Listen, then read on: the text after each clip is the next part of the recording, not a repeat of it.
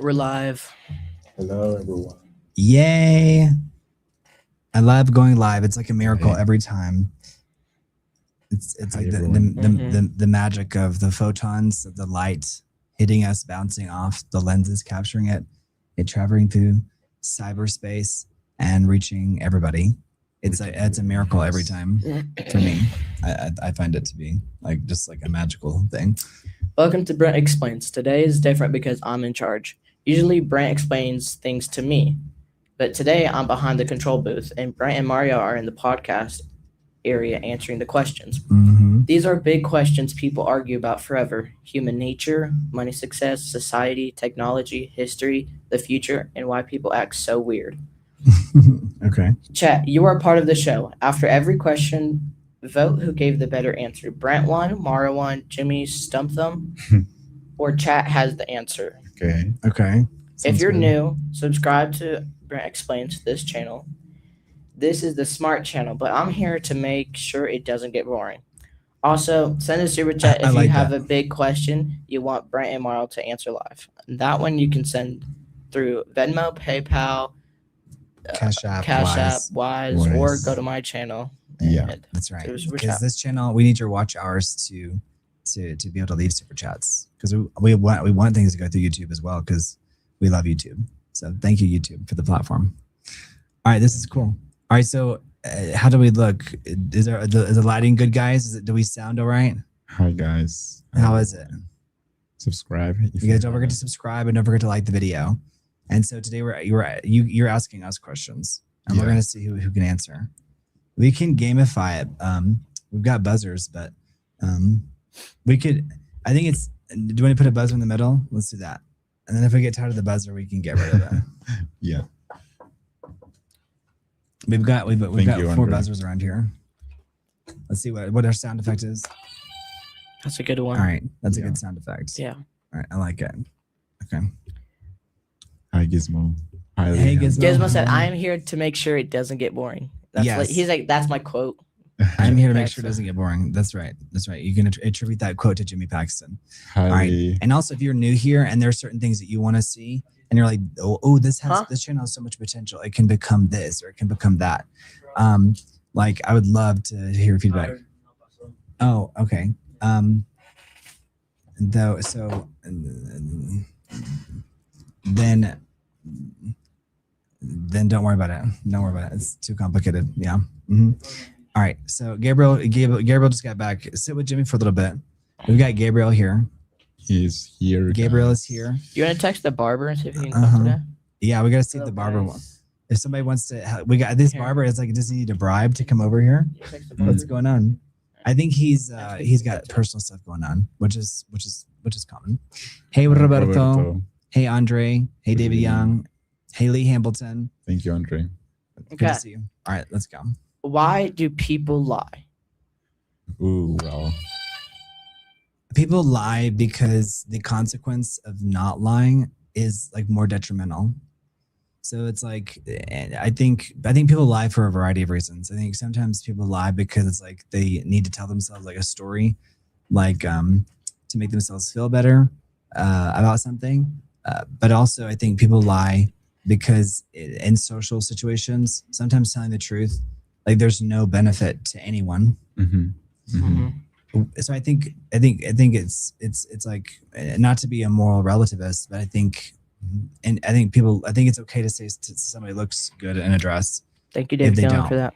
you know, or because there are consequences if you tell the truth. Like if you tell, I Yeah. mean, it depends. Like I think I'm a good boss, but I think I want to hear the truth, and I want people to like. But if your truth is just like you suck, that's not the truth. That's just Yeah. more not even an like, opinion. It's just a comment. But I think if it's like this is what we, so I think it's very complicated. But human Mhm. beings, there's like a movie called The Invention of Lying that talks about this. But I think people lie because the alternatives are worse. Mhm. At least for what they believe. Yeah. Right. Yeah. I think that's a good answer. Yeah. Sometimes it's It's complicated. yeah. So Go that- on. Did you have anything to add to that? I mean, I'm thinking about it like why it could be the reasons why us humans lie, but Mhm. That's pretty much it, I think. Yeah. So people lie to avoid punishment, protect their image, gain advantage, avoid embarrassment, or protect someone else's feelings. Yeah, Mhm. yeah, Exactly. which was what So Green was saying. so if All of those someone are true. says they didn't eat the last cookie, but there's chocolate on their face, is that human nature or just bad lying? I mean, I think it's a kid. A kid would do that because like a kid would be naive enough to think that they could get away with it, and when their mouth is covered with chocolate, right? Yeah, I think if it's a kid, then it's like human nature. I mean, it's kind of cute, but that goes back to the old saying, like, you know, the kid was caught with his hand in the cookie jar. That's my dog, said Andre. Yeah. Or like, That's funny. well, I think dogs also, like, depending on the tone of your voice, if you say things in certain ways, they give you this look like, I didn't do it. Like, some people love to upload videos that did, like, what did you do, Rufus? Like, what did you do? You know what I mean? You know, what did you do? You know, blah, blah, blah. And the dog makes that face, but they've done scientific research and you can say whatever and the dog will make that face because it's more about the tone of your voice. Yeah. You know? Yeah. Like the tone of your voice. And so the dog will be like, you know, Hi, Damian. There's a helicopter that's like just went by. Some of these helicopters, they go by so close. And like, they get like way too close. Yeah, I'm like, you were just way too close. Like, just in general, bro. Like, back up off me, bro. So it's just kind of funny. You guys don't forget to like the video if you're here. Like the video. Yeah, we're at 12 likes. And yeah. Sometimes you like to help others too. Maybe that's right. You can make that argument, yeah. Absolutely. Like it can help people. Like during war times, people got people through. Got people like really difficult times by lying. Yeah. So protecting people. Yeah. Because I think lies are. I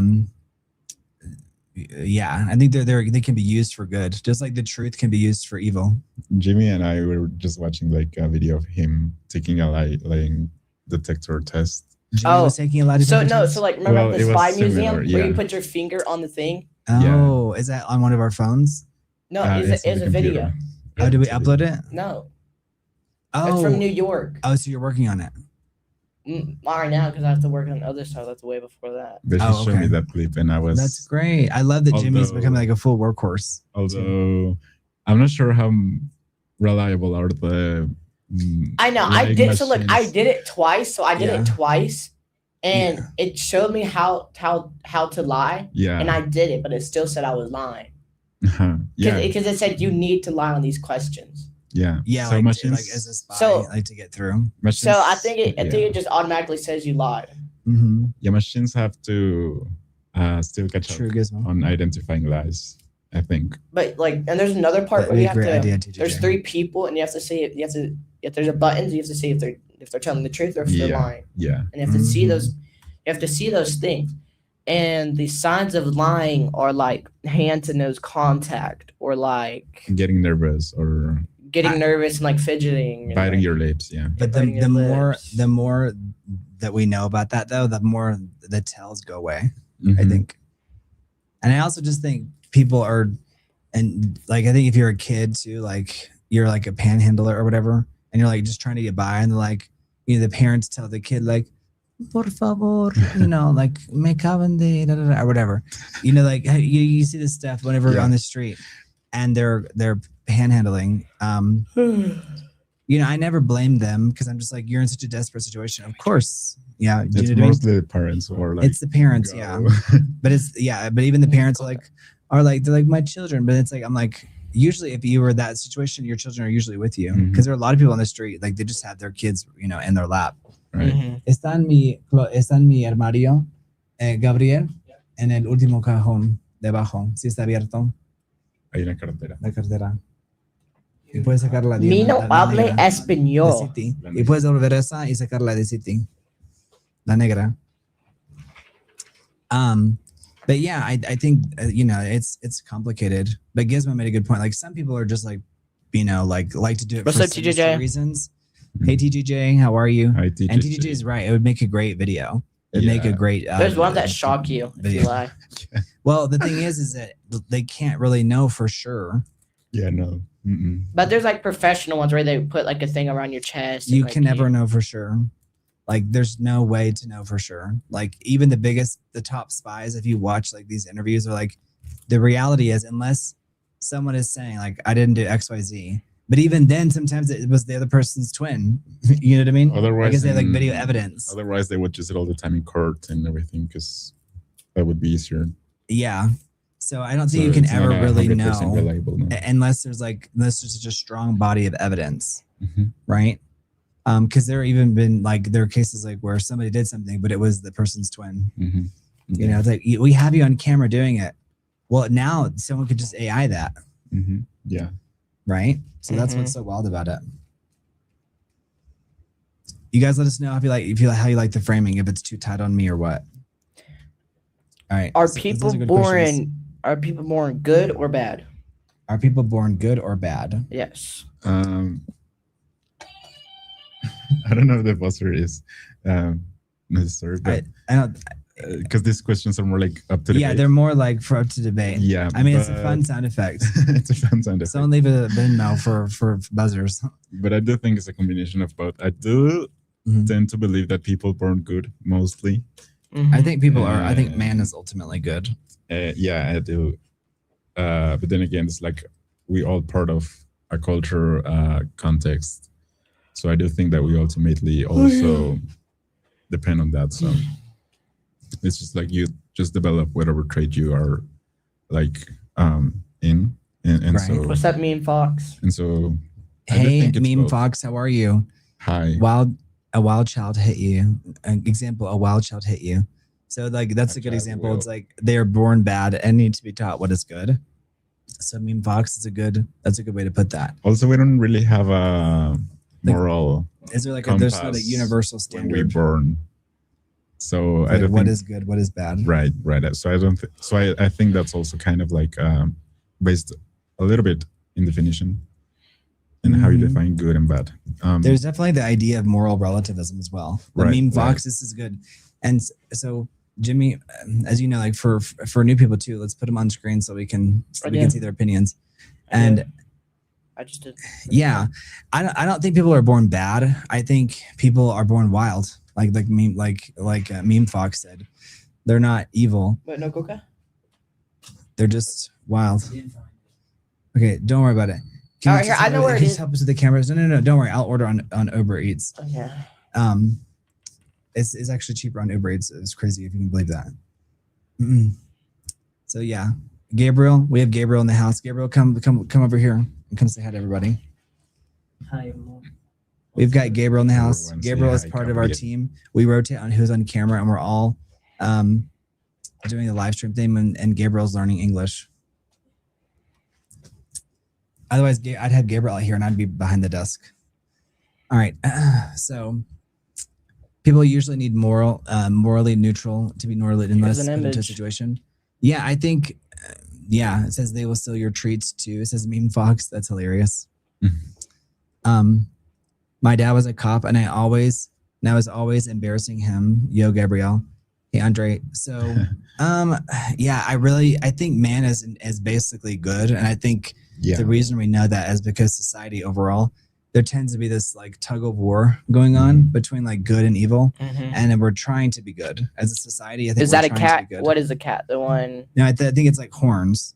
It's this is like horns and like the halo. Like a halo and horns. It's like symbolic of good and like the most the basic, good and then the bad. Yeah, like if you had to do the most basic drawing of good and evil. The representation of good and evil. Just good and bad. Then that's how you would Okay, so the answer is most thinkers would say people are born with instincts for both selflessness and corruption, or what? What word? Yeah. Environment, parenting, culture, and all of these choices things determine. And choices shape which side grows stronger. Yeah, all of these things determine our behavior. And also, this was a debate back in the day, like a philosophical debate, whether we were born good or bad. And some argued that we were born good and society pushed the men to be bad. And then some argued that society, that's right. Humans were just bad. But I do. don't think people are just bad. I think No. that's a fallacy. I think that's like it's a big mistake to make that Yeah. like those kind of sweeping statements. I do believe that. Yeah, we are mostly good. Yeah, For I most think of man us. is I think man is basically good, you know, and so you know we try to do our best, Yeah. Yeah. and but society puts you in like these really difficult situations. Mhm. I've been put in difficult situations where it's like, dang, or you see someone else doing a bad thing, but then like, and then I would, you know, you could act on that, but then later you find out that the person was doing a bad thing for a larger, big, good thing. Yeah. Yeah. You know what I mean? Yeah, that's why it's It's complicated. yeah. It's I mean, not. It's just not that simple. And it's obviously there's obviously not a right answer, but Mhm. yeah, it's more like the idea of what's good and what's bad and how we approach it.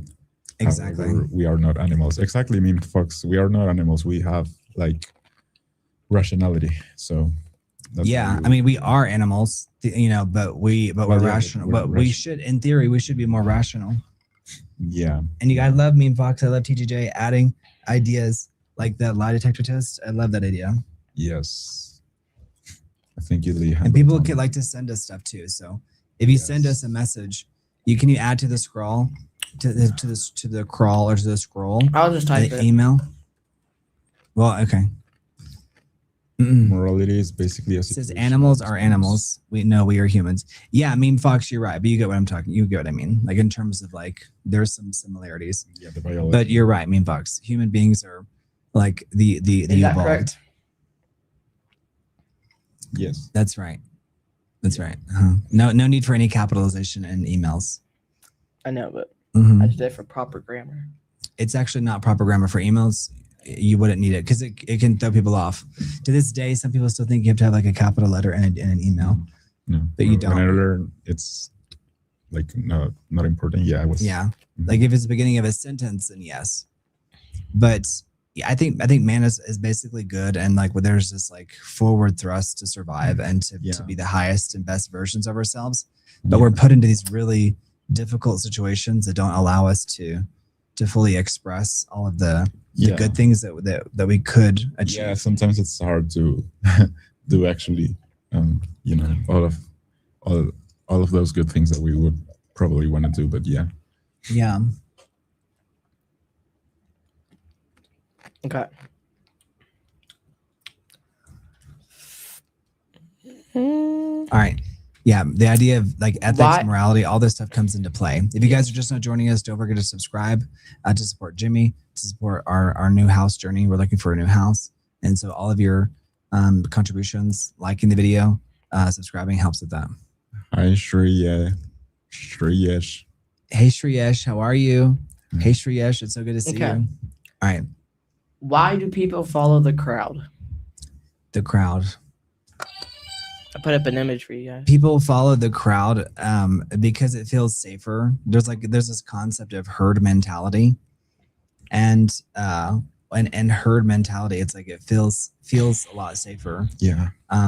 It feels a lot safer to be with a big group of people. So if there are a ton of people around, you're gonna feel like it's kind of like if there's a shooter, let's say. Well, if there's a shooter, then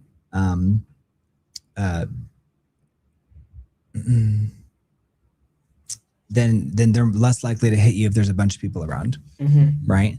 So the same thing can be done with like if you disagree and there's like the whole crowd is Hey, like, Henry, let them. everyone's saying one thing. Hey, Henry, let them. Hi. You're disagreeing. Like the whole crowd can turn on you, and it can it can put you in immediate danger. Let's say. So you can be put in immediate danger if you disagree with the crowd, and that's still a thing to this day. And I think that's why we live next to the most important street in Mexico called Reforma, and in Reforma people are constantly protesting. Yes, John Scott. And you have to just like let the crowd go by. But imagine if you're in that group and you're like, I actually don't agree with you know what I mean? So there's like an inherent idea of groupthink, but people go along with the crowd just because it makes them feel safer. And you can hide in a crowd. It takes a lot of courage. It takes a lot of courage to stand out and to be the dissenting voice.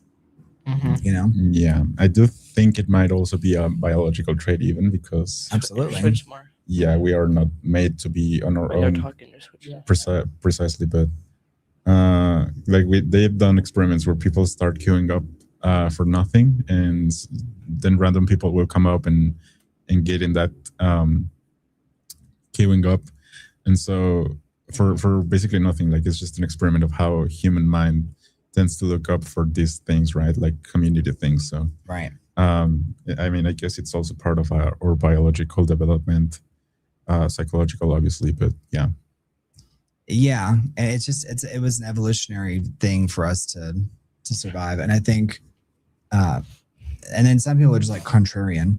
It says, let's say it takes a community. They say it takes a community to raise a child. Well, does this mean a father won't be able to raise his child on a deserted island?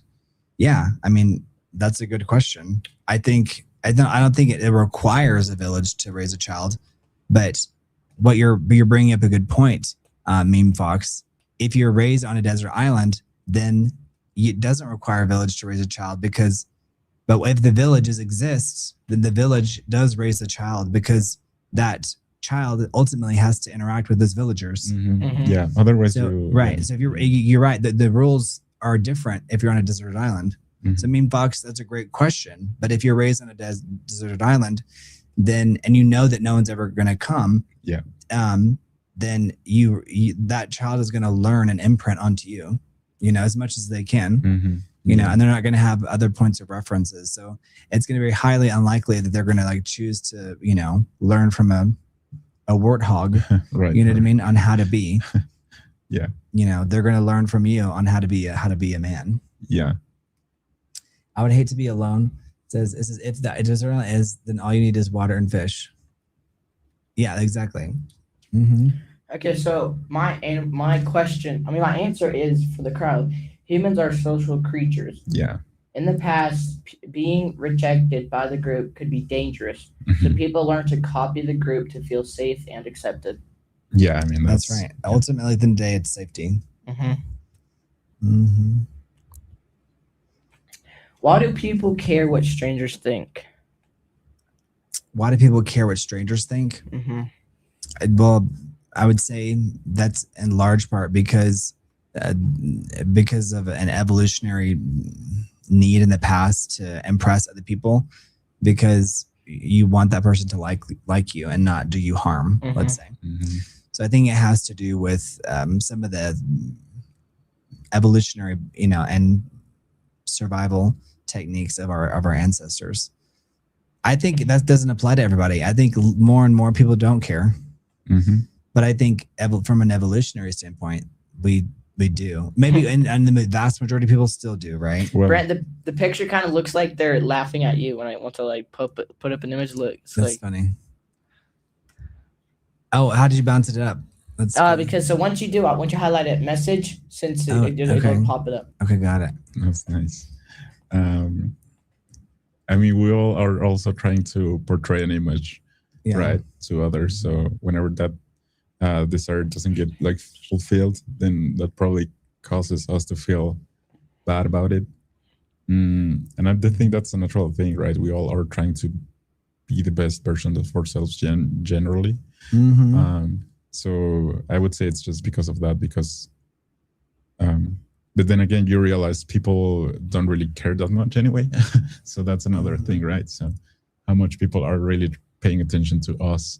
Well, you learn as you get older, like the older you get, and you guys can let me know in the chat what you think, because I'd be curious to hear what you think. But I think that, my mom has a lot of, words of wisdom that she'll just come out of nowhere. But she's like, you shouldn't be so self-conscious, because everyone is worried about what they're looking like. Yeah. Everyone's worried about what's going on in their lives. Yeah, and that's very true. Yes. So it takes the weight off of you to feel like you have to perform in some way, because people are very self-involved. That's not like a derogatory. That's not a bad thing necessarily. It can be a bad thing, but it's like, don't be so worried about. So I think like on this channel, for example, I can't worry too much about this out of the other, because it's like at the end of the day, I want to be contributing to like a conversation. Yeah. And so it's like just showing up, and in a way we are the audience. We are a proxy for the audience, and the audience is interacting with us. So it's like we're a little microcosm of society. Yeah, but it's a freeing thought to also like detach yourself from that perception, because we appreciate you guys, right? That's why we are also being here. Yeah, and like letting go of the ego, the negativity or whatever. Yeah. There's a song from Jewel that I really like, and it's called "Serve the Ego." Mm-hmm. And it's a really good song. But a lot of her songs have to do with that.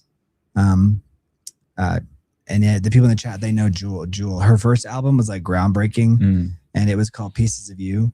And it's like, do you hate him because he's pieces of you? I think I've heard. Yeah, it was a groundbreaking album because nobody really. It reminded me of like the early days of like Joni Mitchell and like that level of vulnerability. But she describes like certain different groups of people that are persecuted against, and she's like, I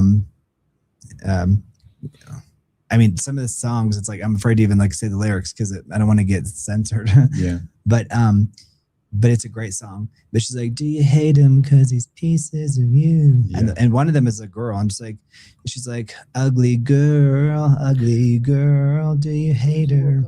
And it makes sense because, everybody, like, if you don't like something viscerally, like, we talked about this, before with like psychology, going to Freud and to many other, psychologists, but we project onto other people. If you viscerally don't like something, it's because it's a thing inside of your shadow self that you don't like. Yeah. Mm-hmm. Yeah. So if you guys are curious about the shadow self, let us know. We can talk more about the shadow self. Okay, so my answer is status and reputation matter to humans. Even strangers can affect how we feel about ourselves because people naturally seek approval. Yeah. Okay. True. I mean, that's the basics. I mean, sometimes I'll go like beyond the visible, right? So it's like there's the visible and then there's the really deep, but you're right. Ultimately, at the end of the day, on the surface level, it's status and approval. And, Meme Fox said you are eventually hated, so they all pay to see when the Floyd Mayweather will finally lose. Yeah. It says, and he's talking about the general you. So they all pay to see when Floyd Mayweather will finally lose. Yeah, Mean Fox, it's a really deep concept. And there are a lot of celebrities, like whenever they make it, like if something bad is happening in their career, their managers and agents and publicists talk to them about that. It's like we build people up and then tear them down. Yeah. I don't think that it's always in the same way as it used to be, but it's very true. You see it like with comedians and things like that. But yeah, you get showered with adoration, but in society then they can like strip it away from you. Yeah. So you can't put all of your self-worth in that. No. You have to put your self-worth in like yourself. Yeah. Is it because it's shining too much? No, like you're a little too dark, so I just... Okay, got it. I think, I fixed it. That should be fine. Okay. Good job, Jimmy. Look at you being production. If you want, I can also... Okay. Angle it Why down, do people get jealous? Why do people get jealous? Here's a picture of jealousy. How's the weather? We would love to go camping tonight if it's not too raining. Why do people get jealous? This is an old painting. It's a painting by Edward Munch representing jealousy. I do think it's because the fear of missing the thing that's causing you the jealousy. It's like a human reaction to like. And guys, go subscribe to Jimmy and Brent. Yeah. You guys will see live streams from New York from there on that channel. Yeah, to see our trip in New York. Because they want what others have. That's right, Andre. That's also another reason. Yeah. Yeah, and people experience jealousy as an instinctive, protective, reactionary, or perceived threat against a valued relationship or status. It's a complex, like emotional blend of fear, insecurity, and anger. So biology, evolutionary, and psychologists view it as a mechanism designed to preserve social bonds and prevent abandonment. So fear of loss and insecurity, like low self-esteem, comparison and envy.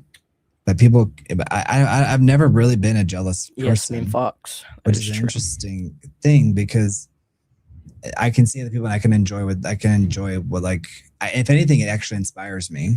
But I think jealousy can have many forms. Yeah, exactly. Yeah. Like how jealousy manifests itself. Yeah. Okay. Jealousy often comes from fear of losing something, So true, Meme Fox. something, attention, love, status, opportunity, or comparison to someone else. Yeah, exactly. Yeah, Meme Fox has a good point about ego and envy. Like they kind of Oh, this is a funny one. they go together, ego and envy, because if you don't have a big ego, then it's like you're constantly judging where you are against the other. Yeah. Right. Okay.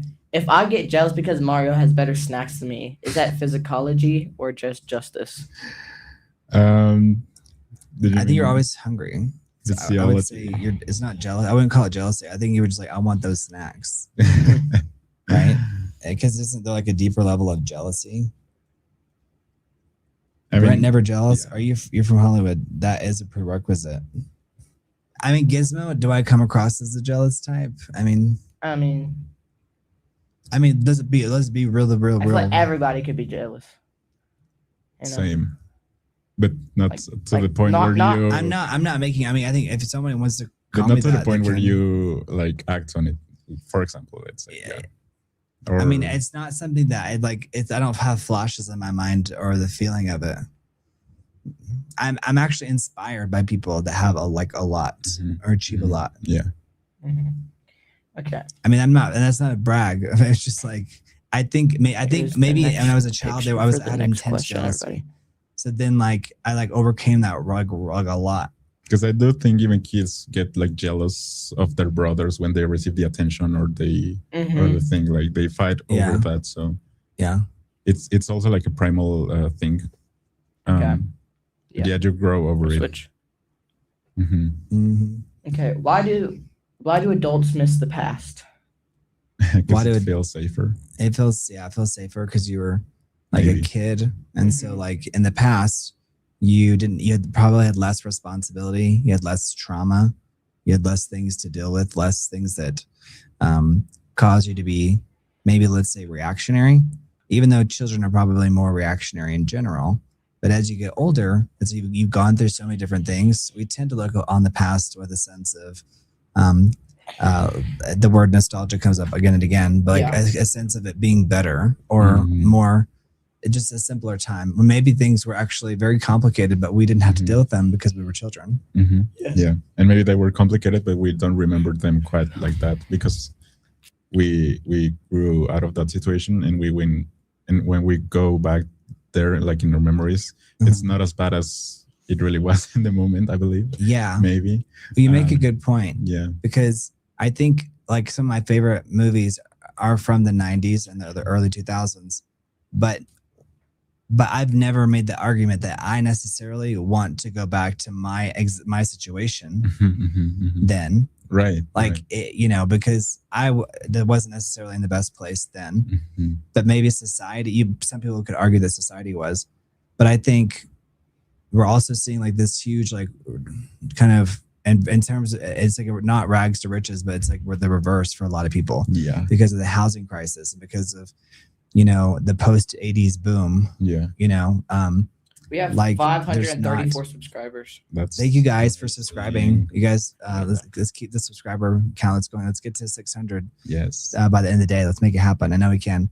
But I think people look to the past and it just feels like it was better. But my childhood was very traumatic. So I don't want to go back to my childhood, but I would love to revisit the 90s, especially if I could bounce around for all eternity and just live in every decade, 436 now. Yeah. Amazing. Thank you guys. Okay. My answer is adults often miss the past because memories simplify over time. Nostalgia gives comfort, identity, and a feeling of meaning. Yes, because the future is uncertain, right? And the past is like always the same. So we can look to the past and we can get a lot of comfort there. So it's like, it's always this like, and maybe it's not always the same in our minds, but the general idea is the same.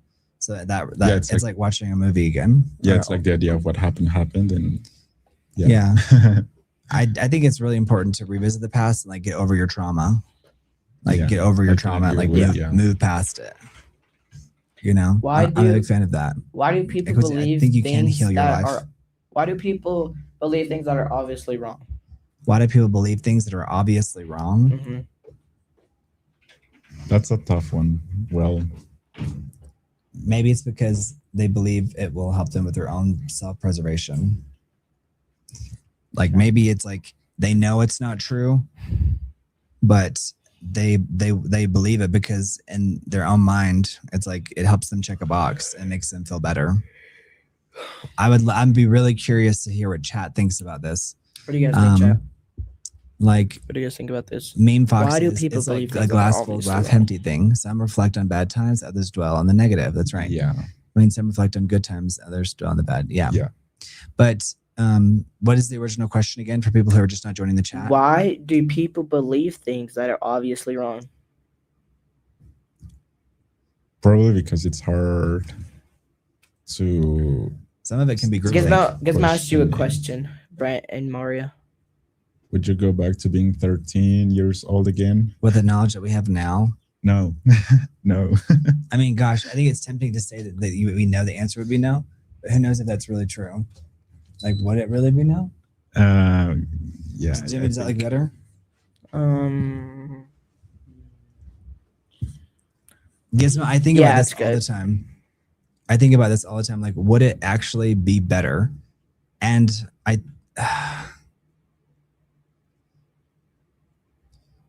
up until recently, I would always say, like, to myself, yes, I would. Up until recently. But just in these last 6 months, I would say, just like watching Jimmy go through it, it's like, even if you had the knowledge, it's like your body goes through such dramatic things. Like, maybe I wouldn't go back to being 13, but I would 100% go back to being 20. Mm-hmm. Mm-hmm. Yeah, I wouldn't go back to being 13. I wouldn't go back to being 13. No. Because of like the biological changes, like I think you can still self-destruct, like no matter how much information you have. You know, I think that you can still go crazy, no matter how much information you have at your disposal. But I would say like, Meme Fox, that's funny. I don't know if you're being for real. Like, do you have like really strong feelings about Santa? But I think I would go back to being 20.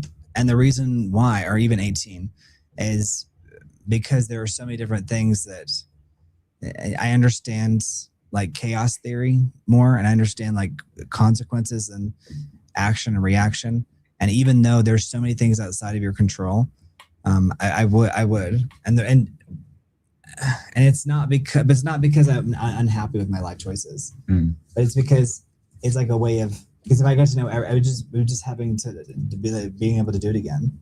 So it's not, I wouldn't erase everything. No. So that's why, not because I'm like unhappy with my life, but more like I could do it again and see how other things would play out. Mm-hmm.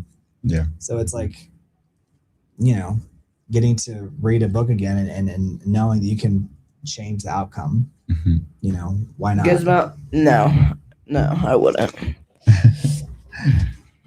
Oh no, that would be that would be like that would be like the worst genie wish. But I feel like that's definitely like the movie Big, you know, directed by Penny Marshall.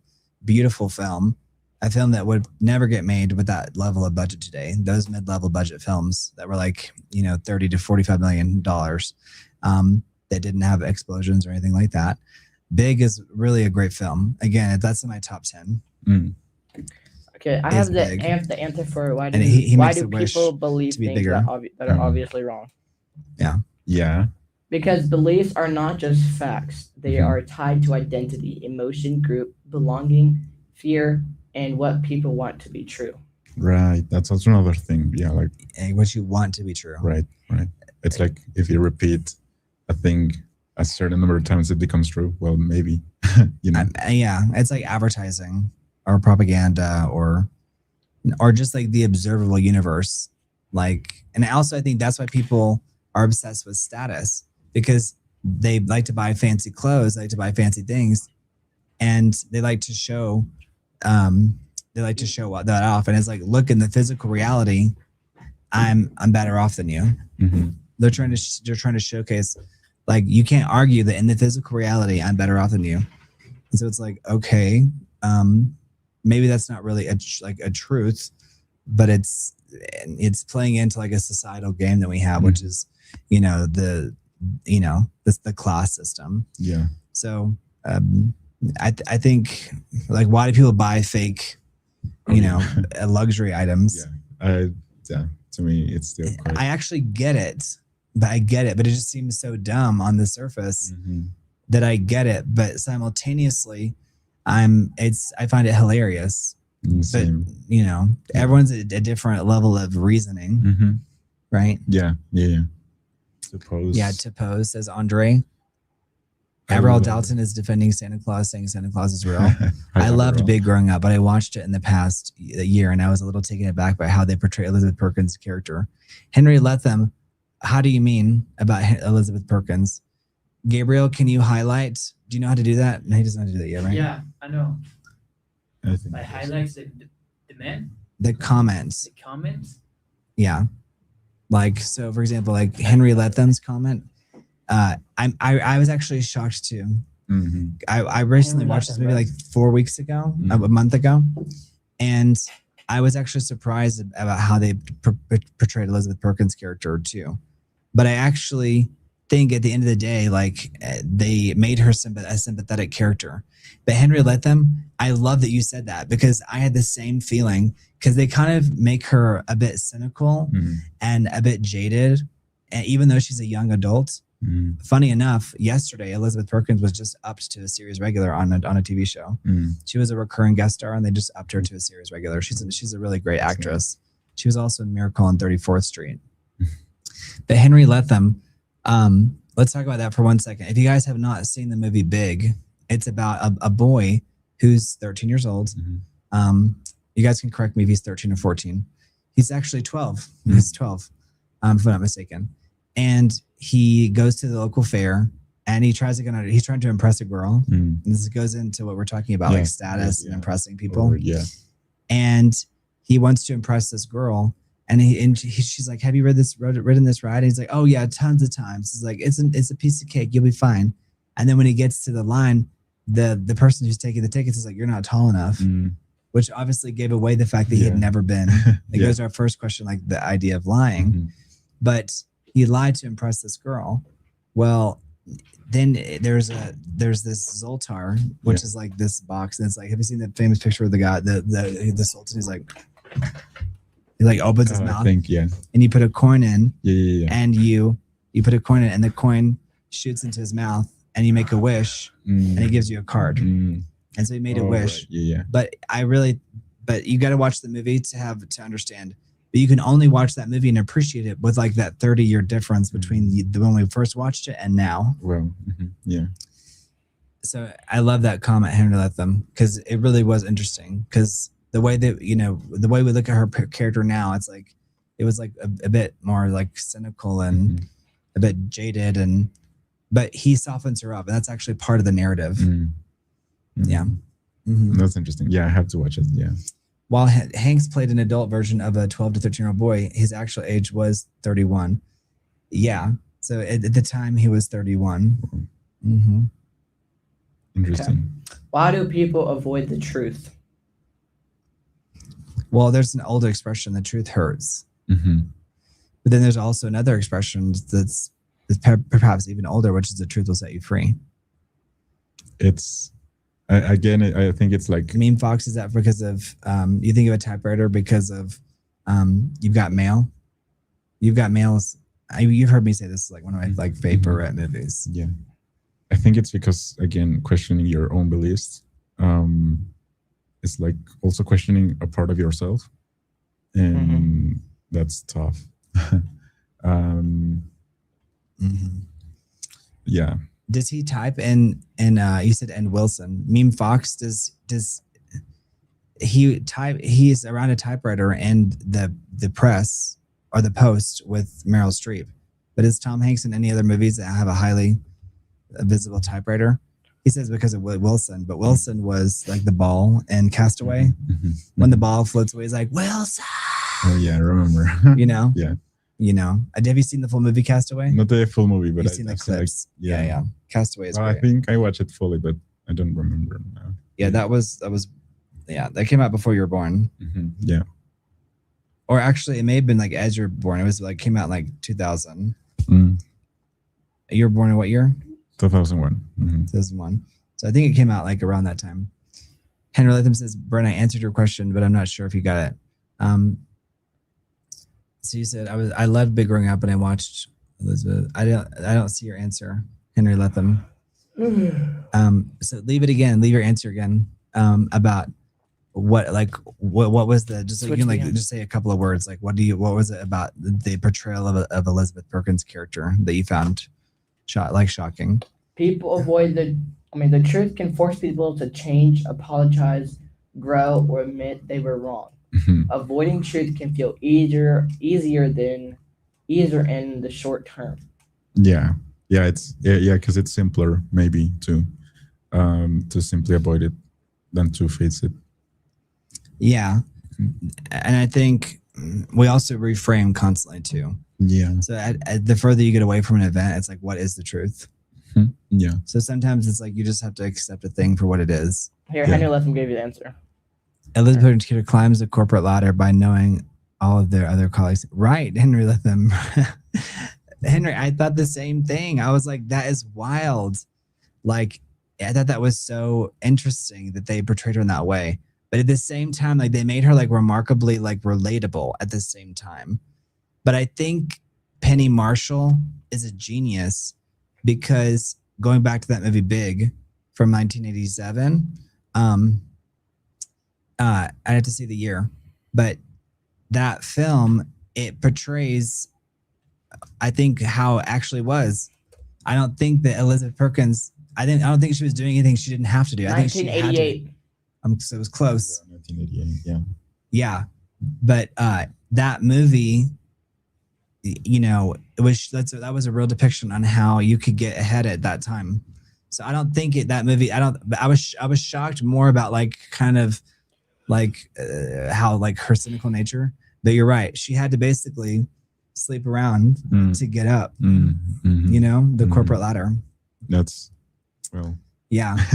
But she was also very emotionally involved because whenever she says she wants to be in a relationship, he's like, I'm just a kid. And she's like, oh yeah, sure. You're, you know, like you're emotionally unavailable. You know, she understood enough, like the things that men say to avoid relationships. Whereas like this would have been her first like real relationship, but it happened to be a child.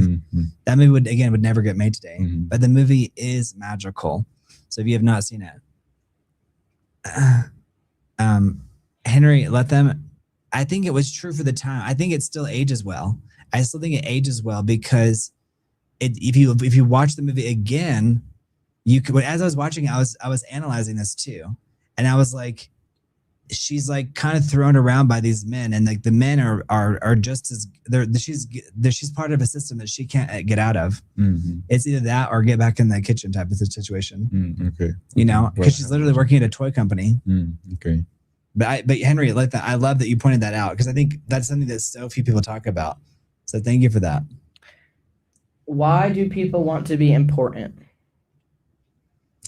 I think it feels good to be important because it feels like you're contributing value to society. Like, you know, whether you're a leader or, you know, you are the person who throws the best parties in the block. Yeah, for some, I guess it gives them meaning, like a purpose to fulfill. Yeah. I mean, yeah, if it's good, like generally speaking. Me and Fox said back to ego. Yeah, again, yeah. I think it can be ego. I think it can just be like meaning, like man's search for meaning. Yeah, meaning a purpose. Yeah, but it can be ego too. It's like what's the true core? Like what's the driving thing?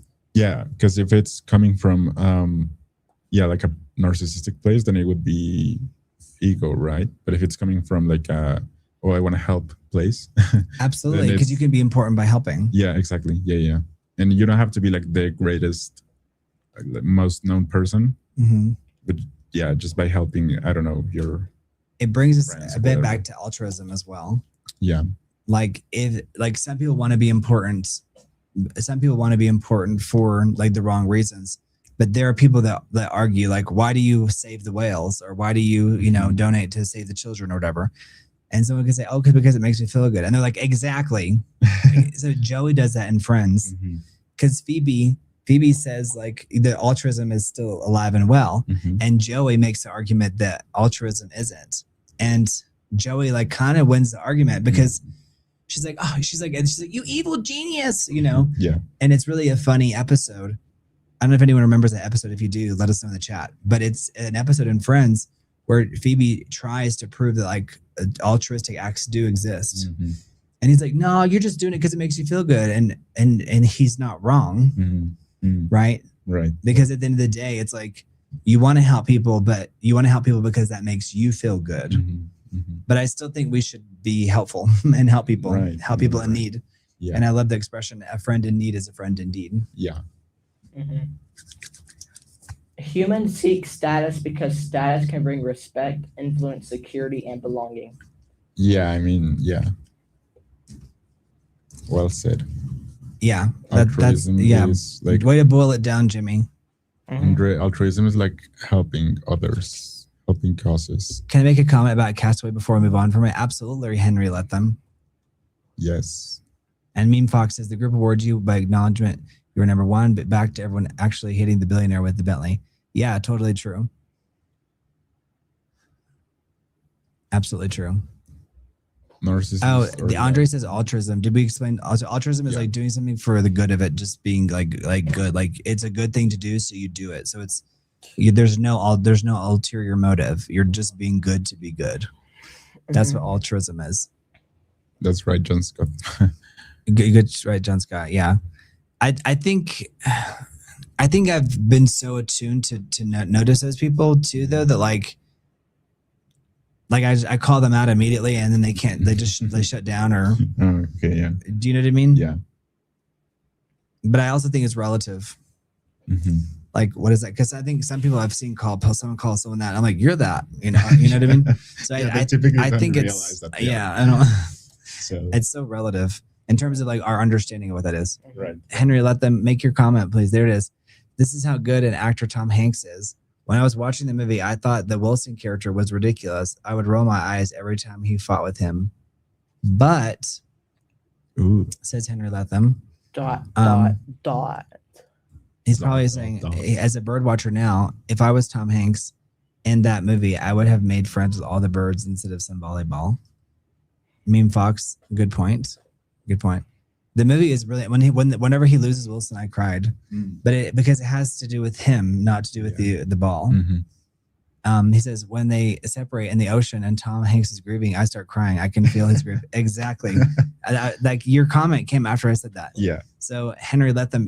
But you're bringing up the point is that we're in the world. There's this idea that we're alone, right? And even though you can have the deepest relationships, it could be with another person, or it can be with society, or with a volleyball. But at the end of the day, it's like your feelings are valid no matter what the other thing is. Right. So Castaway is a great experiment and showcasing that like one man's journey through life and trying to form bonds. That is such a powerful scene. That's why I was saying you got to watch the movie and see that through adult eyes, because it gets you every single time, because it's not about the fact that it's just a ball. It's the fact that it's not about the ball. No, yeah. It's subtext. Yeah. It's about it's society drifting away from him. Yeah. And all the potential relationships that he would have had. And also there was this level of acceptance that like, I'm always going to be on this island. Yeah. It's just heartbreaking, but it's a great movie. I actually sent it before you said this the same, but it didn't get into after you said your piece. Okay. Got it. The Henry Latham. Yes. So I'm so glad that we're talking about some of these movies that explore some of these themes, and just about the human experience in general. Right. Castaway is such a good film. From what I remember, yeah. And we judge films on different reasons, but I think in terms of what we're talking about, like man being on a deserted island, and like what that looked like, he performed it so well. Very good. Okay, why do people like scary movies? Because they're sick. No. I think we project our societal anxieties onto horror movies. I find them to be comforting if they're actually like fun, scary. Like I don't like long legs. Like I can understand long legs. Yeah, like Scream is fun, scary. But I don't really like this psychological horror where it's like so disturbing that it's like It, or is that a even it I like because I still think there's a level of play there. But I think some movies it's like they can be so dull that like bleak. They're just so bleak that I wouldn't even call them horror anymore. I would just call them like, psychological, nihilism. Yeah, psychological nihilism. I guess some people also like the chemical reaction of fear, like the surprise and like there's like a need there. Yeah. You guys don't forget to by the way, like and subscribe. Jimmy, turn the button on. Okay. You guys, Like, Jimmy's in the subscribe. control booth. See A here. dopamine hit, just in a different way. Right. Exactly. Like an adrenaline hit too. Yeah, adrenaline. Yeah. Right. That's, Norepinephrine. Yeah. Like it's you're having a chemical reaction in your mind. It's catharsis overall. Yes, we talked about catharsis yesterday. So like the Black Telephone, I actually liked the Black Telephone, but that was like up to the borderline, Andre. Like that's as bleak as I like to get. But I did like the Black Telephone. I only saw the second one. I don't think I saw the first one. The answer is scary movies let people experience fear in a safe environment. Yeah. It gives adrenaline without real danger. Yeah. Right. And there's millions of reasons why people watch these things. Some people are just sick too, and like they like to see that. So right. So if Brent watches a scary movie and screams, does that mean he's brave, or does that mean I should clip it for YouTube? Both. I don't know if I like screaming makes me brave, but I think has the movie make you scream? Remember I told you like when I saw the Mothman Prophecies in the movie theaters, when Deborah Messing's character like rolls over in bed, like the whole audience like screamed. Yeah, I remember now. Like that was like the whole audience screamed because the sound was so incredible, and like the audience, like the movie just really prepped us for that. So I was sitting in there. Yeah, totally clip it as well. That was the end of round one. Yeah. An hour in. I'll be right back. Give me 1 second. Where are we going? Okay. But y'all see the Mothman Prophecies. The Mothman Prophecies is amazing because there's a character who dies at the beginning, and then she comes back. Maybe you need to take that. I can stay. And like Richard Gere's character is in bed and he's like thinking about his ex-wife he's not his ex-wife, he's a widower.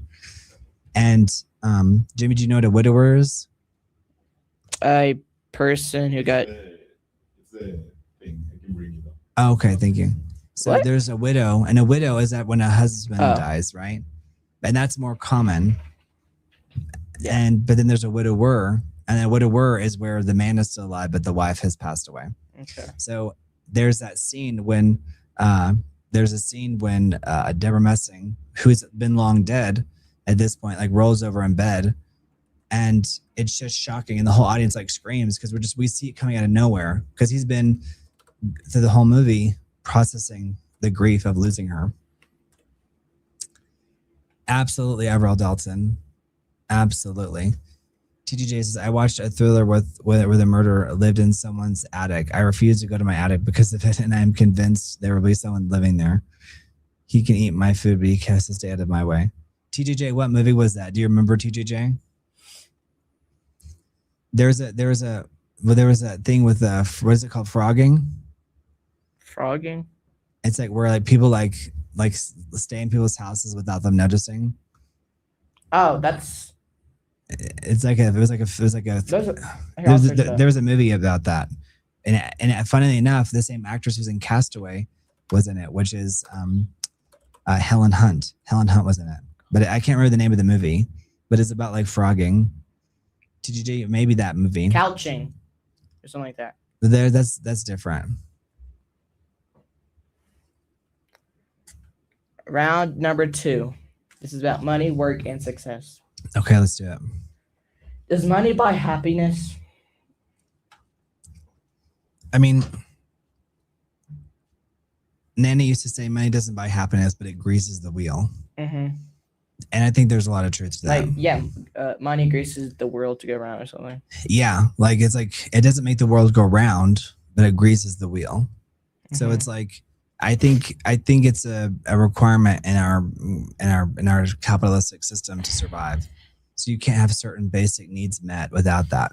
Yeah. So that's a good question. So the question is, does money buy you happiness? Well, I guess in theory it can, because it can provide you with the things that you need to be short happy. term, I guess. Yeah, but if you don't behave, in a good way, you can lose everybody that you care Yes, about. you're- So there's definitely a balance there. Okay, so money can buy comfort, security, freedom, and opinions and options, but it cannot. TJ, you want to buy us a boat? But it cannot generate meaning, love, peace, or character. Yeah. Yeah, I mean that's the basics, right, Jimmy? So it can buy you material items. It could even buy you potential relationships for a while. Mm-hmm. But the reality is that is part of a larger picture, and money is like an exchange of energy too. Why do adults worry so much about money? Well, because we see the consequences of not having it. Mm-hmm. So if you don't have any money, then you can't provide for the people. You can't pay your rent. You can't pay for food. You can't keep the lights on. So there's I guess kind of goes to the larger idea of the social contract that we have. Like you provide a service for people get the service out of it, and you hope that everybody, when you go to the grocery store, people pay for their groceries. You hope that people, like in the live stream, we hope people contribute to the channel. TGJ, I'm looking at you.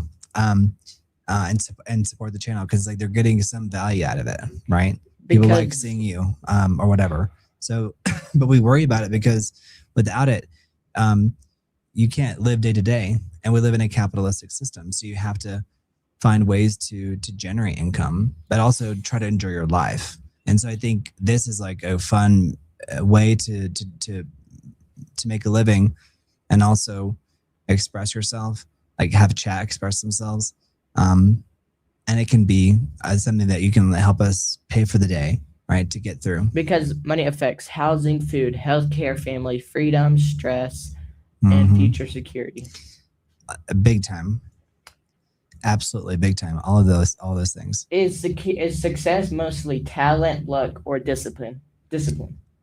I would say probably discipline. I don't see it over there. You're okay. So Meme Fox, you can tag his comment. He makes a good point. Which one? The last one. He says, I know. So people, if you have a really addictive personality, you may get addicted to like money. You can fall into certain vices. Jimmy, do you know what a vice is? Category, or like? No. Well, a vice is like a thing that is like a behavior or like a habit that you have that's not necessarily, it's not really good for you. So like smoking or gambling, are doing things that are not necessarily responsible, or they're detrimental to your health. So yeah, success is where preparation meets opportunity, which is inherently involves luck. That's right.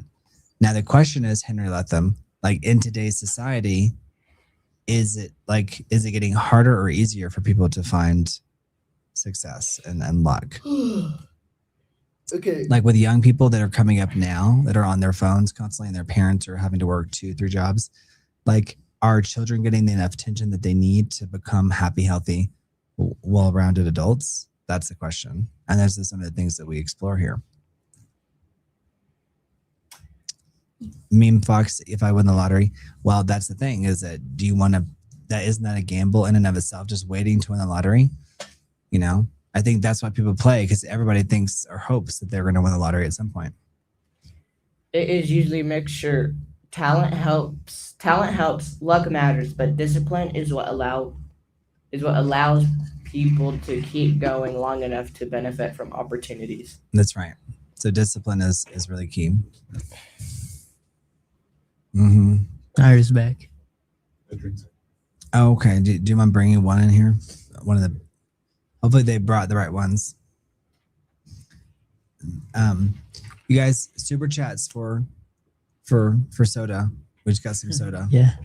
So I say super chats. You can't leave a super chat yet, but you can leave a Venmo. Yeah. You might want to leave $100 Venmo for our beverages. That would be helpful. So Beam Fox says they invest.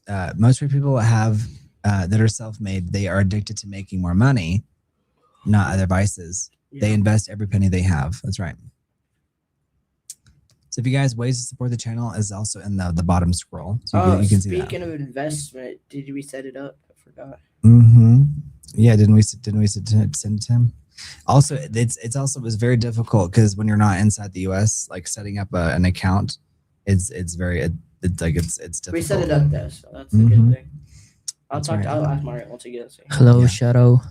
Hey Shadow, how are you? So this is Gabriel. Gabriel's still learning English. We're talking about some really advanced topics. Why do people buy things they don't need? Why do people buy things they don't need? Well, sometimes people are trying to fill a void. Like they're trying to fill something that's like a hole that will never be filled. Yeah. So, Yeah, I hear you. It's like, no, keep going. do you have something to say Like about to it? fill a hole, right? Exactly. Yeah. So it's like some people just collect items. Yeah. It's like they're trying to heal like a wound that will never be healed by an item or a purchase. Yeah.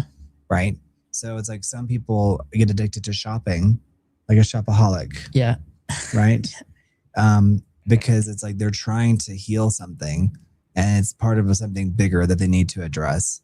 Yeah. There's a larger psychological need at play, and like just buying things won't be the answer. By the way, if you guys are here, don't forget to like and subscribe. But Andre said it best, like hoarding. Oh, Henry will send it to you with fidelity. Henry, in the meantime, if you'd like to send a Venmo during these lives, they're very helpful. It says hoarding property is strange to me too. You end up having to pay people to mow your grass. Yeah, Meme Fox, you make a good point. There are a lot of people that have a ton of property. But I think a lot of people will probably rent those properties out, right? So they become income producing. And also there are people that buy in giant swaths of forest and land because they can get like a tax write-off. There's a whole different reasons to buy And you property. can also do like your homestead, so you don't have to like. There's your homestead too, which is where you have your primary property.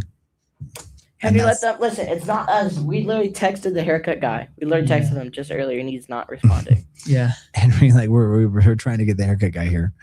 I promised you, Henry. Yeah. So thank you for the reminder, but I promise you we message him every single day. So it's been just 2 days. So there was a Korean series I got to see like a little piece of, and it was very interesting. And there was a maid talking to a woman who like married into this rich Korean family. And she was like, be careful because like they're crazy and like they'll never have enough. And it was an interesting concept because class is something that's explored a lot in Mexican telenovelas and also like Korean K-dramas a lot. Like the idea of class, like the class system. So in Korea, it's like a big deal because they were saying like it'll never be enough. It'll never be enough. So she was just saying, be careful because this family will do any and everything to get more, and you're going to fall into all the scheming that they do, which is like a common theme in these types of television shows. It's definitely a common recurring theme across these soap operas, even in the United States, right? So all around the world. Yeah. You guys, we would really appreciate any chats. Oh, I'm at Coca-Cola, but I thought you said wine. Yeah, that's okay. Mario's so sweet. He thought I was asking for wine. I'm like, I'm not there yet. Are you? I'm not there yet. No. This expression. Yeah.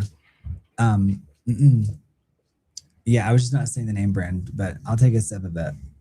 For Here? Yeah. Yeah, thank you. That's good. Thank you. You guys, super chats to help us pay for all this stuff. I know I say super chats, I mean Venmos, Cash Venmo, Apps. yeah. I'm Mario's so fine, funny. thank you. How are you and Brent? You That made was so sweet of him. We are good. They can spend that. Oh, no, I think I said a drink, so it sounded like it's like in your mind you're probably like always saying code. When in reality I was like, no, I'm like Be careful. Okay, so the answer to why do people buy things they don't need? People buy things for comfort, status, identity, boredom, insecurity, or because Boredom is a big one, just advertising basic. makes them feel like they're missing something. It makes them feel inadequate. I don't know. This is just Yeah, advertising is powerful that way. Why Absolutely. is debt dangerous? Well, debt is dangerous because it puts you into a situation where you can be paying compound interest. Yeah. Like you could be paying like on the principal plus compound.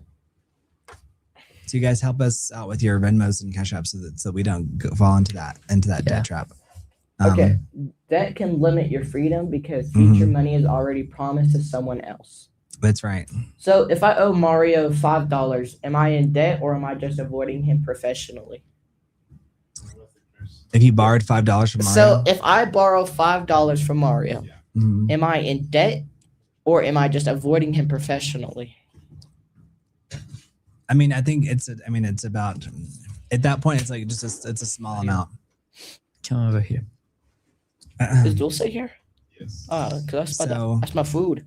Yeah, you guys, your super chats, that's more or your food. Venmos and your Cash Apps, they help us pay for Dulce, Mario, Gabriel. If we don't get the support we need, it's just going to be me and Jimmy. So Mario, tell them. Yeah, support those guys. So Okay. Why do some people work hard and still stay poor? Maybe they're not I mean, I think it's a compound. I don't think it's always the individual's fault. I think you can work harder and smarter, and sometimes it doesn't necessarily pay off. Or like you learned some skills, and then there's a new technology that comes around that's rendered all of your skills antiquated. Yeah, and like maybe no longer useful. Like they used to push coding so hard, yeah, like coding, and now like they're saying it's like there's no need for that baseline coding anymore. So it has to do with so many different variables. It has to do with so many different variables because you can be so smart. Let's say you were a technician, you learned how to use film, and you learned how to add it to the spool. Henry let them say, Jimmy, do you remember discussing incentives the other day? No. I do. That was yesterday. it was yesterday. Yeah, we talked about incentives. Oh, yeah. So Henry, so he's queuing you up, telling you like he's about to give you an incentive. So it's like to like make you do better. Like there's like a carrot, right? There's something to look forward to, right? There's the carrot and the stick. The analogy, like the carrot is like you're working towards something, like a reward, and the stick is like you're avoiding punishment or something bad that could happen if you don't do that thing. Hard work matters, but income also depends on opportunity, education, timing, location, health, family responsibilities, industry, Industriousness. and economic systems. That's right. And what industries are available in your time. And I think John Scott was saying yesterday that's like they're pushing us towards this universal income. Yeah. Because Oh, Henry, let them. AI He doing won't everything. even respond. I'm not We just using texted anything. him, but he won't Right. respond. Unless what's today? Yeah, they're open today. Give it. You should go run over there and see. Yeah, if he's not responding, Henry, what do you want us to go to his house? No, the barbershop. Yeah. Okay. But Henry, we want him to be here, but it doesn't help to harp on it because we've literally messaged him like 7 times already today. So do you want us just to scream at him? Do you want us to keep calling him nonstop? Let us know what we're doing wrong. Is college still worth it? You're right, John Scott. Yeah, they're trying to make us all obsolete with AI. So that's the goal, right? But the problem is that whenever you do that and there are no longer people who can consume, like if there are no longer customers, then you cannibalize your market. So you cannibalize your market. So now you don't have any customers. Yeah. Which is why John Scott's not wrong. It's like then you just have this techno-feudalistic system. Yeah. Where it's like we're all just receiving a universal basic income and there's no reason to do anything anymore because the bots are doing it. But then it's like what is the ultimate goal for society then? Yeah. Like where are we headed with that, right? That's the But to answer question. your question, Jimmy, it depends. It depends where you live. Yeah, is college still worth it, Brent? Is college still worth it? Not unless you're a doctor or an engineer or something that's like highly specialized. Yeah. I would say like people will live or die based off of how well you do. Yeah, it That's what I would depends. say. It depends on the degree, cost, career path, student debt, and the person's goals. College can be valuable, but is not automatically the right path for everyone. That's right. Mm-hmm. What jobs will always matter? What jobs will always matter? Mm-hmm. I mean, that's assuming a lot of different factors. I mean, you could argue that like social workers, the jobs that you wouldn't want to do, like Do I have to yeah, go to college? JVT, No. JM81, yes, but like there's a new movie that recently came out called Mercy, and like Chris Pratt wakes up and he's like in a chair, and the woman, it's an AI system, and it's like they're judge, jury, and executioner. Yeah. And so the concept is really there, but basically it's like he has 90 minutes to. Yeah. Did you see that? No. It's yeah, mind blowing. The Mercy. Yeah, wasn't that mind blowing? Yeah, it was crazy. But it was also like the concept is really there because if you have like this ultimate super intelligent AI, it's like you're saying no, I so and so can vouch for me. Then immediately it's like it allows you to make a phone call. Mm-hmm. Do you see what I'm saying? Okay. So, but you only have like 90 minutes to prove your innocence. But instead of it just being like saying that you're guilty, it's like if it drops below like 97% of a probability that you're guilty, then you can, I don't know, go to it's jail or something. above 97%. Well, we're saying the same thing. What I'm saying is that if it drops below a threshold, then they let you go to like another process. But if it I thought it was the other way around. okay, you explain it to me because I'm saying like what allows you to go free versus you're focused on like what forces you to be executed. But it's the same difference, right? Yeah, so it's 97% and up allows you to go free. No, if there's a 97% or up like certainty that they're guilty, right? Then I think in the chair they're like executed. But if it falls below that, then they're allowed to like go to some other process, maybe like life in prison, something like that. What's your degree in? That's right, Henry. Andre? Incentives, decentives, achieve desired results and action. What's your degree in, Andre? What are you studying?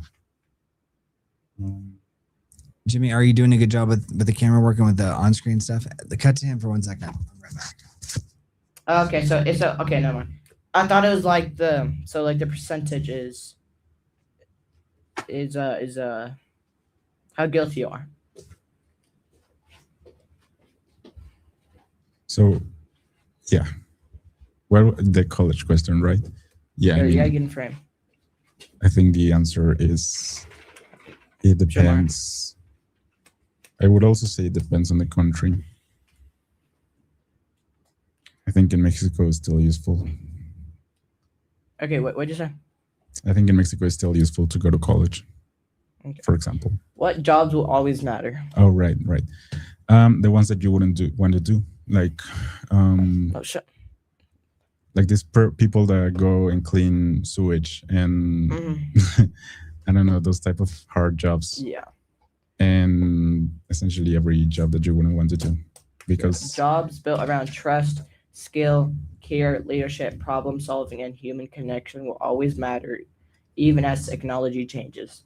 Yeah, I mean the goal would be to make those jobs easier or automated. If they like put risk to the person doing it, put the person doing it in risk. But yeah. What makes someone valuable in the world?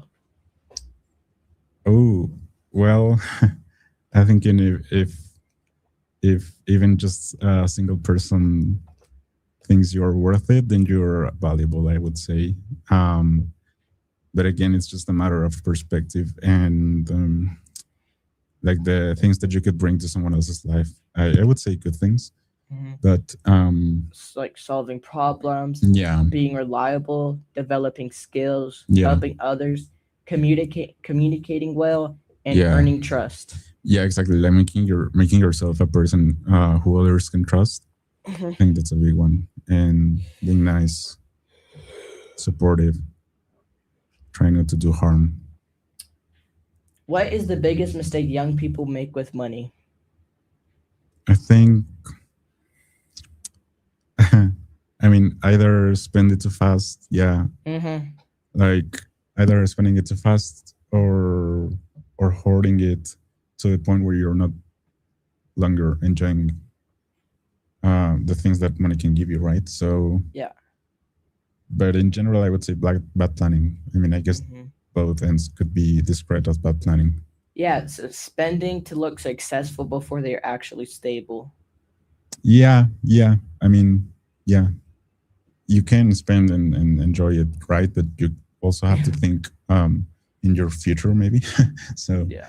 um, So buying a Lamborghini before I have a driver's license is a bad financial planning. Is bad yeah, financial planning. exactly. Um, That food exactly. smells good. Yeah, like buying a Lamborghini before you can. Yeah, Drive. yeah. Was that a comment or was that just No, that was actually okay? that was yeah. Or that really was just a statement. Yeah, Hey, bro, 1336. yeah, yeah. Honestly, right here. Mark is also intelligent. Well spoken. Agreed. Yes, you guys chime in if you Alright. chime in. Oh, Richie. what's up? No, buy the Lambo. You gonna buy me a Lambo? I want a Lamborghini Urus. So what's the question? Thank you, Roll. What is the biggest mistake young people make with money? Just not understanding money in general. Like not understanding like the mechanics of money. Yeah. I also think that like we're about to have a revolution in the way people are compensated. My dream car. What is my dream car? My dream car is a Ford Raptor R. I don't have a dream car. Like, I don't have a dream car. I don't think like that. I think that like those are. Brent, your mic is off. Do you have a dream car, Mario? Mario, what is your dream car? Yes, any Mercedes A Mercedes. Any? sedan, any sedan, any Mercedes sedan. It's a good one. Okay. I don't know what cars. I don't know if it's good or bad. I just like, I just like them based on how they look. So Yeah. I don't have a dream car. I have a dream for this stream. Yeah. I have a dream for this live stream. Yeah. Okay. So I have a dream for this live stream to go well. Thank you. It says this is a refreshing, a pod where someone ain't just blathering away. Thank you, Roll 1336. thank you for being here. Okay, what's the next And question? thank you, Henry Lethem, for letting me know about my mic. To let me know that it wasn't working. So yeah, I think economic listen, talking about money is making me think about like the rapidly changing economic situation like in the world and how like, for example, like we're on this channel versus Jamie Explorers because we need to monetize this channel. So you guys don't forget to like and subscribe to the video. Yeah. Subscribe to the channel. We're at 539. Let's get to, we need to get to 600. So we're at 539. So you guys subscribe. But let's go. So I don't have a dream car, but I think living comfortably, being able to make art in some way, shape, or form, whether it be like a live stream or like a short movie, a short film, you know, a television show or a movie. You know, I miss working on some of these things, but I don't miss like the level of like crazy, you know, especially now because people are just grasping at straws because there's not as much product as there used to be. And like they're still getting it wrong again and again in terms of like mainstream Hollywood. So we appreciate you guys supporting the channel. Thank you. And suggesting.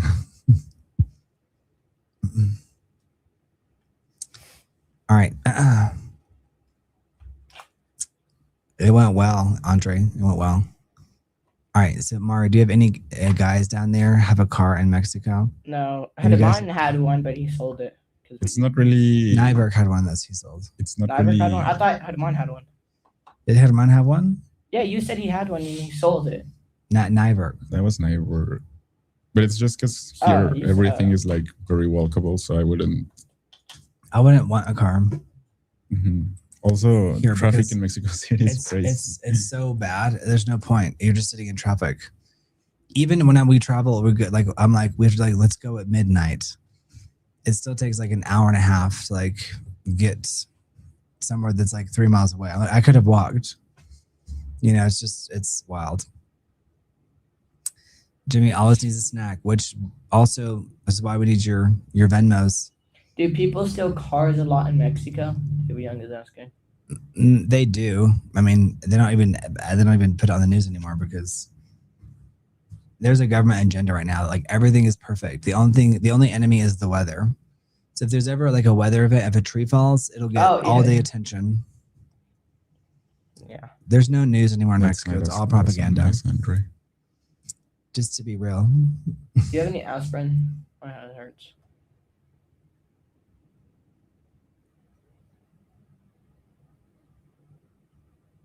For a Venmo. Oh my God. For a Venmo. All right. So next, what was the last question? Was about cars? No. It's about money. Okay. What was the question? What is the biggest mistake young people make with money? Just not understanding it. But I think the lessons that we need to know about money are going to evolve because I think it's kind of like Star Trek. There is no money in the 24th century. So like in Star Trek, it's like they've done away with that because the prime directive is no longer just to accumulate wealth. Yeah. It's a bigger thing. It's a bigger idea. Yeah. So like we've moved past that concept. Yeah. Yeah. So I think that some of the rules that we learned today won't be applicable in 10 years. I think just we're experiencing. I think it's really AI is the driving force. There was like a dramatic change. Yeah. You seem like you drive a G-Wagon. All right. Richard, you can go to any of Jimmy's videos and leave a super chat. Did you know that? Of any amount, you can go to any of Jimmy's videos and leave a super chat. Rule, where are you watching us from? And also, it's easier to drive in Florida than it is to drive in Mexico City or like Los Angeles. Yeah. Okay, what's the next one? Round 3, society and civilization. Why do civilizations collapse? Civilizations collapse just because like the systems become antiquated and like they're too rigid, and like the original meaning of the system like starts to fall apart. So people lose faith in institutions. This morning I was on the treadmill and I watched an interview with I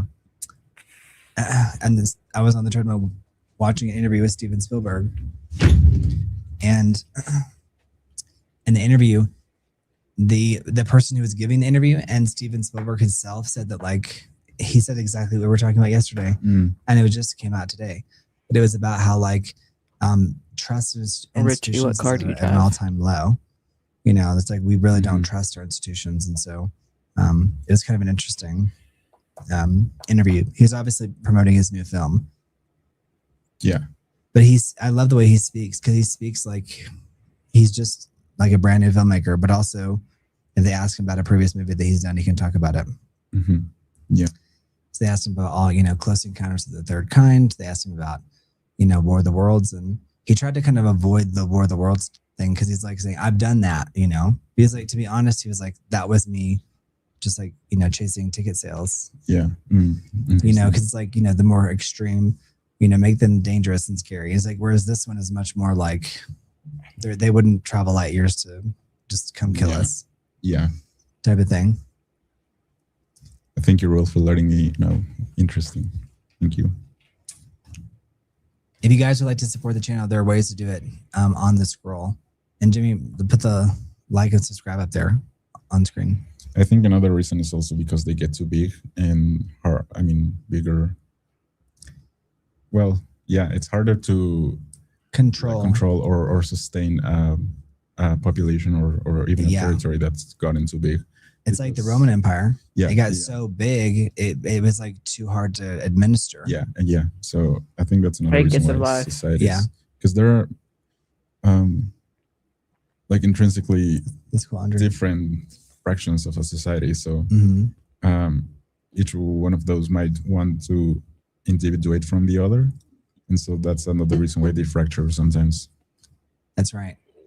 Yeah, I think civilizations or societies or empires collapse for those very reasons, and just I think it's systemic decay, and then things become so complex that it's so easy to have corruption inside of those systems. Yeah. So I think someone in here mentioned the idea of corruption, but corruption is typically like the ultimate reason, because things get so complex that it's so easy to steal. And it's like a contract. Like the more complicated a contract is, then the more likely that it's like both parties should. It's really skewed to benefit one party, or it's just inherently not a good contract, because it really needs to be a win-win. Because have you noticed like the best relationships are like kind of like a handshake? Yeah. Like the more crazy complicated something is, it's like there's usually something baked into it that's not the right. harder that it's to sustain. Yeah, like if it's too hard to understand, then there's something not quite right about it.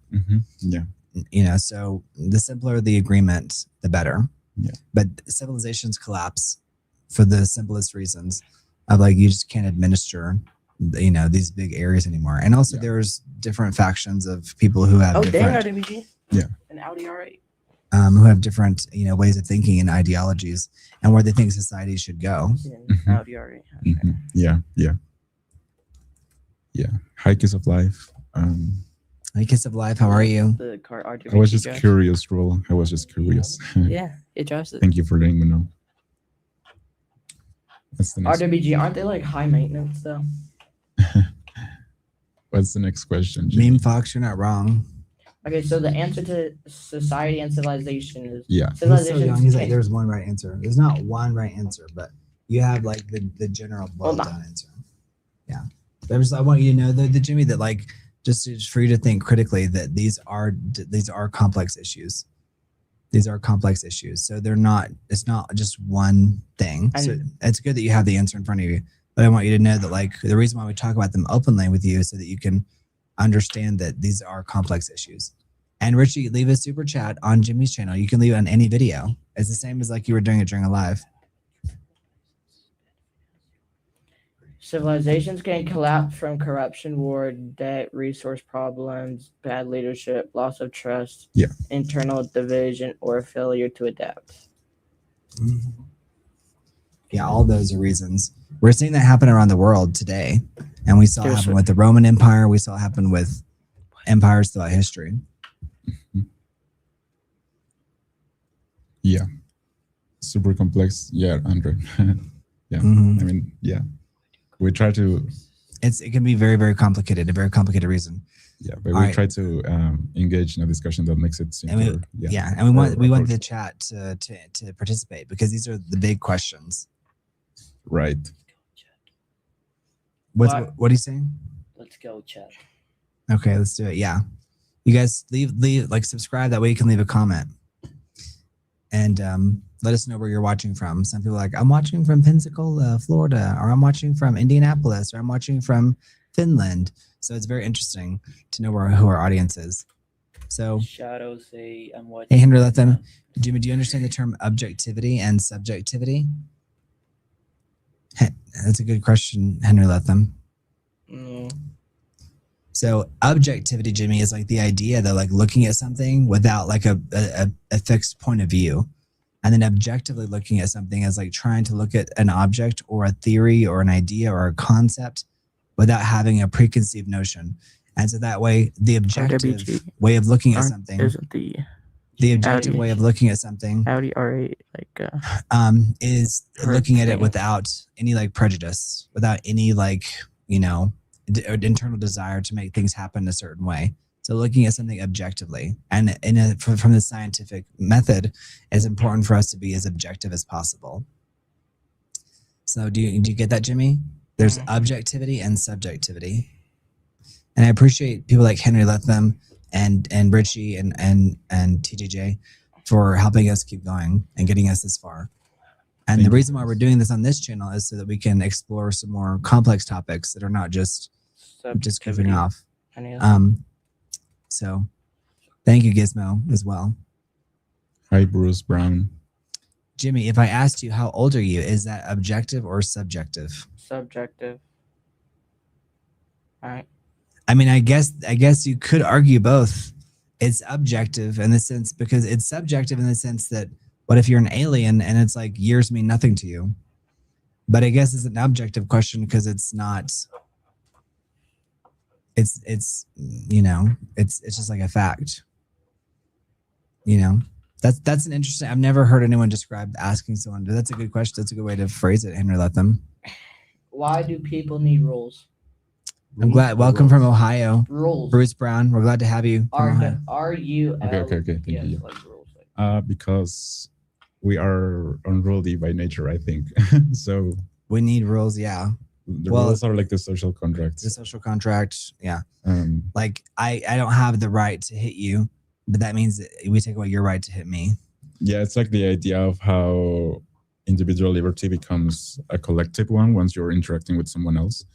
And so, as Brent said, if he would want to hit me, then maybe that's not his Like- liberty, right? Yeah, his like full- if I'm exercising my full liberty, yeah, it's like I have the liberty to do whatever I want. Well, right. But that's if it's infringing on quite the the other case. person's rights, so we implement rules so that we have a societal order, right? yeah, right. So, What's going on over there? I Nothing. tell him highlight the comments. Oh yeah,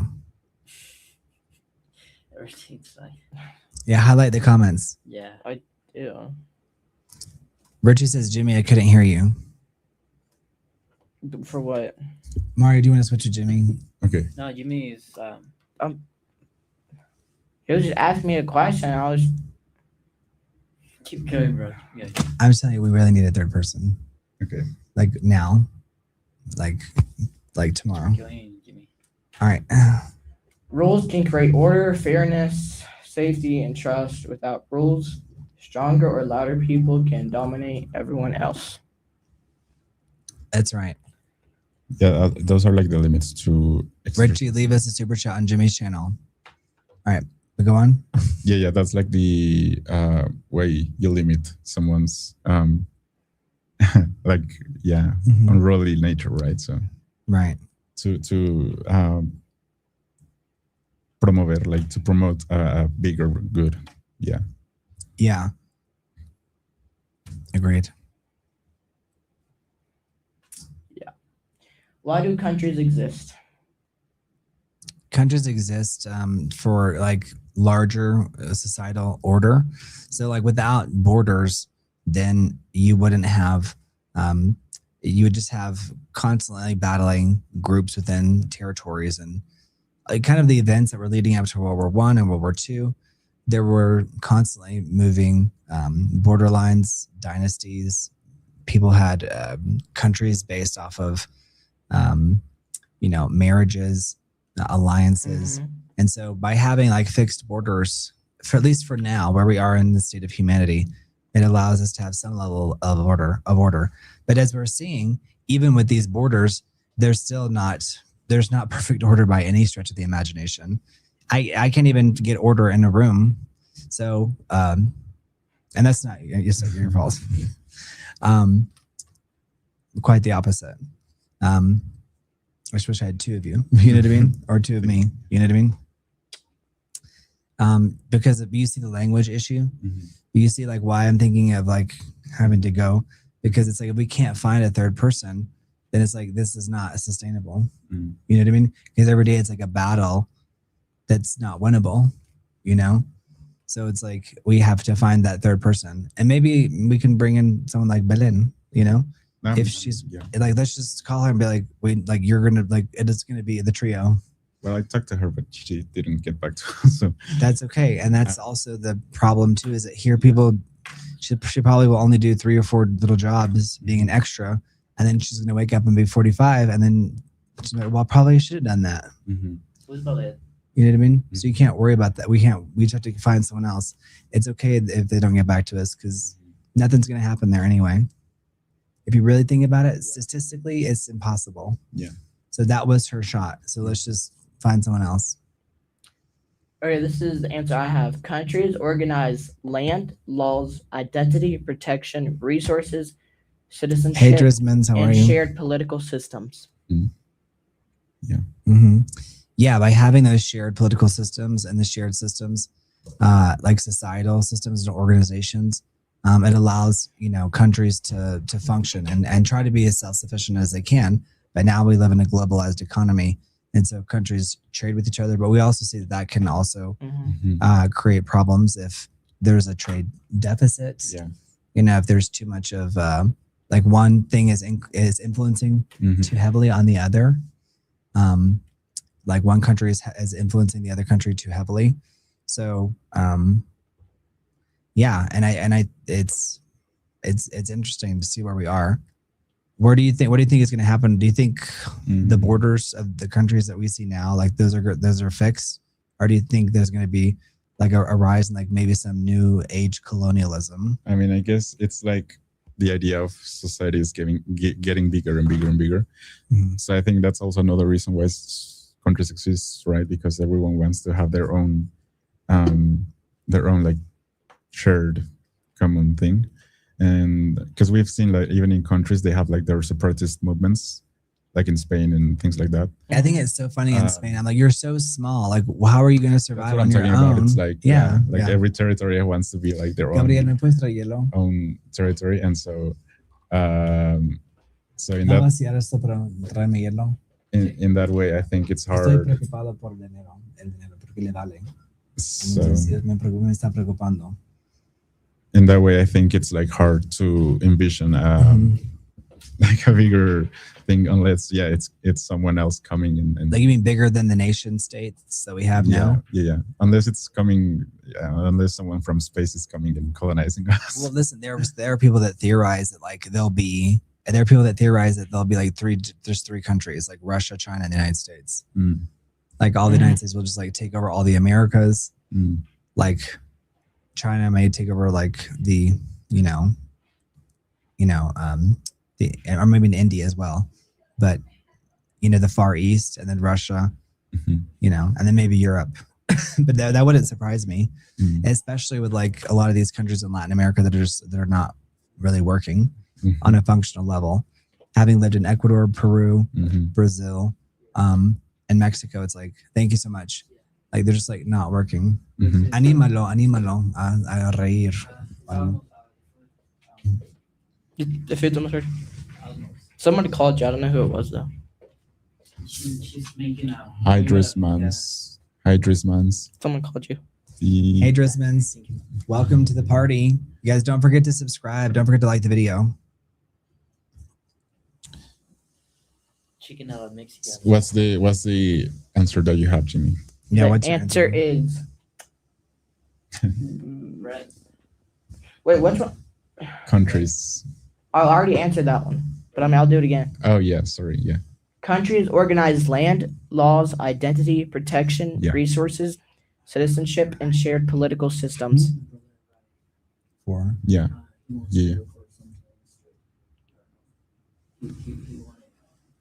What's the next Okay, you can question? get to that. Yeah. Yeah. Pero pueden salir también. Puedes subir y después salir, ¿no? Gabriel's brother's here, and they're going to go do some street interviews Mhm. around Mexico City. So his channel is Urban Rivera, if you're curious. Here, I got it. All right. Thank you, Drismans. We're glad There you're we go, that's- ready. It used to be all about the clones. Now it's all about the AI, says Gizmo. Yeah. All right. Next question. All right. That channel that Brent Explains just put in there, that's where that's Gabriel's channel. You guys can check it out. Yeah. Mm-hmm. Okay. Meme Fox, good point. What makes a society weak? What makes a society weak? Yes. I would say when there's not like societal cohesion, Mhm. like, there's so much Mhm. infighting that there's Mhm. no like one direction for the country and or for the society itself. Because a society doesn't necessarily have to be a country. Right. Mhm. But I would say it's weak because there's not a strong impulse towards one direction. That's Thank you, like Kiss that's of an Life. argument against like current Western democracy. Is that it's too like every couple of years or every 4 years you change the leadership. Yeah. That's crazy to me. Now that people live longer, now that it takes longer to implement certain systems, it takes longer for things to take place and to develop, like technologies, systems. And by no means do I want a dictator or anything like that. But I think that like 4 years is not long enough for a leader to be in place when we know, according to human behavior, they're going to go in the opposite direction. So that's why America is falling behind. You know what I mean? Some of these other countries that have like consistent leadership.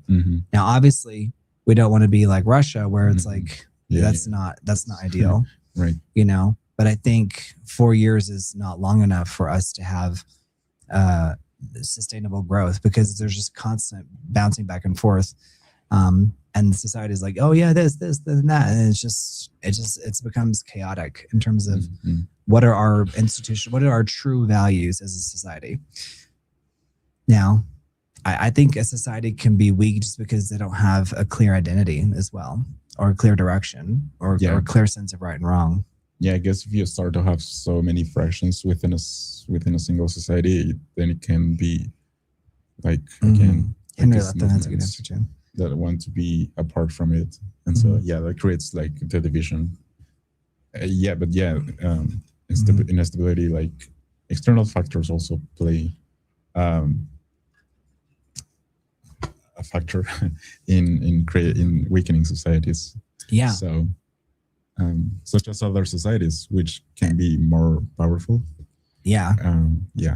And I think there's just so much just general division, and then like, you know, Henry Letham said it best, like in economic disparity, political corruption, population decline. It can be population growth too, but it can be people from another culture or from a different society that has radically different views. Yeah. And so it can create a level of confusion as like, what is the direction of the country? Like, where are we actually headed? Yeah. You know, things like that. If you're new here, subscribe, and that way you can leave a comment. We'd love to see where you're watching from. Leave your comments. Hey, Shadow. All right, so it's Meme Fox says, true that we are like a group of people that let Hollywood create our culture over the past 50 years. We've discussed it. There's some truth to that. Yeah. I would say it was over the past 70 years, 76, 60s, 80 years, really 100 years, if you really think about it. Yeah. The last 100 years. Yeah. We're coming on 100 years of like real, the 1920s. That's really when movies started to take off. Yeah. So it's really 100 years. Yeah. How do you guys feel about AI generated art, music? Hey, Drisman. I think it's just an inevitable part of it. I think, you know, it's not about agreeing or disagreeing. It's just about like, how much do you want to engage with that? Like, how much do you want to engage with that topic or that thing? I mean, listen, we're real people, right? But I think what's scary about AI is that like, we have to pay our bills. We have to eat. We have to provide for our families. And so I think the scary part about it is just like the ability for people to make a living. You know, that's like what has me, you know, frustrated, and, you know, especially for new artists, but not just artists, anybody. Yeah. You know, coming up. Creative job, yeah. Or not that many, or not that creative, but yeah. Any. Yeah. You don't have to, it's not about the arts, it's about everything. But if you're here, maybe it's because you're a bit interested in filmmaking, or you're a bit interested in the arts, or some of these topics, but it applies to everybody. So I just think the ability to make a living is what's getting scary.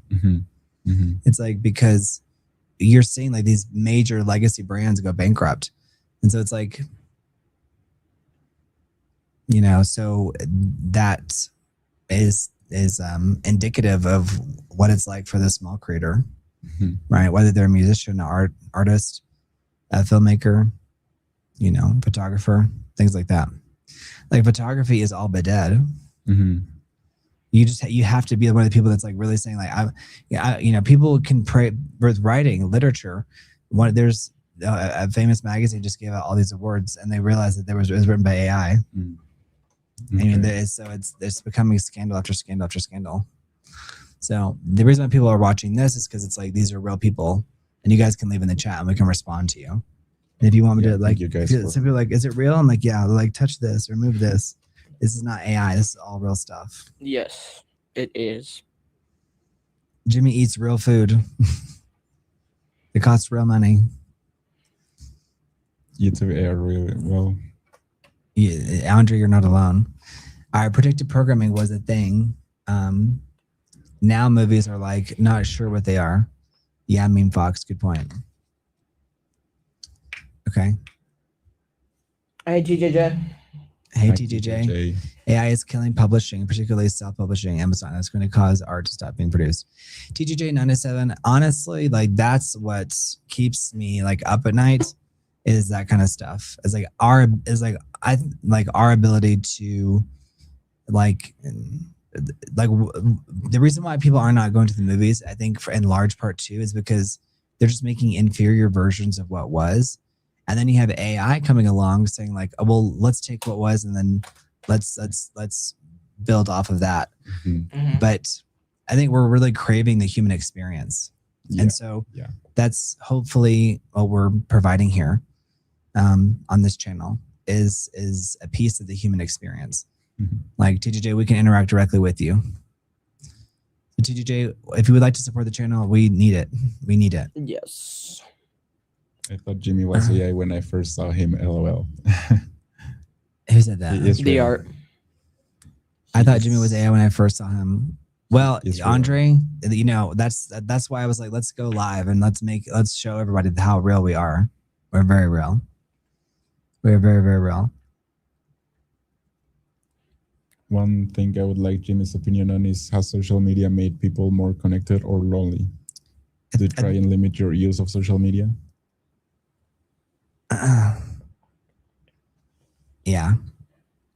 What's your answer, Jimmy? Oh, what? I like Jimmy's opinion on social media. Social media have made more people connected or lonely. Just depends on what they use for social media and what they do on social media, you know. Yeah. Some you can make them feel connected and lonely. Right. Which is an interesting paradox. Yeah. Yeah. They try and limit your use of social media. It's both. It's definitely both. Mm-hmm. Like they get you as addicted to it as possible, and then they'll give you warnings saying like, "You've been on the screen for this many times." I don't get those error messages, but I see kids, and I mean, I'll just go for a walk, and I'll just see people that have on their phones like kids, and they'll just swipe past the warning. Mm-hmm. Mm-hmm. You know, that's funny. Well, yeah, it's like ignoring the whole purpose of it, I guess. Well, but again, it's like they created the problem, so it's like, you know. It's like you've been on screen for this long, you know, etc. Oh yeah, it's like on YouTube it does that. It it automatically does it. Mm-hmm. It doesn't even say do you want to do this. It just automatically does it.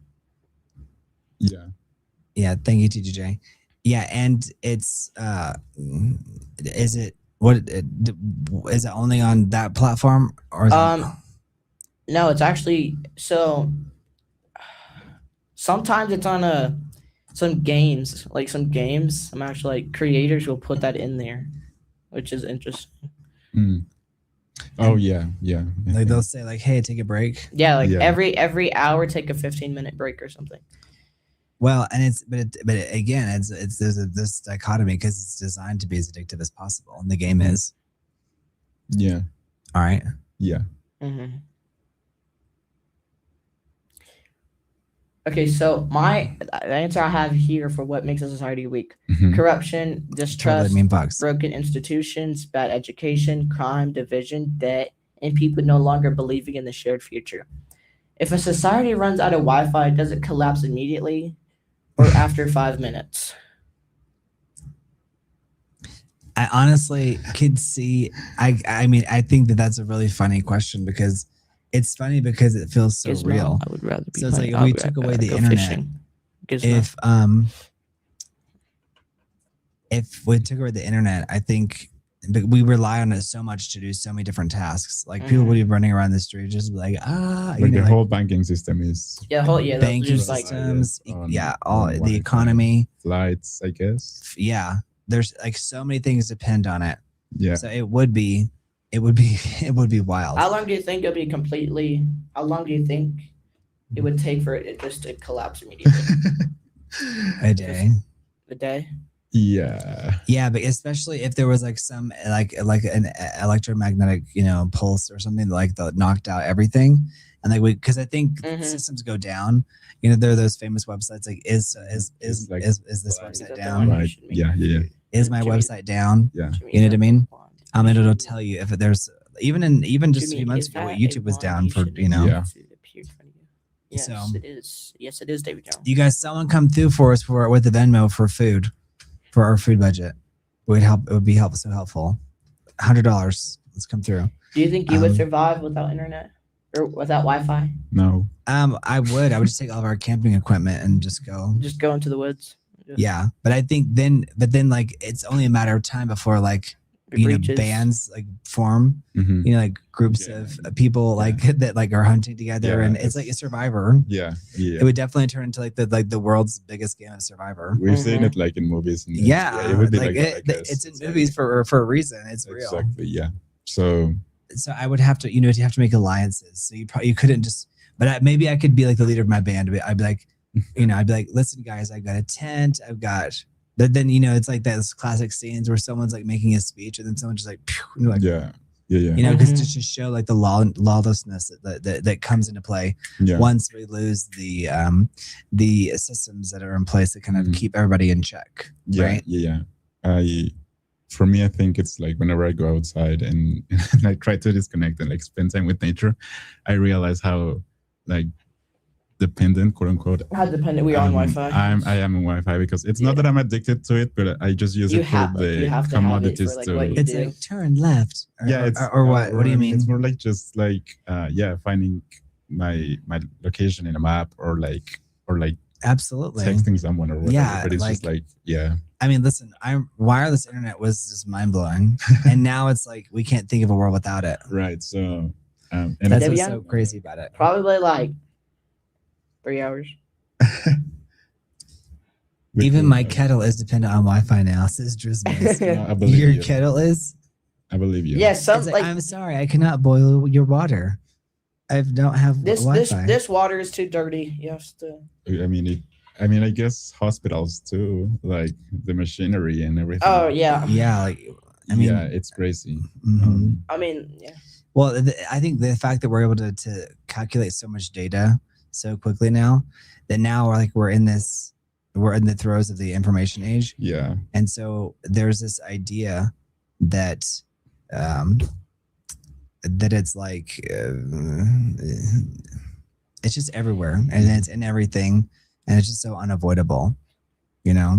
Like it's just, I don't know. It's like there's such an excess of data that the question is, it's like if they have like infinite server ability, it's like they're probably recording every single breath you take. Mm-hmm. You know what I mean? Yeah. And then like every piece of information. They kind of do already with watches and stuff. And then what are we putting all that data? And then what is the ultimate goal with that data?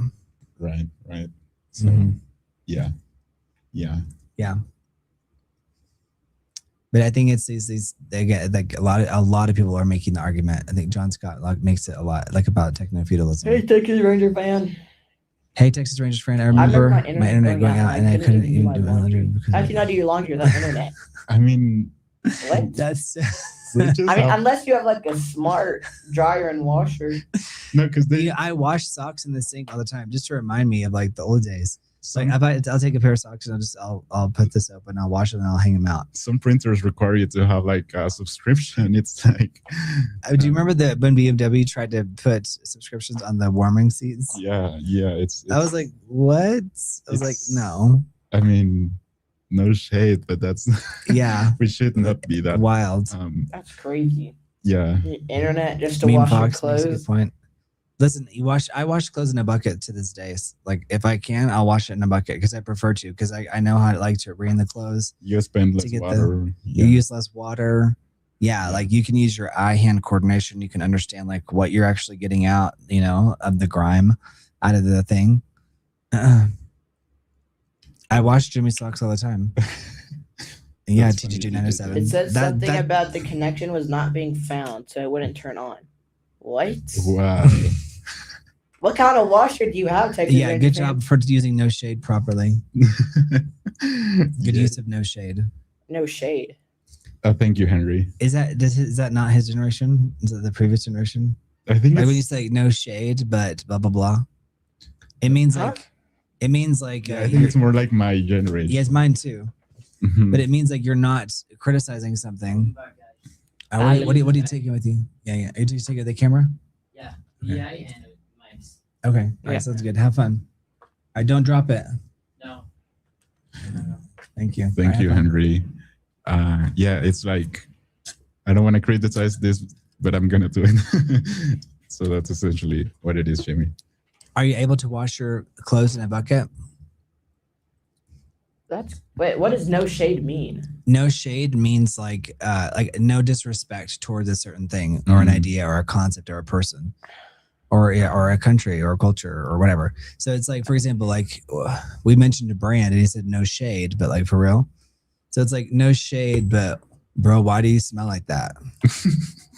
Oh, So it's like no, it's like no disrespect. So it means like no disrespect. like I'm not trying to be rude, but Exactly. So, Texas Ranger, I now have a washer and dryer that doesn't require Wi-Fi. I've never heard of a. I have. But what's like, funny is that like you're going backwards. It's like that's so funny that like you used to have one that required Wi-Fi, Yeah. and now like there's like Not okay, maybe could not. you imagine like even a spray bottle? It's like oh the Wi-Fi's out. Spray Right. my spray Like, bottle. your A subscription straw. is I canceled. can't. I can't brush my hair. I can't even oh my comb. I have to have a straw. subscription A or straw. a straw. I mean, Like that's pretty wild. I mean it's hilarious. at Turning the on your same time. water. Yeah. Gen Z is the same as no cap. Oh yeah, I've heard that. Okay, no cap. it's Yeah, different because no cap is like, no cap. No cap like, is to like be I'm not honest. lying. it's No like to cap be is- Oh, honest. okay, that's different. It means I'm not It's lying. quite different, yeah, but But why the new stuff? That's unnecessary. No cap. But nobody even uses that anymore. Oh my gosh. that's so funny. Whenever People don't use no cap anymore? No. So it's come and gone? Yeah. Like it's, 6, 7, Gizmo, can you hear that? It's come and gone. like 6, 7 is starting to dissipate. that's so funny to me. It's like, no, you're just like, That was So, so 5 minutes ago. yeah. It's so funny.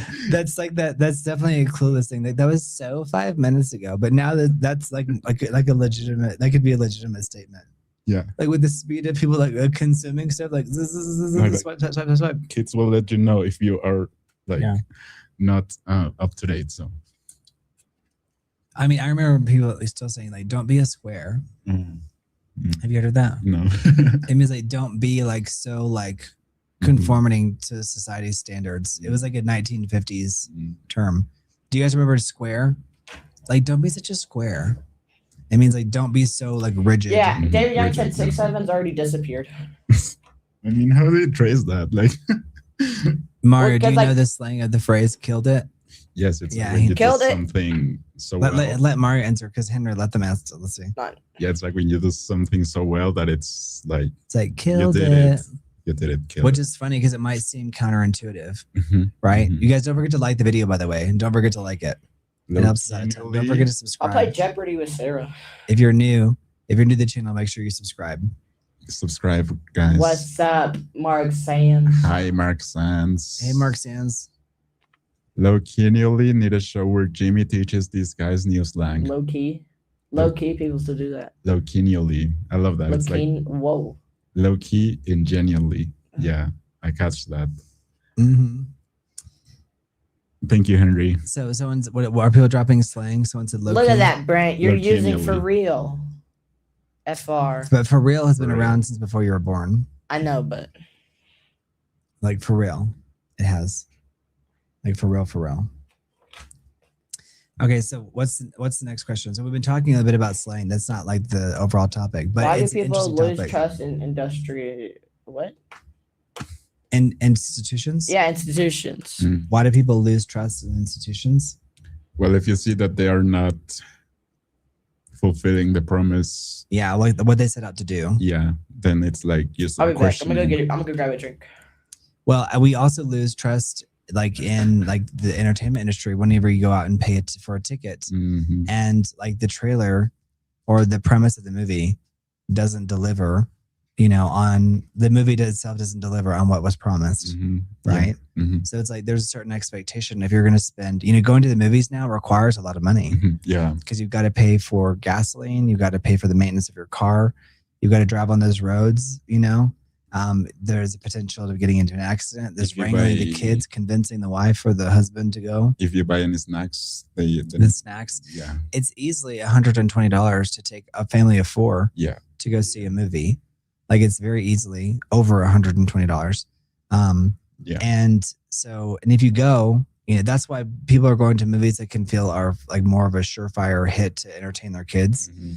Because again, it's like the movies are so like rapid fire joke.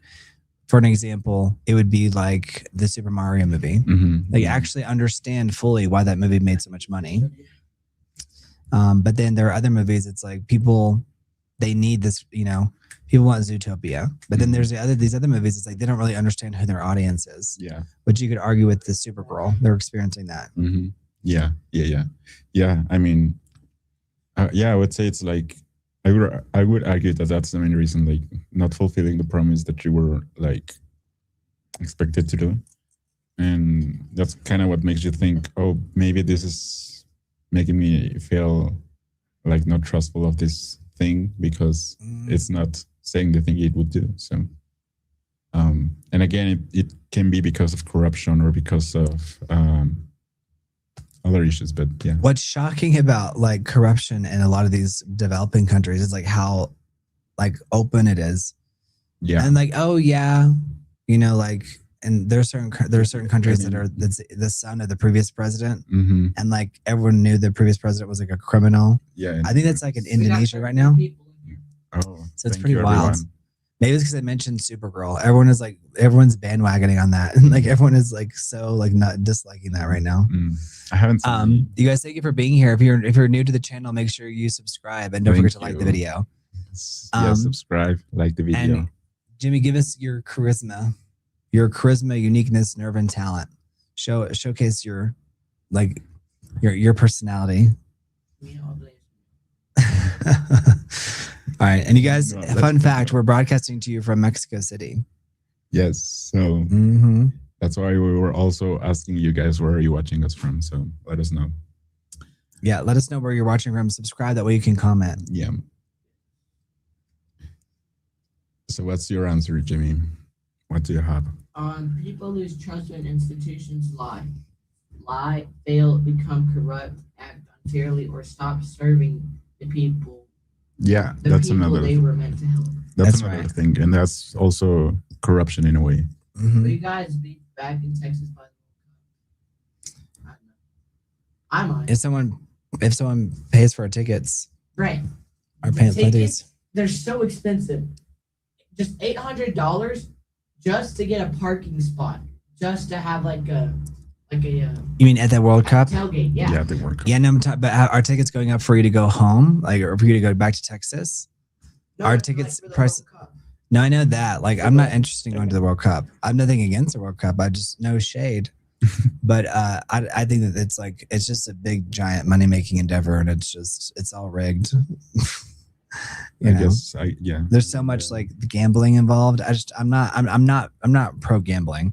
I know gambling is really big right now, but I just personally don't support it because kids are getting addicted to it and they're losing everything, and that's causing them to have issues. I don't think kids should be gambling. I know you guys tell me what you think in the chat. I'd be curious to hear. All right, it says Drisman says we can hear him though. They just told me my mic was off. Back on? Is it back on? Yeah. I'm watching from Salisbury in the UK, Jimmy and Brent. Thank you, Shadow, for watching from Salisbury. Thank you, Shadow. Salisbury in the UK. All right, you guys, let us know where you're watching. Thank you, Shadow.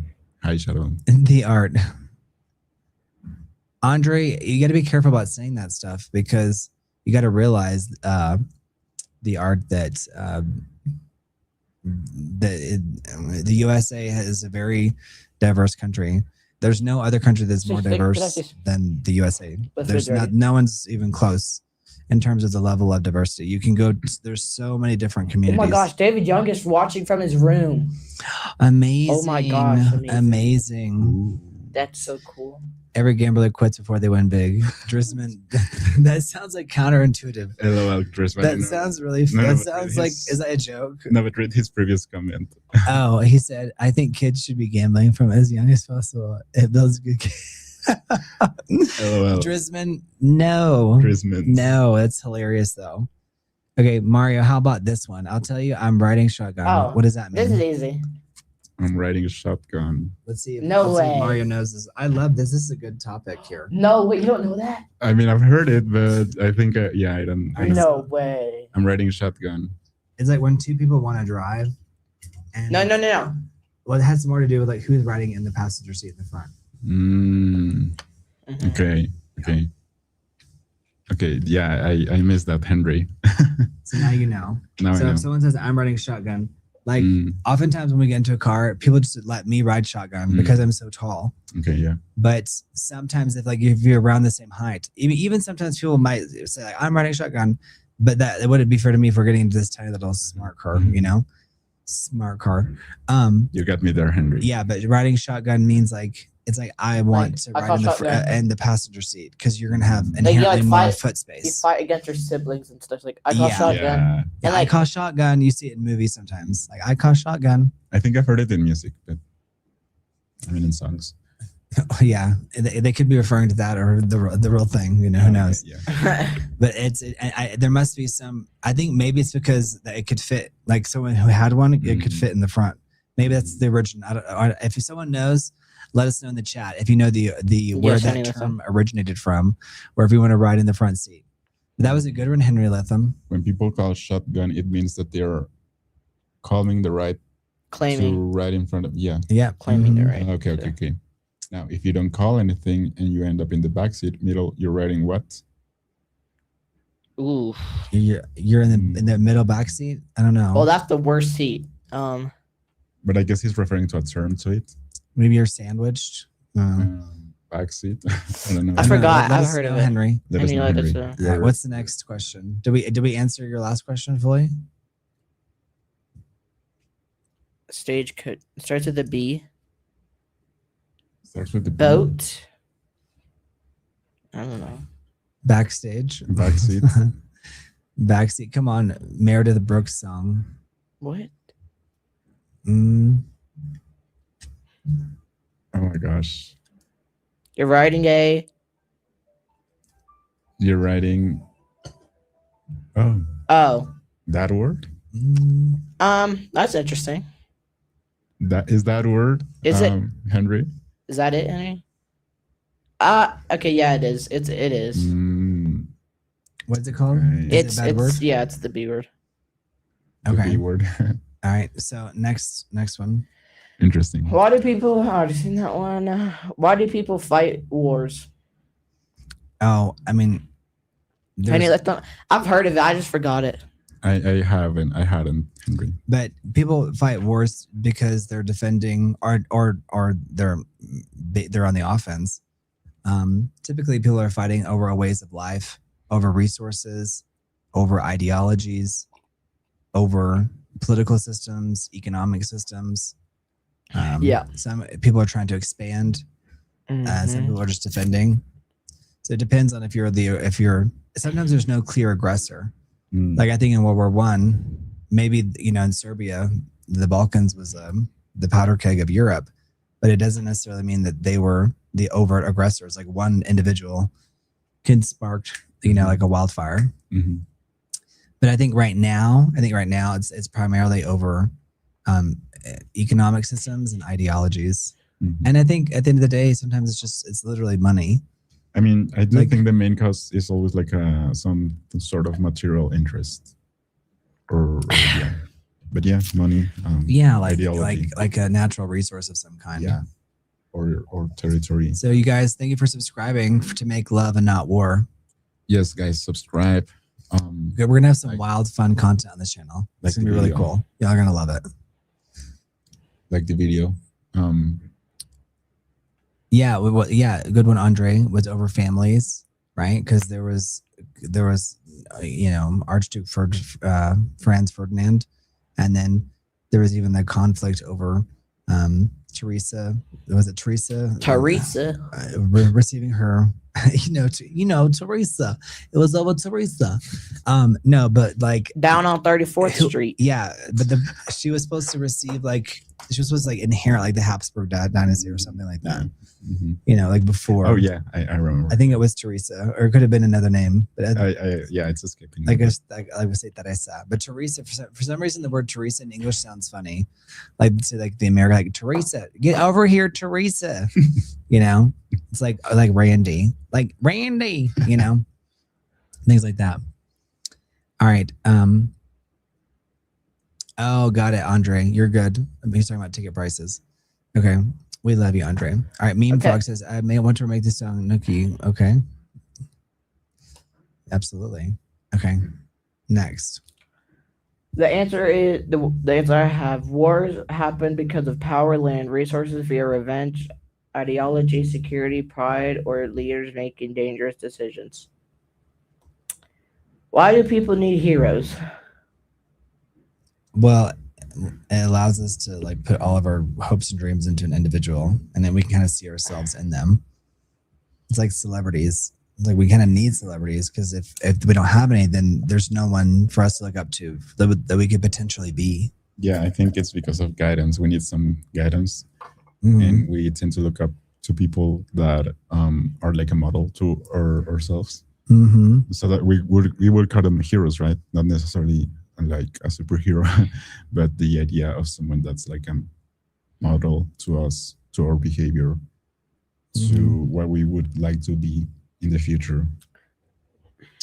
Absolutely. But that we need, as a society, we need heroes. Yeah, We it's need heroes. like a moral compass too. Like Absolutely. How do you call the brújula? Like a compass, right? Yeah.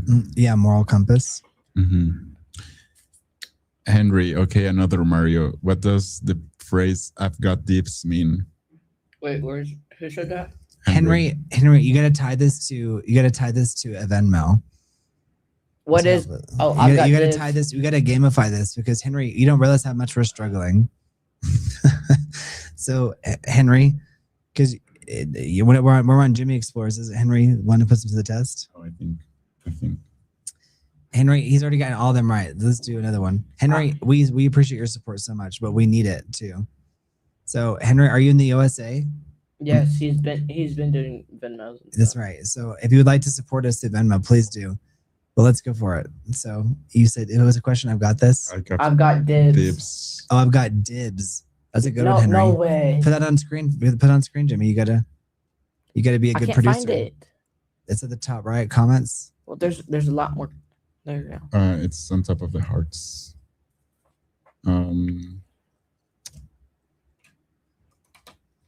You see, were you having trouble finding his comments? Yes. Oh, okay. I thought you were you thought you lost the skill, how to put the comments on screen. I was like, come on, you did it like a second ago. All right. So, okay. Here's another one, Mario. What does the phrase "I got dibs" mean? Yeah. I don't know that one, Henry. No way. It's where it's got dibs. an expression meaning I have the right to something, or that people are saying the first choice. It kind of goes along with riding shotgun. Sometimes No, you Henry can let say- them. you can say, Henry let I them got said you dibs. can ask me to use it in a sentence. You can Oh, ask okay. You me. can ask me to use it in a sentence. All right. Oh, yeah. Henry, please. yeah. Henry, let them use it in a sentence. That'd be good. Please do. First rights. Okay. Thank you, Mark Sense. Yeah. Kiss of Life, are you gonna donate to the channel if we answer that one? Henry, like I said, Brent already answered. Yeah, so yeah, I got dibs. So Henry, I'll use it in a sentence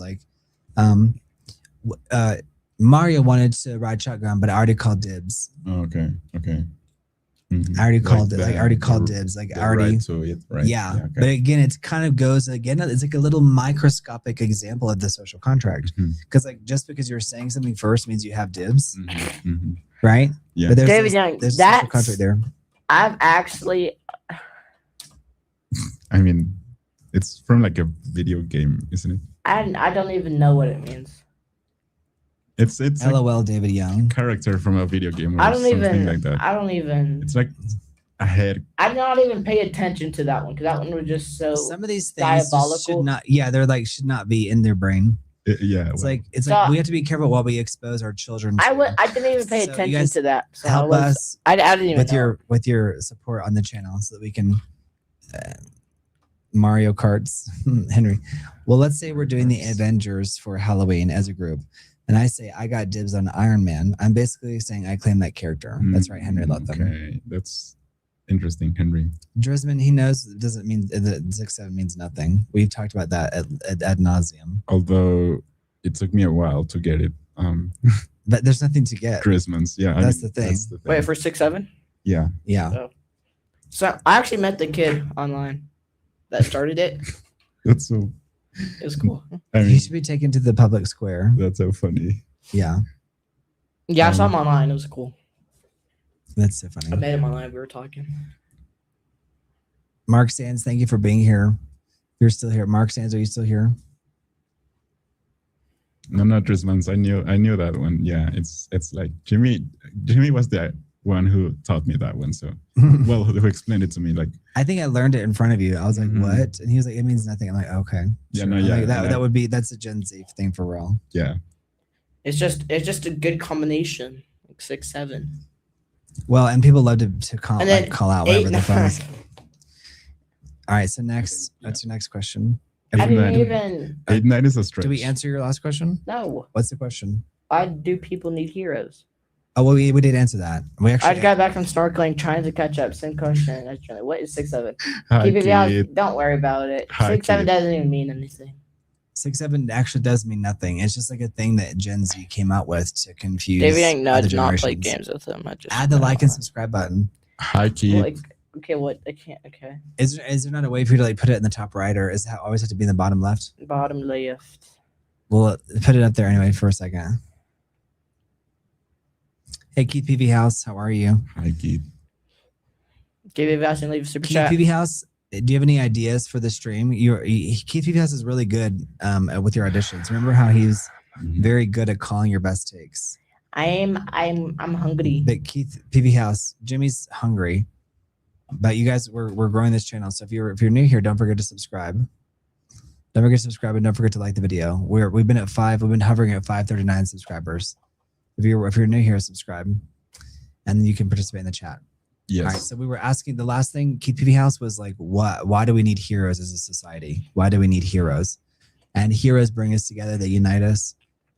They give us a person to put all of our ideals into. Right. If you go back and watch Renee Zellweger when she won the Academy Award in 2020, she talks about like the need for common heroes because she interpreted Judy Garland for the role that she won the award for. And that was a really moving speech, but it really flew under the radar because people didn't really understand what she was getting at. It is that we don't have a lot of common heroes anymore That's right. because the media is so splintered. It's like having common heroes, but she was an incredible figure for society. So it's like everybody agreed, and she said that that mattered as a society. It's Scooby-Doo toilet. Scooby-Doo toilet. All right. No, not Why quite does the same. history repeat itself? History repeats itself because we fall into human behavior.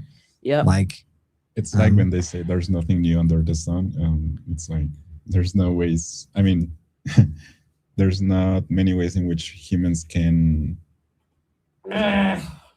do the thing, right? Is this new? This looks new. they're adding new tools. So if there's something new. No. There's like a patch of like water. No, Looks new. it's probably because the rain is like, because remember it's during the raining season. So we're going to see how this space does. I don't know, but that looks This is new. why we're fundraising for a new house, you guys. So super chats, I guess Venmos, since this account is not monetized yet.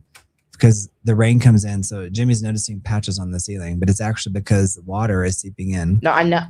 I said it was a water patch. I think this is new because I've never seen that there before. It's from water. No. It's from us patching up. There's another hole in the roof, Daddy. Don't worry, I'll patch it up real good. You know, it's like there's this area, this room.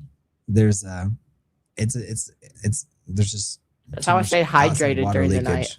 I just open my mouth and it just drips in my mouth. I don't think you want to be having that because it would have to go through so many cracks and crevices and. Oh my God! Look at Gizmo. Gizmo put the 6'7" kid on his profile. That's the kid that started that. Hey, Sports Talk. Someone leave a sticker. We haven't had any sticker. We've had 0 contributions. So you can't. So let's have them. Oh, that's right. You can't yet. Okay, that's why we got to get our watch hours. So thank you. But I met that kid online. Jimmy met him. All right. History repeats itself because we don't look at it enough. That's right. Highlight that comment. I did. People don't. We rarely learn our lessons as QPPS. Jimmy, you got to make sure you got to have the comments on the screen. It's a big part of it. Well, no one's saying you're doing anything wrong. I'm just guiding you in real time. So I feel like that is the biggest thing when he turned like Brent, check the Venmo Mark Sanson. Oh, thank you. Thank you so much. Whenever Jimmy turned was getting into that 14 rage, it started to be like, and I'm like, I'm just saying, watch both ways before you cross the street. Why you got it? I'm like, I'm not saying you're doing anything wrong. I'm just saying you've got to. Thank you, Mark Sands, and thank you, Mark Sands, for not putting it as a purchase. Thank you, Mark Sands. Thank you, Mark Sands. Seriously. So hi, Josh. Music. He's so funny. He's like, here's for whatever. Thank you, Mark Sands. We appreciate it so much. Mark, I appreciate you. I see how transparent we are. Yeah, thank you. Yeah. This is going towards food. This is going 100% towards food. So thank you. Is your birthday on 6/7, John Scott? Happy birthday. So that was 25 for your time. So thank you. So if y'all are curious, if y'all are like, oh, they're good for the day, they've made their. No, we're still going. We're still going strong. So you guys leave comments, leave chats. Make sure you have it playing. So Jimmy, we need heroes because I'll mention a celebrity and Jimmy will only remember who it is. We already passed that question. Well, no, but that's a big question. That's a big one. Like, for example, young people don't even know who Julia Roberts is. They don't know who Helen Hunt is, Sandra Bullock, or Sally Ride, Norma Ray. Mm-hmm. It could be people from the arts or it could be people from. Thank you so much, Mark Sands. Seriously. Y'all follow Mark Sands' lead. This is why this monetizing a channel is so important because in the chat you can see and it highlights it and then it encourages other people to support the channel because they like the content. And so much of this right now is about educating a 14-year-old and also him educating us. So he's asking us the questions. But the importance of heroes are really big. Jimmy, do you know who Julia Roberts is? Yeah, she's an actor. I mentioned her several times.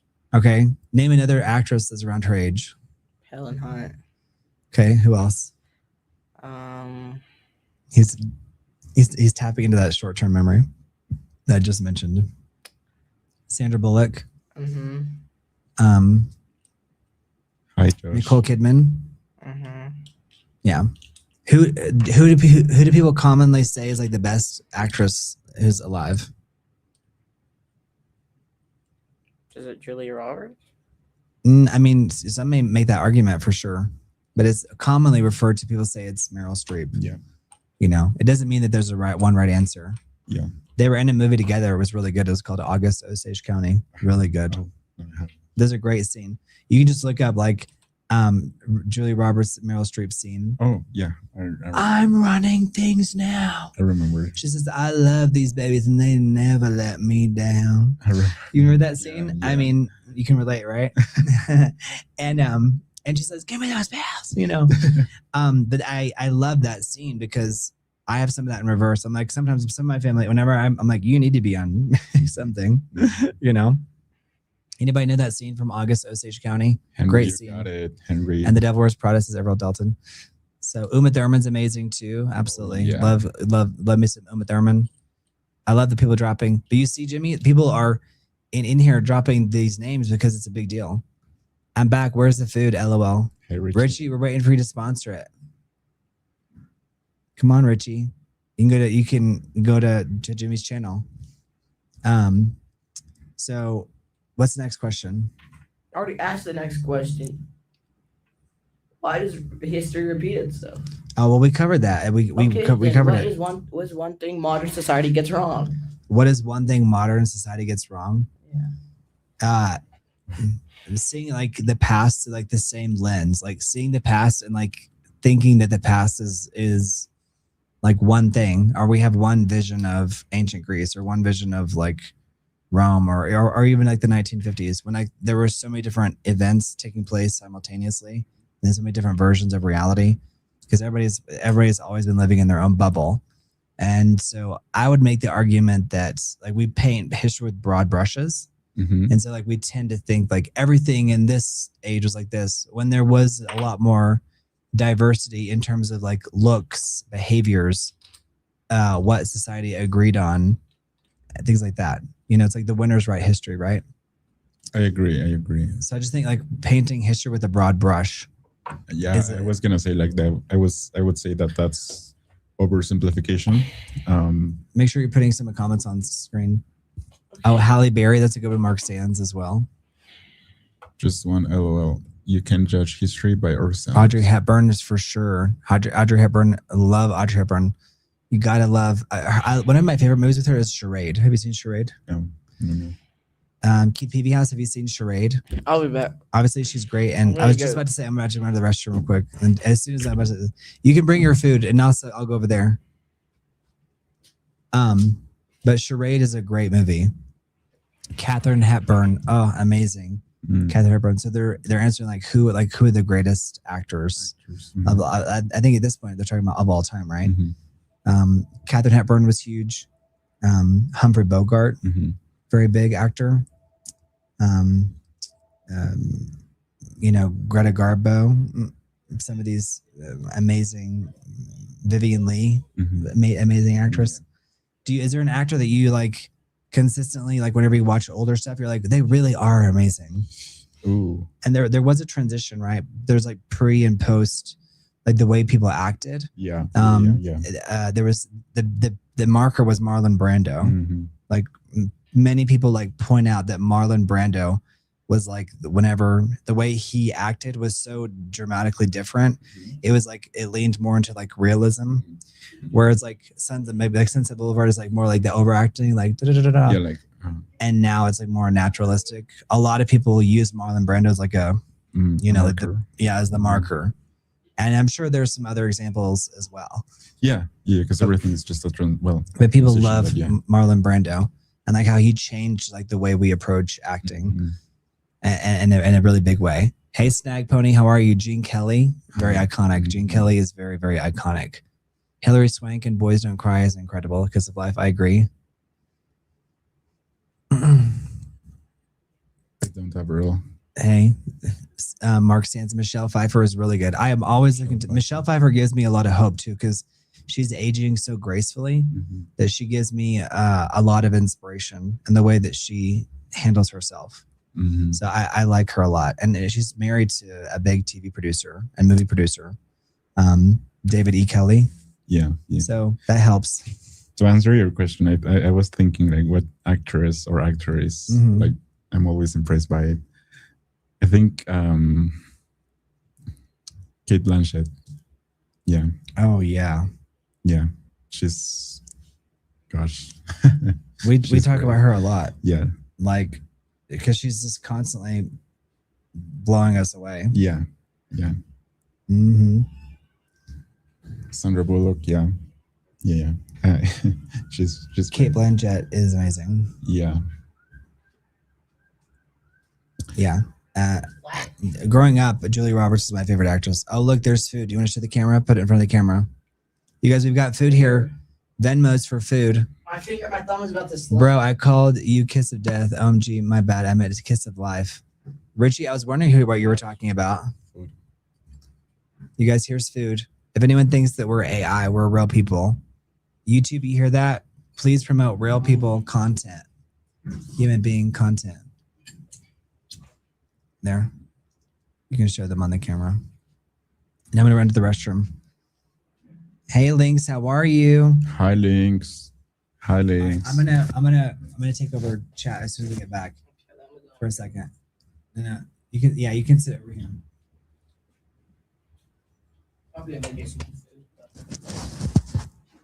Oh, that's bro.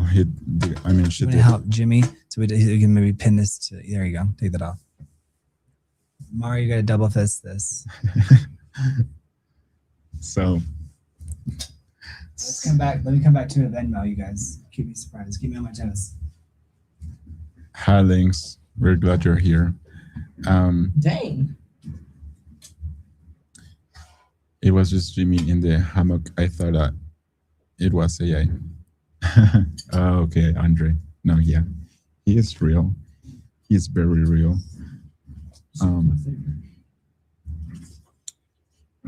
Thank you, Kiss of Life. We love you guys. So, but the last question we covered was about the Right now, they're talking about they're interested Alright, question like 31. well, yeah, we can also keep the discussion going about the actors. And thank you, Drismans. Thank you so much, Drismans. Oh, Thank you, Drismans. Appreciate you. Where are you from, Drismans? I like house. well, somebody sent you on PayPal. I can't go. Thank you, Kid PB House. Well, I can't go. Thank you, baby house. Thank you so much, Kid PB House. Here, let me see my phone. Let's trade. Thank you, Kid PB House. Appreciate it so much. Let's talk about your favorite movies for a second. Yeah. Oh, favorite movies? Yeah, let us know, guys, which ones What's are your your top 5? favorite movies? My top 5. Starting from 5 to 1. 5 5 to 1. being number 1 being like the best. Yes. Okay, I actually made a list. So, I mean, I only have the top of my head the 3 main ones, but number Top 3. 5. No, I will give you 5 Okay. now. Number 5. It's a Korean movie called Introduction. Introduction, Korean movie. Yeah, I'm probably gonna go get some more. We are discussing our favorite movies. Everybody could get something to eat. Yeah, we are discussing our favorite movies. Jimmy asked what are my top 5, and I'm gonna go from 5 to 1. Number 5, Introduction by Hong Sang-soo. He's a Korean director. The movie's from 2018. Very good movie. I love that director. He's like my favorite director, and he's currently working, so it's amazing. Number 4, it's Monster by Hirokazu Koreeda. Have you heard of Monster House? I watched it. Yeah. Yeah, with like the little kids and Yeah. The animation style is kind of creepy. It was kind of weird, but Yeah, I think it was like when was that film? Like 2000? That was like probably. it might have been 2000. But let us know your top 5 as well, guys, or your favorite one. Monster House was 2006. 2006, Can really? you believe it? For that? Yes, 2006. Yeah. I guess they didn't have that much. Right. Money, so. Yeah. Too many, right? Too many, like.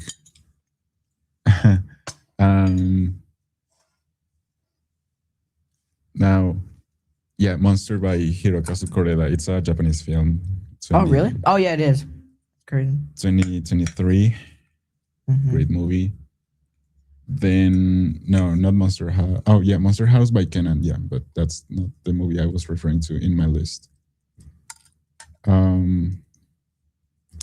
Then number 3, The Dreamers by Bertolucci. It's an amazing film. It's kind of like roaming between 3 and 2.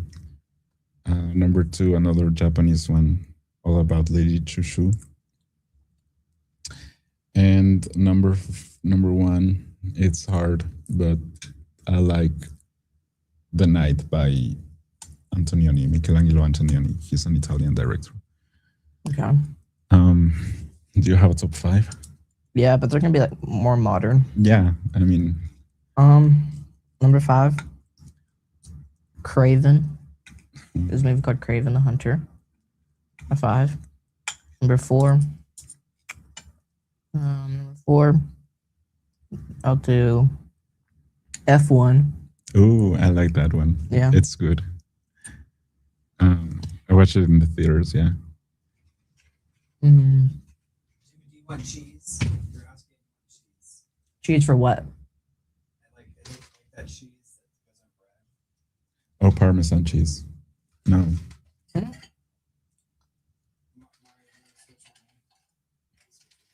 What cheese? What cheese? Do you want There's cheese? a cheese like that kind of that. I think we all like that cheese. It's like a brie cheese. Did you cut? Did you get to go through your movies? Yeah.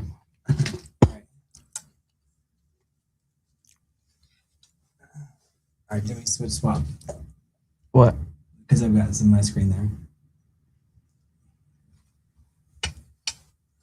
Are you enjoying it? Is it good food? Yeah, I need more of it. He needs more of it. That soup was Because Venmo so is just good. for the. Oh, KPV sent you Venmo and somebody sent you a PayPal. That's amazing. There's a microphone in there, is there? Oh, that's a great movie, Andre. PPV has always mentioned Empire of the Sun is like the. Oh, one of I'm the gonna best get some more films ever soup. made. I'm really hungry. There's cheese too. Why all much cheese? There's like that like nice cheese. Cheese for You get- what? Well, you'll see what kind of cheese it is. Thank you, Richie. Thank you, Richie. Thank you guys for it's like y'all are like the village, raising the child. Thank you, Richie. Thank you. Andre, can you remind me again the name of your grandmother? Thank you, Keith. Thank you, Keith, so much. Thank you, Keith, Richie, and everyone too. Christmas, thank you, Christmas. I love that you actually have your top 5 movies. Because It's I feel like- like for me, it's like they kind of rotate. For me, they too, but I mean, my list is like 30 films probably, or more, or 50, but Mhm.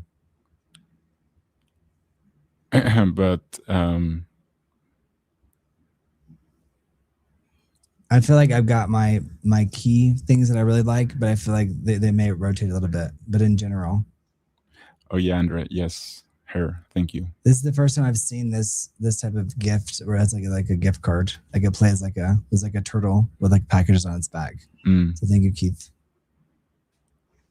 That's awesome.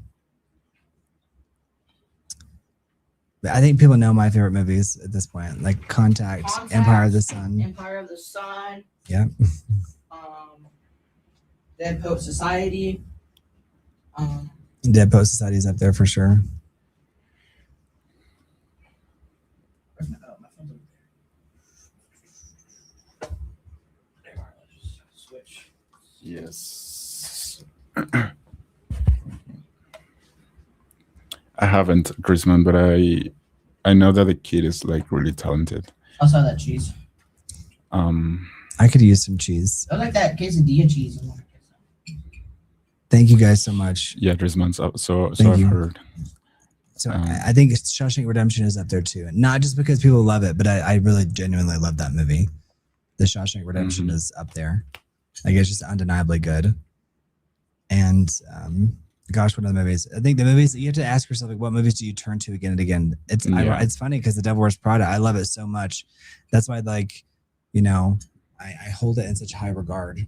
Yeah. You know, that it's like it's hard to remake that. Did you do your top 5? I think in a way it is because of the impact it had on me. I think I've talked at length about how like I was going through a really hard time when I saw that movie, and I walked out of that movie with like a full kind of like new lease on life.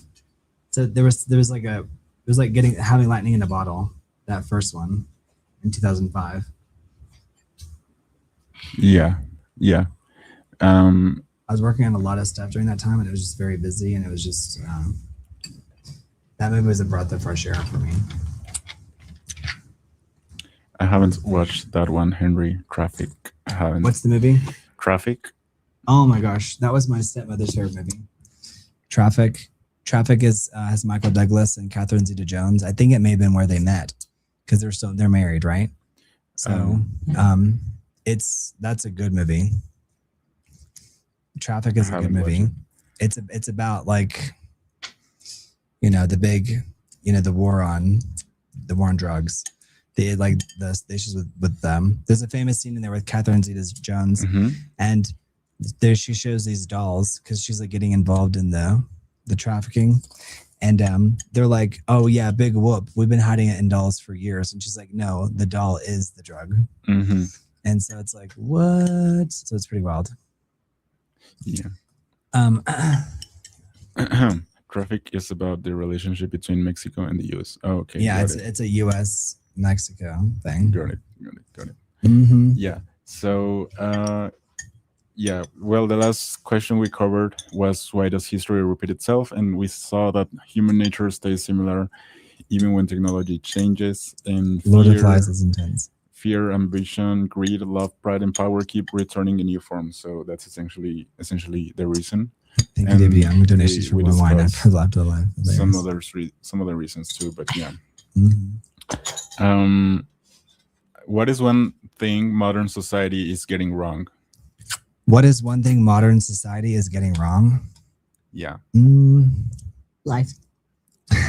Life in general, says Jimmy. He's not wrong. I think one thing that modern society is getting wrong is like the lack of like compassion, which is, I think Keith Peavy-House talks about this, like with, there used to, you want to be a light, right? In the universe, you want to be a light around the people that you're with, and you want to bring like creator energy. Yeah. We all have our moments, right? But I think what people are getting wrong is like with the phones and like with like the increasing isolation, like where like people have like lost the charm to walk into a room and like brighten it up, and just be able to like do almost like crowd work. Like charm, like that's why I was kind of joking. I was like, we should open up a charm school, Yeah. because it's like the art of being like charming people is a bit of a lost art. Yeah. Maybe there are more people doing that than ever, but it's like they're not necessarily doing it physically. But I think it's because people are not their heads aren't turned up. Their heads are like down. I was just at the gym today with Gabriel, and we spent a couple hours at the gym, and everybody was on their phones. Yeah. And so it was really interesting. And if they weren't on their phones, it was because they had their headphones on, and they were working out. And even just a few years ago in that same gym, there used to be more conversations, but now it's like people are just more into their phone than doing whatever they're wanting to do. So basically, interpersonal communication skills, developing those is a big deal to me. I think. Yeah. And also just being neighborly. That's what we're getting wrong. Like the lack of people being neighborly. Yeah. And what do you guys think in the chat? If you're watching, let us know. Do you get along with your neighbors? Do you talk to your neighbors? Are you friendly with your neighbors? Do you have a good rapport, a good relationship, a good back and forth? And thank you, Keith Peavy-House. Thank you so much. Thank you, Keith. Almost everyone is like a phone computer chimp nowadays, said Links. Yeah. Things we are getting wrong about is we've made convenience the highest priority, and it's quietly frying our brains. I agree, Drisman. And I'm going to watch Adolescence. I saw your comment earlier. I agree with Drisman. It's like we tend to, or we look for ways to avoid discomfort. Third bowl. He's on his third bowl of food, you guys. We look for ways to avoid discomfort, but it's quite necessary for us to like get through life, I would say. Yeah, Keith Peavy-House we can highlight that comment too. But yeah, it's like if we don't pay attention to each other, in general, then it's like how can we have effective communication? Yeah, and And it's funny because like where I'm sitting, it's like I can't see your face and you can't see my face, but you can see me on screen. Yeah.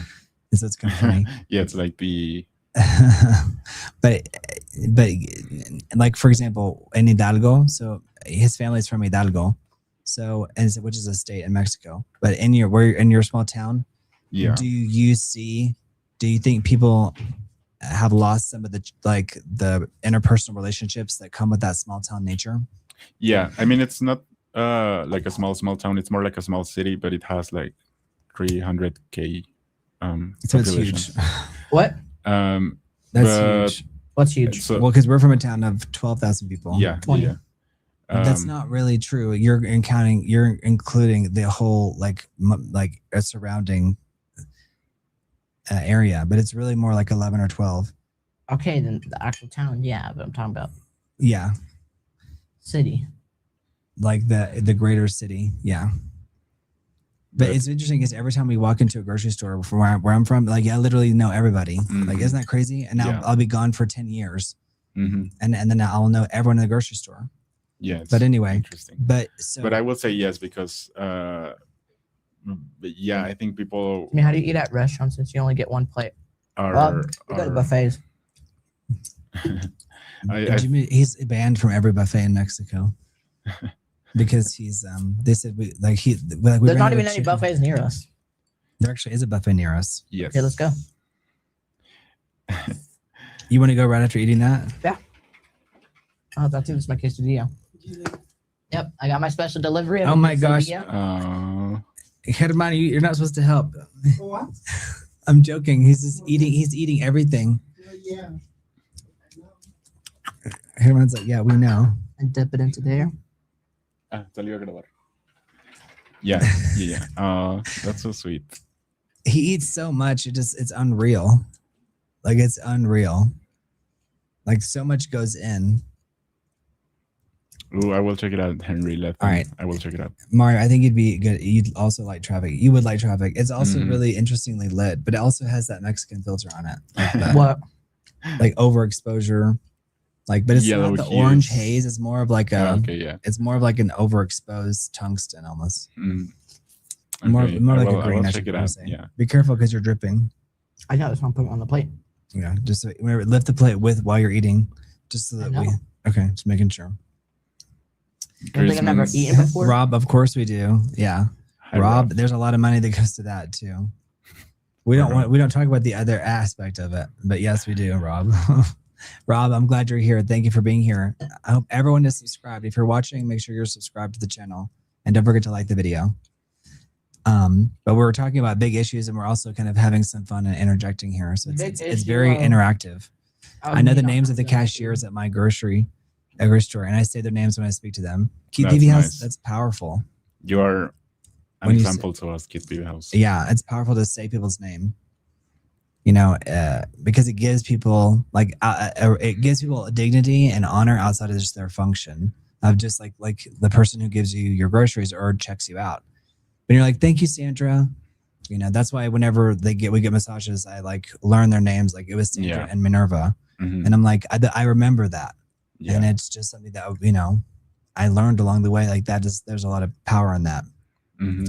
Now, what's funny is that on the receiving end, I have to accept because some people like say your name so much, like they keep repeating it over and over again. There's this one guy who like overdid it with everybody to the point where I worked at a place and everyone had to say, stop saying our names all the time. Because the way he would say, he didn't realize it, but it was like saying it was like Mario, like saying it like you're in trouble. So he would always say like Jimmy, and this is back at a hardware store I worked at many years ago. And so my point is that this guy would constantly say everybody's name. And I said, why do you say everyone's name so much? And he was like, well, because I read somewhere a long time ago that no one likes to hear anything. There's nothing sweeter to the ears than someone's own name.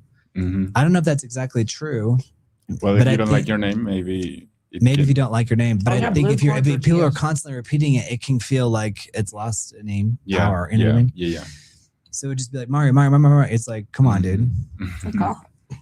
But I don't. But I think that you're leading to a good point, though. It's like maybe some people subconsciously just do dislike their name. I know people who dislike their name because it reminds them of their parents. yeah. You're like, can I say it? Yeah. Like, come on, like everyone, intergenerational trauma is everything, right? Yeah. I need some more food. Awkward that. We You guys, know. Jimmy's, We if know. you guys are interested in like mukbang, Jimmy's gone through like 4 bowls of food here, and chicken, and I don't know what was the side, noodles or rice. Yeah. Good night, Andre. Good night. Good night, Andre. You guys subscribe to the channel. If you're new here, subscribe. That way you can leave a comment. All right. So what's our next question? Yeah. And you guys, we interact with the chat. So leave comments. Well, Keith, what will you be doing when the AI bots take all the positions at stores away? That's a good question, Richie. They will hire me. Stop feeding that thing. He's going to take over the channel. This is Mark Sands. Oh, well. Mark Sands, I can't not do it. We have to feed our children, even though they just keep eating. What's funny is that he stays so thin. I have fast metabolism. He really has a fast metabolism. Drisman's asked, why do you in guys 5 minutes, I'm not gonna use the restroom. It's gonna be all gone. Our house burned down. So that's why. In 5 minutes, I'm gonna use the restroom and it's all gonna be gone and I'm gonna eat again. Rob, Venmo for paper towels. We just got a Sam's order and that was not cheap. So as you can see, it rapidly disappears. Well, how does he stay so thin? Because of the fast metabolism, Rob. We can put that on screen. Rob. I did. Let's put that on. So Rob, thank you for being here. And Rob, thank you again. We wouldn't be able to be here without you because we were kind of stranded in Texas. And then Jimmy's has to go back on the 17th or 18th. No, actually, no. They move it down the road. Yeah, it's the last week of June. Oh, good. So we have time. Yeah, last week of June, like the whole last week. But when does that start? So it's like in the 23rd. Oh, okay, good. Okay, good. No, that gives us time. Yeah, we go to Sam's, Rob, to keep because it'd be so expensive if we didn't go to Sam's. 24th, because there's 31 days in June. Okay. 24th. Okay, that gives us some time to monetize this channel, right, Mario? Yeah. That's the exciting part. And even if it does rain, we're gonna go out and we're gonna go camping tonight. So that means that after this, you got to go get the satellite receiver. Well, I'm just avoiding brands, but you're good. You're good. I don't care. 30 days in. I'm not that. All right. There are 30 days in June. That's good. No. Yes. Because so April. Rob and Henry Lethem are both agreeing that there are 30 days. Okay, it is 30 days. So the 23rd. The 23rd then. Yes, he has his family friend. His friends that are like family to him. Yeah. And he's gonna spend a week with them. In Galveston, yeah. So they're gonna spend a full week in Galveston. Yeah. We can go by ourselves. They're the parents. I mean, I've already been in that Galveston area. It's literally just like, it's literally a small version of our town. Literally, as a restaurant, a shop. But it's not Galveston proper. Is it like a smaller town next to Galveston? No, it's in Galveston. So it's like a neighborhood. It's on the island. Okay. Oh, got it. And Okay. but like it's a neighborhood that has everything. Like, so we just have beach cruisers. Mario will have to like learn the So we just geography of Texas. There's a lot going on. Yeah. So we have just we get up at like 5 in the morning. Keith PBS agrees. So the consensus is 30 days in June. Thank you guys for laying down the law. We get up at 5 in the morning. We eat breakfast. Okay. Then we get on our bikes and we go fishing. And there's a pool. Mm-hmm. Sometimes we forget our key for the pool, so we just jump over the gate and go into the pool. So.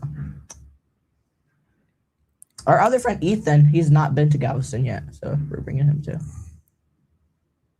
Mm-hmm. We could bring another friend because we have 4 bunk beds. 4 beds that we can. It's true. So you wouldn't, yeah, that's right, Henry. So you would say it's an objective question. Like I have to use the restroom right now. Objective answer. I have a really fast metabolism. But when do you get a chance to eat 10 times a day? Like we'll be going live and he'll eat the whole thing. There's all the evidence is there. I have to use the restroom right now. I believe you. Objective. Yeah, that's a word. Yeah. All right. Objective. Yeah. I'll be back. I'm gonna go get something else. Rob, if you'd like to support the channel for food budgets and travel, you're welcome to. 28 days in a Vermont deck overhaul. That's so right. That's right. That's like a trivia question, right? Like how many months have 28 days? All of them, because they all have at least 28 days. Yeah. All right, if you guys are just not joining us, Jimmy just ran to the restroom, and it's me and Mario, and we are covering questions. And Jimmy was behind the booth, but we swapped. Yeah. So now we are entering round 4, Okay. and we will cover media, power, and manipulation. Okay. Manipulation. Media, power, and manipulation. We covered a little bit of this yesterday, but this is these are tackling issues from different angles. For me. Okay. Yeah. Rice So pudding. are we being manipulated without knowing it? Oh yeah, of course. Like just on microscopic levels in little nuanced ways every single day by everything, by our gadgets, by advertising. Outdoor advertising is huge too. Yeah. Isn't it interesting how like they cannot, if they leave a side of the building like blank, they've got to put an ad there. Yeah. Here is very common. Oh my god! Oh my god! Oh my god! What happens? He likes to open up the curtain to get natural light, and he opened it up, and like I guess Herman put like sheets out there. So there are sheets that are here, but there's a storm brewing outside. I'm gonna get those sheets in. Yeah, there's a storm. There's a storm brewing outside. Windy. Rob, do you want to leave a Venmo for us to show you the storm that's coming outside? We're in the raining season, so we're broadcasting to you from Mexico City, by the way. But Dag Overhaul said, "Oh my gosh, 28 days in every month." That's right. That's so right. Yeah, I would also agree that we are being manipulated without knowing it, because even the smallest things, or like the subtlest things, I should say, are the ones that are constantly pushed through media and social, it's everything. Yeah, like everything's about slightly manipulating our behavior in big ways and in small ways. Yeah, like the notifications that you get on your phone. Yeah, ads. Ads. I turn my phone is always on do not disturb, always. Yeah. Now, you could argue that it could be detrimental, but it's like there's so many different things. Even though I don't have a lot of apps, they're all wanting to notify so you can go through and turn them off. Oh my god! But then things have to get pushed through. So it's like you just have your main ones that are turned on. But it's like it's scary how much they want to keep you. Oh no! I flew down. Jimmy's joking because it's windy out there, and you can see the storm fronts meeting each other. It's starting to rain. I feel it. Hyrule, we're glad you're back. Hyrule, thank you for being here. 1984 is a great read. It absolutely is. Yeah. Isn't it interesting that like so much of the world now was born after 1984? Yeah. And that was like a depiction of the future. Mm-hmm. Yeah. Things like Animal Farm. Have you all seen crazy 3D billboards? The wind was so strong yesterday. I think I've seen them. There's like. I think that they also can cause accidents, though, right? Mark stands like if because you're like double checking like 3D billboards. Have you seen them? Yeah, there's some here. Oh no, in Times Square there was one. Yeah, but they can probably trip you out, especially if you're driving. Yeah. Like they can make you do a double take. It was so windy. And isn't the point for your eyes to be on the road? Right. It was so windy. You know those barrels that hold hold rainwater? Yes. One of them knocked over down there. Oh, really? Yeah.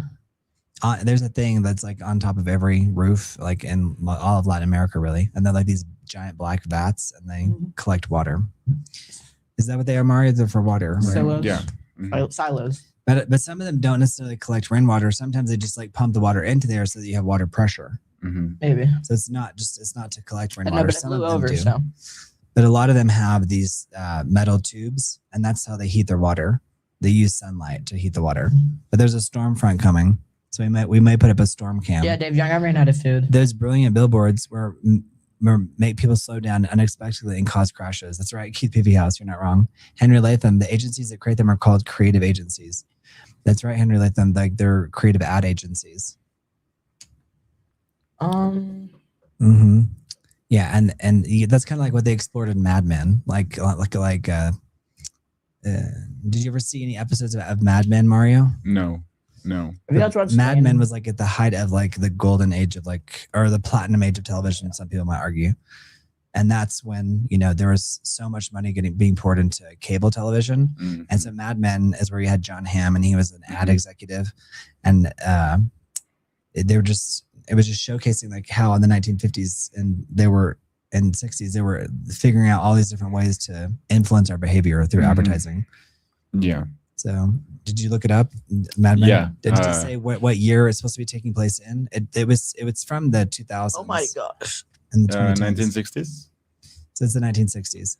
So this is after World War II. This is in the 1950s and the 1960s. Everybody's getting, home appliances. Yeah. Right. Like there's mass manufacturing of food. Yeah. And so it's like, the modern housewife has kind of already been established. Mm-hmm.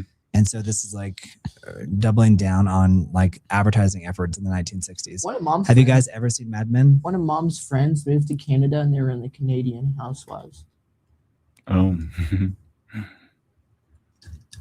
That's wild. Jimmy, is Drisman's questions above objective or subjective? Where? He asked, is advertising the most sophisticated form of art? That is subjective. Ding, ding, ding. Correct. Brent, have you read Allah's Babylon? I sometimes think we need a big EMP. Brent, have you read Allah's Babylon? I sometimes think we need a big EMP, like a big giant electromagnetic pulse. I don't think I've read that. If I read it, I don't remember it. But I know like there's, the idea. So do you know about the Tower of Babylon? Yeah. So let's pull it up so you can read it. Or I can read it. But basically the Tower of Babylon is like man was getting too close to the heavens. Yeah. Thank you, Henry Latham. But man was getting too close to the heavens. And they were creating the Tower of Babylon. And so God confused everyone and made. Let's just go to the actual barber shop and go and get a haircut because I need one. Because he's not responding. I'm worried they may have fallen into something. Fallen into something. Well, I'm speaking euphemistically.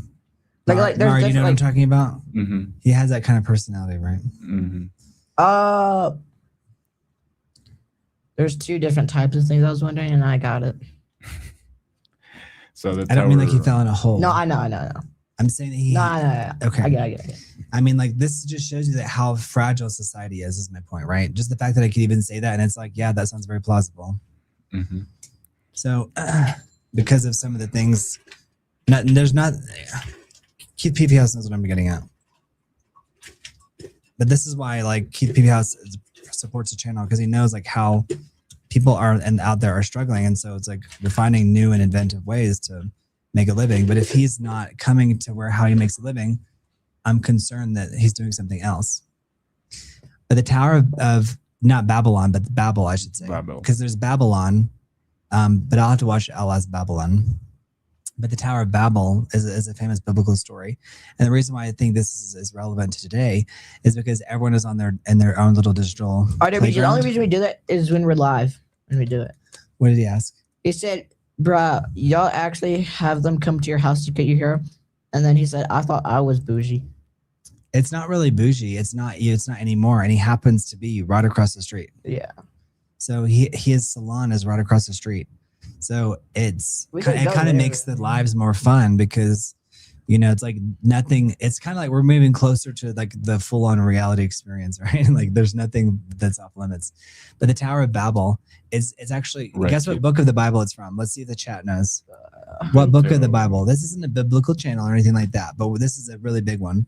Is it Deuteronomy? Nope. Oh, Genesis then. Can we go live with this? Yep. We can, but it's in Genesis. But you're right, Keith Vivas. I know you're talking about Babylon. I say we just go to the actual barbershop. Henry said that if you go, he can resume the quizzing for cash. Once I go get a haircut? Yeah. And then after your haircut, I can resume quizzing you for cash. Okay, come on, let's just go. Okay. Let's just go to the barbershop. All right, but the Tower of Babel, is actually from Genesis, if you can believe that. But it's from Genesis 11, 1-9. It is a biblical story of humanity attempting to build a city and a colossal tower reaching into the heavens in the land of Shinar or Babylon. So it actually is in Babylon. Yeah. Keep house. Can you believe that? The Tower of Babel is in Babylon. Interesting. But it's not, they're not one and the same thing. But the Tower of Babel is in Babylon, but it's in Shinar or Babylon. So that's why sometimes people's wires get crossed. But God halts the project by confusing their languages and scattering them across the earth. According to the text, and the generations following the Great Flood, all of humanity spoke a single language and lived together as a unified group. Rather than spreading out and populating the earth as God had commanded, they decided to settle in Mesopotamia. They began constructing a massive city and a tower to make a name for themselves, to prevent their community from being scattered. Reach the heavens, which symbolized humanity's attempt to elevate themselves to the status of God. Seeing their collective ambition, God came down to observe, recognizing that their unified power and singular language would lead them to limitless, unchecked pursuits. God confused their languages so that they could no longer understand one another. Consequently, construction ceased, and the people were dispersed across the globe. The city was named Babel, which sounds like the Hebrew word for confusion, but it was in Babylon or Shinar. And so this is the deeper meaning is about confronting human pride, the origin of nations and languages, and obedience to divine will. But doesn't that kind of sound like something that like an alien would do? Like, look at the rain's coming down, you guys. It's pouring. Oh, wow. Oh my God. And water gets into the roof here, you guys. So your super chats go towards our housing. So Henry, let them. Don't be too cruel with us about a haircut. We're going to get our haircuts. Let's go Let's put today. one of the cams on here. Let's just go today. Let's go right now. It don't matter. All right. I'm hungry. It is the Tower of Babel. It is the Tower of Babel, but I it's didn't in even. Babylon. I'm not even 10. You're Like, right. I'm 10% full. 1336. Like I'm just 10% Henry, full. I'm joking with you. All right, look at this rain out here. So we're 16 floors up, and there's these dark clouds that are above us. And they're building skyscrapers in the distance, which you can see. And Mario's setting the camera up, so he's about to cut to it. Avril Dalton says, eat a fruit, Jimmy. We don't have fruit. We have some fruit. We have No, we don't. bananas, things like that. We have frozen fruit.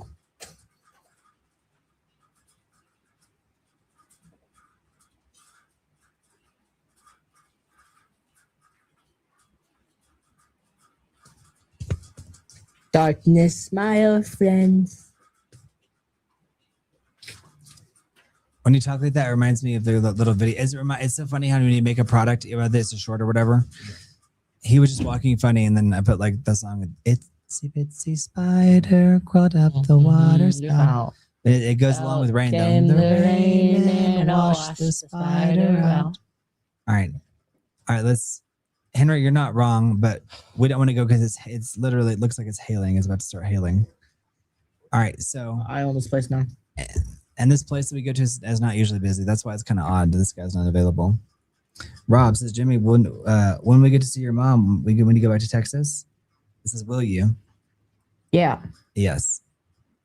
But not for long, because he's going to go to Galveston. All right. So this is Mexico City. It's raining outside. So if you're curious what it looks like in central Mexico City, it's surrounded by a mountain chain. So, but did we get the Babylon cleared up? It's the Tower of Babel, but it was in Babylon. Yeah. This is too much light now. Yeah. All right. But Rob, let's put Rob's question on screen. Yeah. All right. What's the next I question? ate some bananas, but they were huge. They were like this big. Speaking of that, I have a banana peel right down here. I should go throw it away. I think I already threw it away. Oh, never mind. You already threw it away. I threw it away like way this morning before he woke up. That's when I washed his socks in the sink. Mm-hmm. That's why I was laughing when, who was it that said that their washing machine turned off? I think it was Texas Rangers. The Texas Rangers fan? Rangers fan. So someone in the chat, it was Texas Rangers fan. Are you still there? Said that he couldn't wash his clothes because his washing machine was connected to Wi-Fi. Yeah. But I literally washed Jimmy's socks in the sink. Yeah. Not in the kitchen sink, but in the bathroom sink. Mm-hmm. And there's this inexpensive soap called Zote. Mm-hmm. And not to be, we're not sponsored by them, but it's called Zote. And you guys can look it up, but it's this giant pink soap. And if anyone in here is Latino, you probably know what I'm talking about. It's called Zote. Jimmy, are you Latino? Thank you. I'll get it.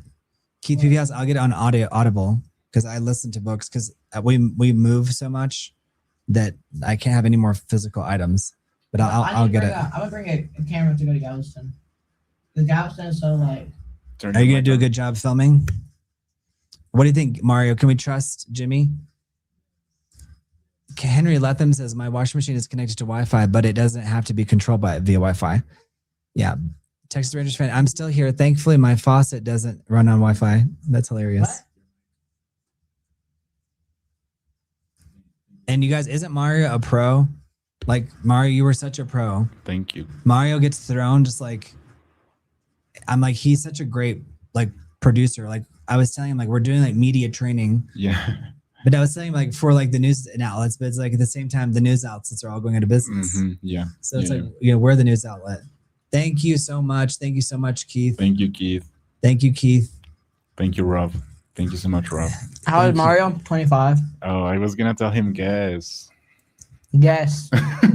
Guess. He's 25 months old. I'm 25 months old.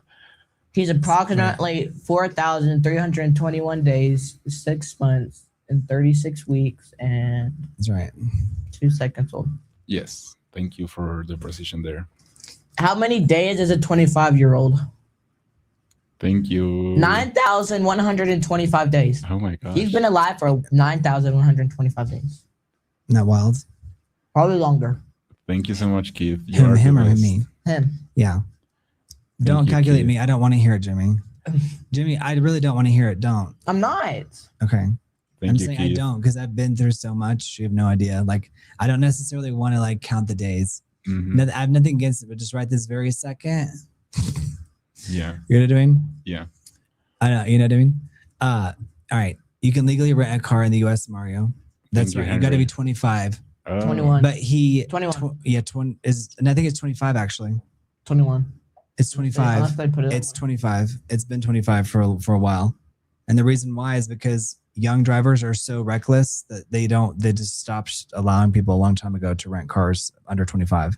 Mhm. But Mario can't because he doesn't have a visa. So you could in theory, right? Right. But again, this kind of gets back to like you can do this Mm-hmm. but that's why you guys your super chats all go towards helping Mario also get a visa because whenever we go to the US, we were doing auditions with Jimmy and I was like, oh, I wish Mario were here to help me. I'm on the process, guys. So Yeah. Thank you. Mm-hmm. Even if Jimmy doubles his age, he still won't have lived a billion seconds. Isn't that wild?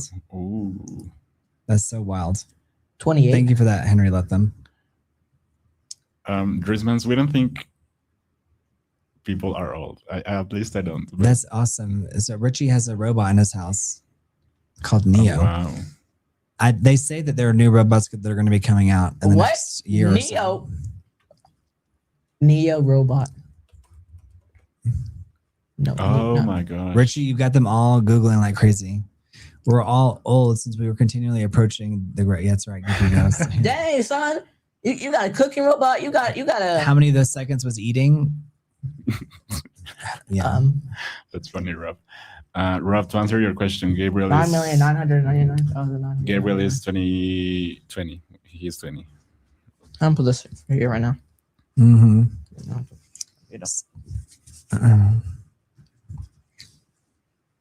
That's interesting. TGJ 907. That's an interesting one. Yeah, man. What age will there be the most people in the world?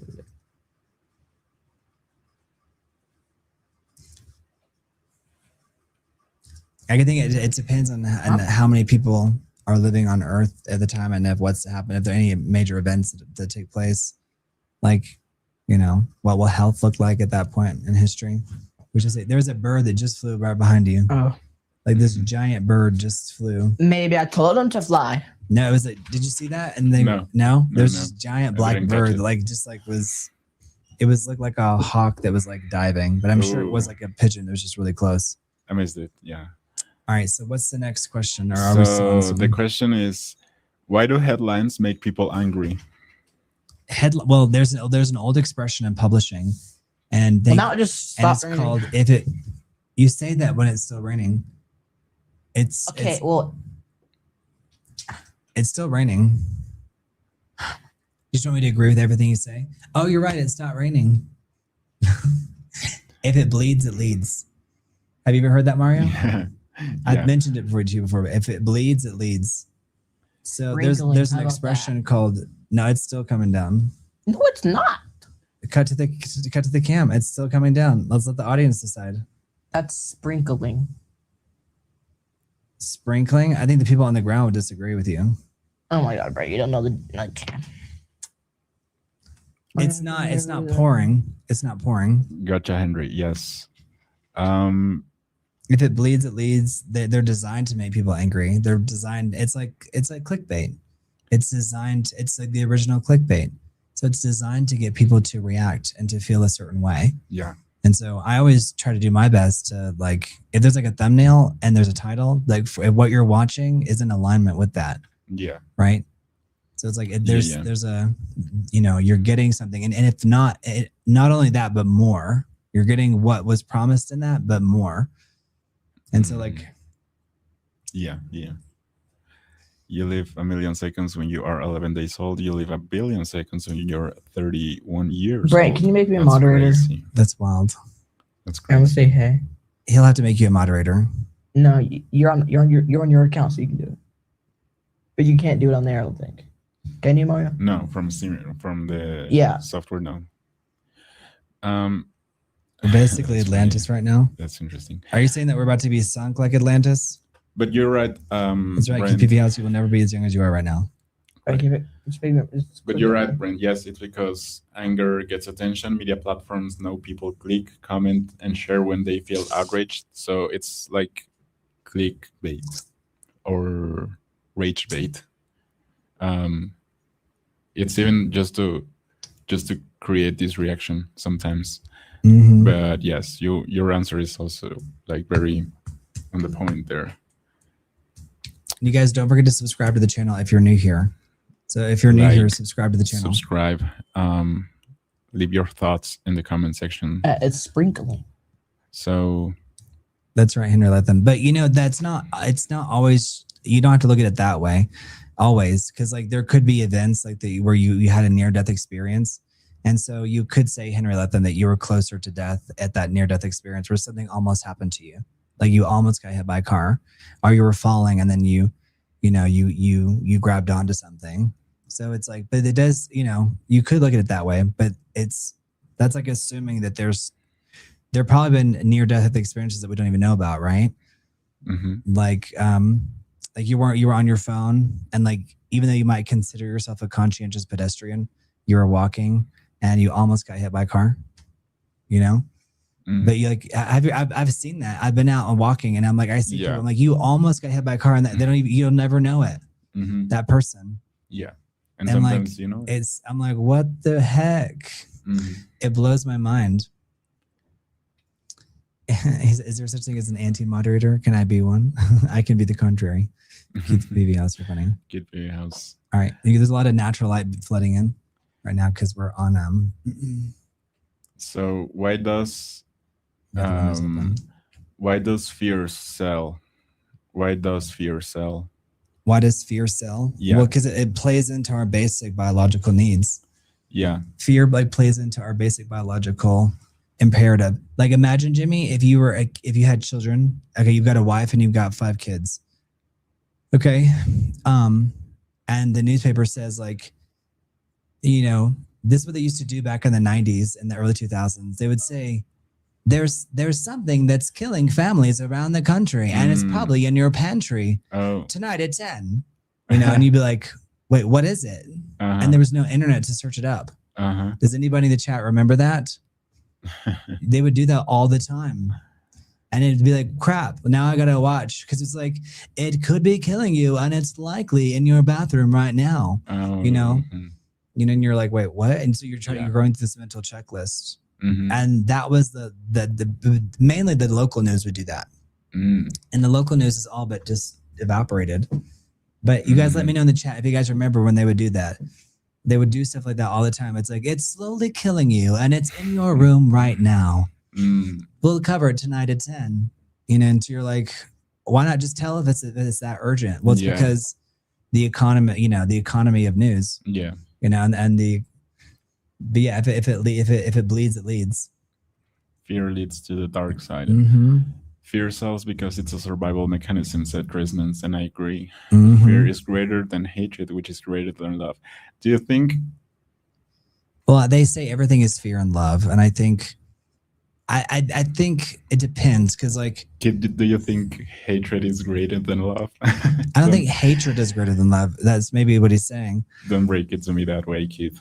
I think fear is there's only fear and love. Hatred is just a manifestation of fear. Mm-hmm. Hey, Backpack Matt. Hi, Backpack Matt. Hey, Backpack Matt. Thank you for being here. Thank you for being You here. guys don't forget to subscribe to At the least channel. it's not Don't forget to flooding up like the here video. anymore. Well, that's what we got to watch for up here. No, 'cause I'm we talking have- right there. It's right 10 here. o'clock. Okay, Do you know good. where your children are? What? Yeah, they used to say that on the news all the time. They would say, "It's 10 o'clock. Do you know where your children are?" And it was a way to signal to people, like, it was a real thing. Like, as society got more and more, there were more options for things to do. Kids, there was the arcade, there was the bowling alley, Mm-hmm. but now there's like a million different things. And before, you used to let your kids ride on their bikes all weekend Yeah. or after school. And back in the 1940s, 50s, Yeah. and- Small town used to do that. well, yeah, but that's a good question. So now it's like, as we're moving into the new millennium, like, as cell phones were kind of new, people were like, "It's 10 o'clock. Do you know where your kids are?" And it was a legitimate question. Mm-hmm. And I think that we were still asking those questions. Yeah. And I agree, Keith. I agree with that one. Hatred is louder than love. Yeah, sadly. Yeah. There's a real thing. literally nowhere for us to go. Mm-hmm. Yeah. Yeah. Hatred our is home. louder than love. That's right. Hatred is louder. There's a Mhm. difference. Now you can just text your kids to know where they are. Or you just can pull up the location. Yeah, I was just gonna say, or you could just This like is a trace live cam outside. the Look at these location. clouds, guys. But yeah, Venmo's fear. for city views. This is cool. Yes. But yeah, fear is a very, very primal emotion too, and so it makes people pay attention quickly. Humans are wired to notice threats as well, so Right. we tend to look, as Yes, Keith RWG. said, That too. uh, Or yes, yeah. to look at bad Basically, yeah. things more easily because it's like Mhm. they make more noise. Yeah. That's right. So it's interesting watching old restored footage. In the 30s, the streets are full of kids, and the more popular cars became, they seem to empty out. That's right, Chris. That's right. Drisman. I Watching old restored footage. Yeah. Kids, you see them everywhere. And now it's like, well, this is before video games. This is before, mobile devices. Yeah. And so kids, they went out into the streets and had fun. Mhm. But that also led to, there were like a lot more like juvenile detention centers, I think, Mm. because kids could easily get into trouble. Yeah. And that was like, there's a movie called Sleepers I watched a couple of nights ago. And it's these kids, they take a hot dog truck and they push it down like into the subway, and it crashes into a man, and he like ends up in intensive care. Mm. And they send these kids to this detention, and the guards end up doing some bad things. Mhm. And essentially the movie is about like revenge from the kids, but it's like the whole plot is like about like a total lack of supervision of kids in the 1950s and Mhm. 60s, Mhm. which is a real thing. The correlation between cars and detention centers is super interesting. Thank you for letting us know. US Get Strong. You can Ace tie 90. crime rates directly to liquid fuel. The graphs literally overlay perfectly. Yeah, Mhm. yeah, Christmas. Oh my! There was like, I don't know. We used to ride bikes, drink out of water hoses, and come home before dark. I might have So real, Keep PV House. That's so real. seen Yeah. a bear. Rob, you should see the movie Sleepers. I Rob. might have seen a bear in the woods next to our house with the neighbors.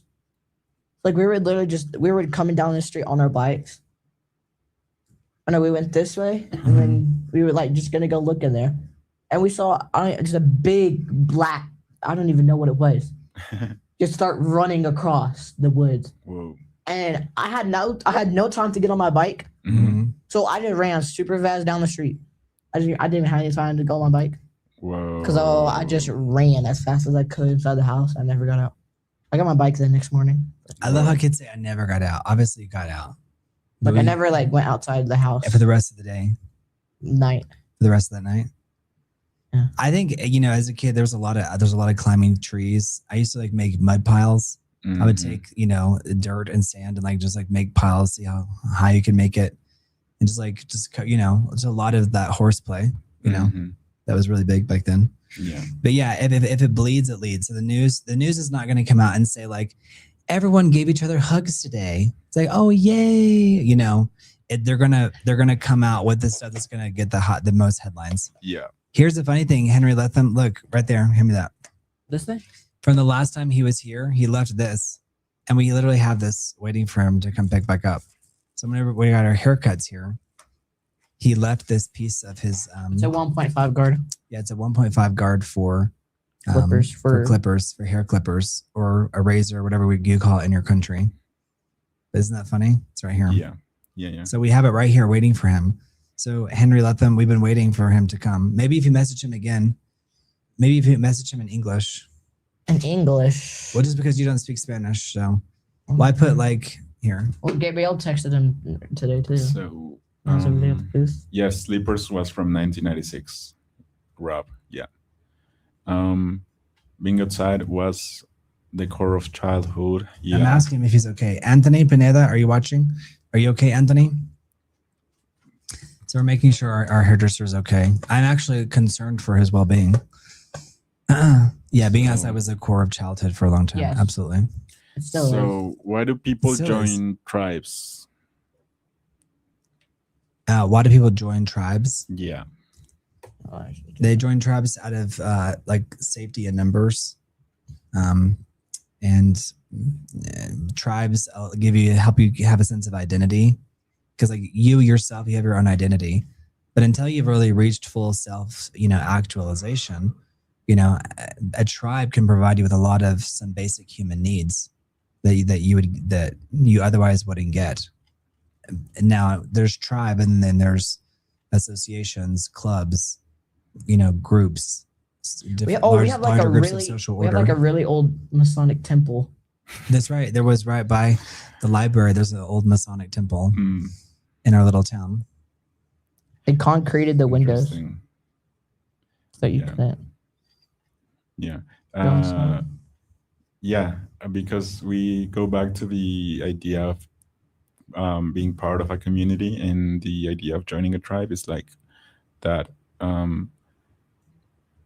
I feel like tribes make us feel seen and real, provide legacy, etc. Right, Christmas, yeah, and they also make you feel like Now it's starting to rain again. That you belong like somewhere. Rob says, Jimmy, do you need anything? Like what? I mean, a house. You could pay for his ticket to hit your round trip ticket to. They said they want to pick up in Galveston. There's no airport in Galveston. Or Houston, I mean. No, because we were gonna go to his house and they were gonna drive. It's only like 4 hours. All right, we'll see how much a round trip ticket is. And it only goes by. It goes by so fast because we just. So Rob, that would be really helpful. Actually, is for his ticket to DFW. That would be a huge load off for me. That would be a huge like stress reliever. A round trip ticket for him to be in to DFW and back. That'd be around like maybe 8 days. All right, so Jimmy needs a helm in Texas. That's right. That's true. Yeah, that is true. Tribes, another great classic. Okay, we got to watch the movie Tribes. Okay, but yeah, so you basically were explaining it, Mario. Yeah. Like why people need tribes. Do you have anything to expand on that? No, well, because. Do you have the dates for Galveston? They belonging, feel safe, and groups give identity, protection, and meaning. So yeah. What role do you guys think you would be good at in an old times tribe as a Christmas? And it's like, gosh, that's a great question. I want to go. What role do you guys think you'd have in old time tribes? I'd be the teacher. I would be the farmer. Listener. The what? The listener. The listener. Farmers. Yeah, like the person who's just learning and you basically nothing. You're like just sitting there absorbing information. You'd be like the wallflower. I mean, that's good to be listening, but I'm just joking because but you'd have to. The tribe would probably require you to have some function. Yeah. Like even if you're the jester, even if you're Yeah, the if one I that could get a makes house in everybody Texas, laugh. that would be so much. Yeah. I would need an instrument, or I'd be dead. I'm too small to be a hunter gatherer. LMAO. Yes, same thing. Same thing. Rob, if you go look on Zillow, Thank you, if you find Trismans. it, if you find a house in this town, Thank you, Trismans. we'll get it if you're willing to help us buy it, because that's where we're from. But since it's a unique term, is that can you see the town? Yeah. Okay, We can't because I see don't it, mention it because it's such a conflicted area on the other half of the world, other side of the world. I don't mention it, so I just say our little town. Would you rent a house or buy it? I don't know, RWG. I Probably mean, there's rent it nothing at wrong with first. renting. Probably I mean, rent it if at we first. can buy it, Lease let's it, buy it. maybe? No, because Every time I hear little town, though, you know it comes to my mind, right? Little town full of little people waking up to this town they don't got no little people, they got big people. But what? Let's see if people know what that's from. Little town full of little people waking up to say. I'm not going to finish it because it'll give it away. Goodbye. Not goodbye. Let's see if Hello. someone's going to know that, because that is such an iconic. Even just a few notes, someone will know it.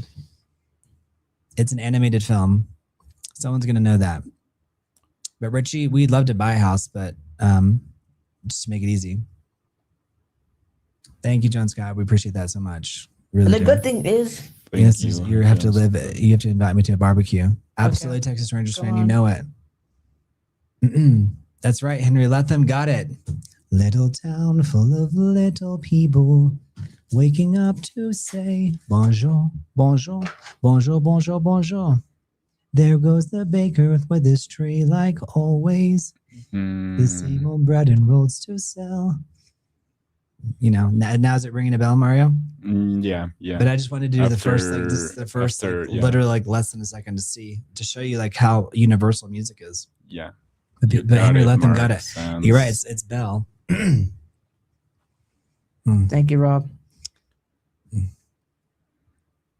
It's a really great way to start the movie. They could have called the movie Bell. I mean, because it's really Rob about said I have Bell. a beach property for sale, and if it sounds, I can help you. Thank you, Rob. That'd be amazing. Brent, when you moved to Mexico, did you already know people there? When you move somewhere, maybe soon. And how do you meet new people when you move somewhere new? Maybe soon. I'd already had an apartment, but I wasn't planning on it becoming a permanent home.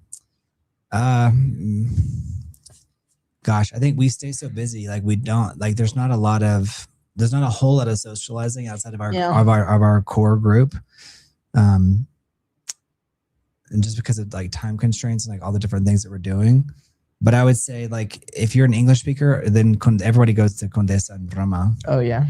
Like people are always telling me like, I'm shocked that you don't live in Roma and Condesa. But it's a great way to like never have to speak Spanish, I think. Yeah. So not that you wouldn't, but I think that's what the trap that a lot of people fall into. Bell, yeah, people love Beauty and the Beast. Bell et la Bête. Because it's kind of talking about like It's for sale for small-mindedness. 1.3 million, but after capital gains and paying the rent, I might be left with $1 million. If I'm lucky. Rob, have you not had it for that long? Because don't you only have to pay capital gains tax if you had it less than like 10 years? Thank you. But either way, that's still a pretty penny, Rob. Yeah. Yeah. Thank you. That Keith. and our town could buy. Little people. Oh, that's just crazy. Yeah. I could buy. Yeah. All right. Next. Why do people defend their side even when it's wrong? Why do people Wrong. defend their side even when it's wrong? Yeah. I think it's because there's this idea that you got to defend the people that you're with, and oftentimes people don't know that they're wrong, right? Mm-hmm. And this goes into the things that took place during World War II, and people not speaking up. And we talked a little bit about this yesterday, or a lot about it, the banality of evil, Mm-hmm. and how that evil can be inaction. It doesn't have to be like an overt action, and that's Kate Winslet won an Academy Award for playing that character in The Reader. Mm-hmm. And this guy read to her because she was illiterate, but she was. It's a tax she that the was federal being- government charges you for the profit. That's right. But if it's your homestead, And if you've, but Capital it's gains because goes away it's after his. 2 years. Yeah, but if it's like a beach house, it may always apply because it was never your like primary residence. So that may be part of it as well. Mario, that's something for you to learn too, capital gains. Because whenever you like I know a lot sell about real something, you estate. get money. So it's like they tax you because your property increased in value. So you have to pay like a capital gains tax. Like above and beyond the normal tax. Okay. Yeah. I think You don't have to pay for it if it's your primary residence. But do you know what, Rob? You actually do have to pay for it if it's your primary residence, if it's less than a certain number of years. And I know because my sister Jane they were debating moving because they weren't quite sure if that's where they wanted to live, but they couldn't because of capital gains. So, well, Brent used to be a real estate. Used to be a. That's right. Yeah. Can you believe that? Isn't that wild? And our mom is too. Yeah. So, Rob, if you haven't lived in your house for very long, the government will still make the argument that you bought that house and that you're moving because you just wanted it to appreciate, just to flip it. So even if that's your primary residence, but you're right that after a certain number of times, so capital gains or purport tax in Texas and California sucks. Oh, yeah. Tell us about it. It just land subdivided into 4 lots. It does get convoluted. All right. Jimmy just eats the capital gains. You're right. All right. I think we defend our sides when it's wrong because of ego, and being right often matters less than staying loyal to a tribe. Literally the politics playbook. Very good. Texter in fan said, Jimmy, I can help you buy a house. I have a hammer and a screwdriver and pliers, so I'm fully ready. Build. Huh? Build. Yeah, build. You said buy. You said buy. Oh. But yeah. I know, that's why I was like, wait, a hammer? Thank you, Texas Rangers fan. Yeah, and listen, it's like that movie Life as a House, which is a sweet film. I have a house that's like perfect in our town. Jimmy has a is it for sale still? It's a really good house. You got to see if it's still for sale. I've got Nell said Keith PB House. Keith PB House, do you have like a workshop? Okay, it is. It's still for sale. Thank you, Keith PB House. Yeah, it's still for sale. I put the link in the chat to the house from Zillow so people can see. When he wants to buy us a house, you can surprise us. Rob is going to he's put the link in there. Let's see if it'll let us post it. Perfect house. There. Did it post? Yeah. No, I don't see it. Do you see it? No. No? All right, what's the address? Okay, I'll just copy. I actually have a full wisdom. You do, Keith. Rob, yes, it is. What is a wisdom? Not full wisdom. It deleted, but Kathy Bates, A Home of Our Own. Oh, that's a good movie. There's a gift tax, but there's like a one-time gift tax, or there's a one-time, you can make a one-time gift to certain family members of up to I think $10,000, and you don't have to pay tax on that. So it's interesting that the whole concept of tax and how that I works. just put the address in. Yeah. So look at that house there. On Zillow. Put on Zillow. Yeah. So that's the house Jimmy wants. Good name too. 555. It's like whenever they have a fake number in a movie, it always starts with 555. Yeah. Did you know that? They always use 555. It has good land. It has good everything. Maybe Rob can come through for us. Let's see. Good. It has a pool. Maybe Rob and Keith and Henry can all pull together. All right. So yeah, that I think we answered it about why people defend this side even though they're wrong. Yeah. Because and Mom could just be our buyer's agent. Mm-hmm. Because admitting your group is wrong can feel like betraying your identity or losing status. Mm-hmm. Yeah. It can be more painful than admitting that you're wrong. It's like, this like can be. And that's the sad thing is up to 19,000 now, Brent. What are you talking about? The gift tax. Gift tax? Oh, they increased it? What's gift tax? There's a gift tax. Like if you give something to someone else, like that's of a certain monetary value, like you have to pay taxes on it if it's above a certain number. It may depend on the state, but it used to be 10,000. Someone's saying it's up to 19,000 now. Rob, listen. Yes, it is. But it's perfect. Houses are big there. He's dreaming big, y'all. He's dreaming big. Listen, it's 1.5 acres. It has a pool, a garage, Mhm. 5 bedrooms. Yeah. Yeah. Well, yeah. Oops. So we have the skyline here, since Jimmy cannot be alone on screen. But RWG, bet you want to buy it? RWG, listen, hey, RWG. RWG literally just said, bro, 675K is light work. a 14-year RWG. Roboto. Start with 6'7"? Is that what I noticed? 6'7". Did anyone else catch Our that? house started with 6. Oh my. Maybe that's a sign. Maybe That's a sign. 6'7". That house is actually, it's 1.5 acres. KBL, that'll be 55. That'll be 5 million where I live. 55. Probably. Yeah, you see how much house you get from Texas? Yeah, in Texas, you get it. You can get a. So there's another house, but we don't want it. It's not even. It's like 1.2 million, and it's huge. It's huge. It has an elevator. It has an indoor pool. It has a humongous living room. Mhm. The kitchen's huge. 2-story. It's huge. That's nice. Sounds nice. So, That's the house that I really want, guys. thank you guys for. Like I watching. saw that, I saw it, and I was like, "Oh, that's amazing." Now, why are algorithms so powerful? Algorithms are super powerful because they kind of decide what we see and don't see. Yeah. So it's more of like, you know, your initial behavior.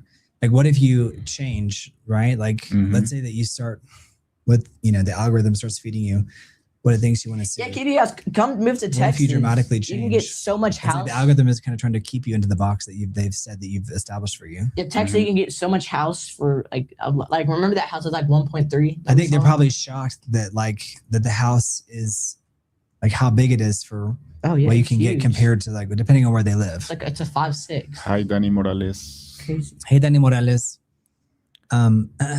Where are you from, Drismans? Are you from the PV UK? house, it's harder than you think selling because there are a lot of people in that pond. RWG said Trying to that's sell. actually so cheap for that size house. I know. Exactly. And So- it has 1.5 acres. It's because it's far away from like it's 2 hours from Houston. It's 2 hours from the 3 hours away from Shreveport. Houston. well, it's a little over 2 hours away from Dallas. Yeah, 2.5 Shreveport and hours. Houston. So it's like equidistance away from major cities. So it's quite a drive. RBG, yeah, that's. So it's away from a major airport. But it had the good thing is that's a small town, so you can literally do almost anything. They won't even. Keith PV House is like, I should sell property. I should You sell should my move- property you and should move to there. Texas. Oh, you want to move there? Yeah. I thought at first I read that you wanted to sell property there. No, you would like it. I think you'd like it. I mean, Yeah. it just gets really, really hot. That's And if really, really cold. It gets really, really cold. So if you're gonna move to Texas, that's the Jimmy, my one thing battery, people my don't iPad understand. went out just as I posted 675,000. I never heard what you said after that. 4,400 square feet is enormous. Yeah, but it wouldn't just be us living in there. No. Living there. No. Wouldn't just be us now. And it would be like a live stream house, you guys. Think Yeah. about it. And we There's bring a- Mario to there's a- come live there's with a us. gym. There's a gym room that we can just renovate that.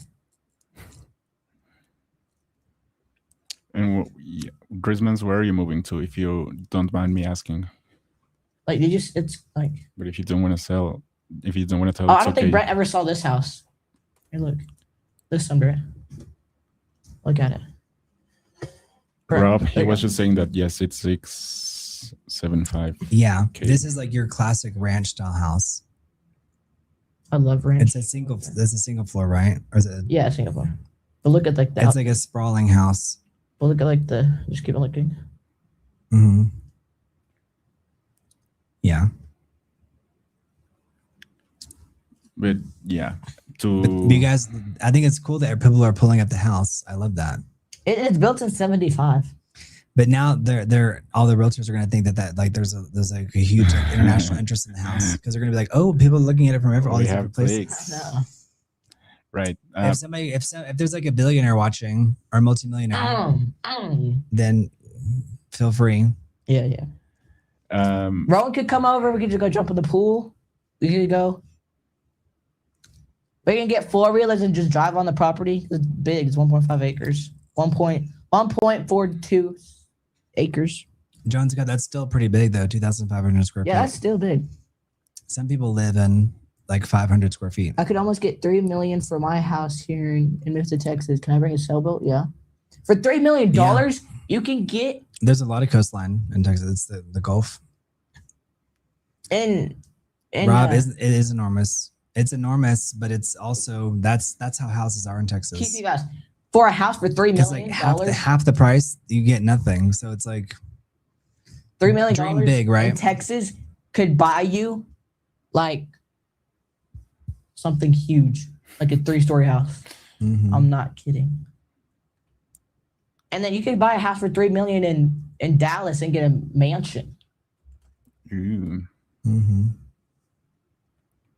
So houses aren't moving well. I made my seller eat all the closings. But did you guys know that after everything that happened with the fires, so just we're not alone. The California Department of Insurance has it's suspended State Farm's license and leveling like hundreds of millions of dollars of penalties on State Farm. Just so you guys know. Interesting. So State Farm is undergoing severe regulatory scrutiny following massive mishandling, underpayments, and delays from the 2025 Los Angeles County wildfires.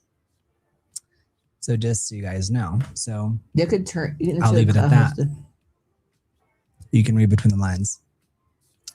All right. Yeah. So yeah. This is Rob. think about it. If you're a company that big and they're suspending they're revoking your ability to practice. Mm-hmm.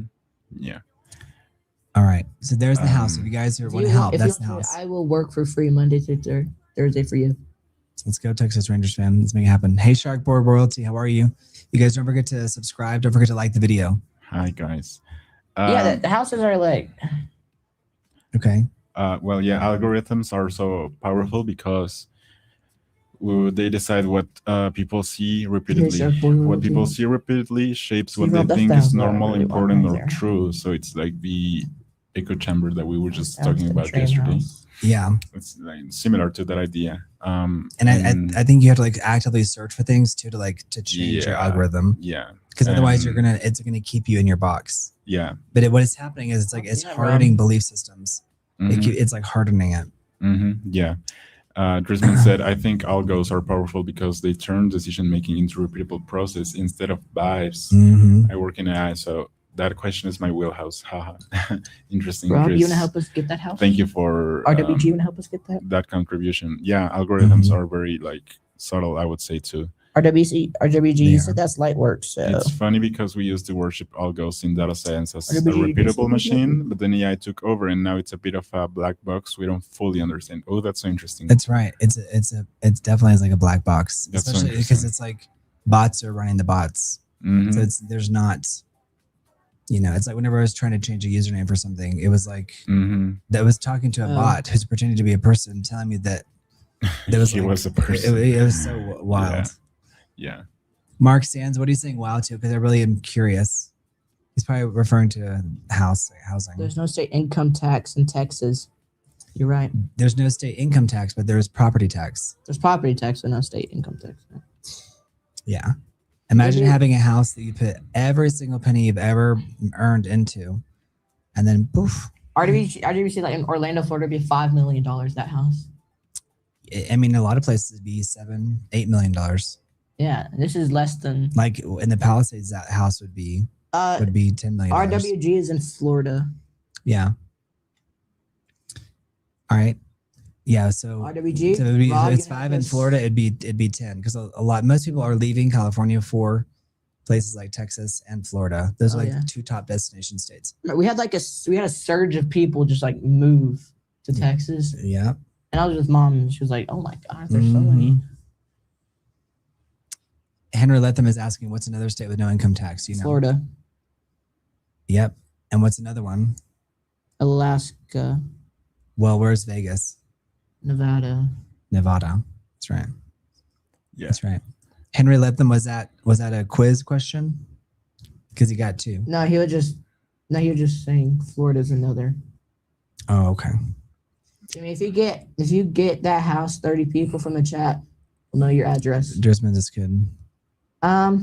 Alaska is correct too. So he got That's a several. good question. All right. So what's the next question? Why does I'm just gonna read this comment. Drisman It's so true. Yeah, that's Yes. good. social media algos are surprisingly simple, which is why they get dangerous. They basically find users that engage into similar content you do, and just correlate that way, which creates echo chambers. I was mentioning that because we yesterday covered the topic of echo chambers, Absolutely. and so yeah, you get trapped into these Echo chambers.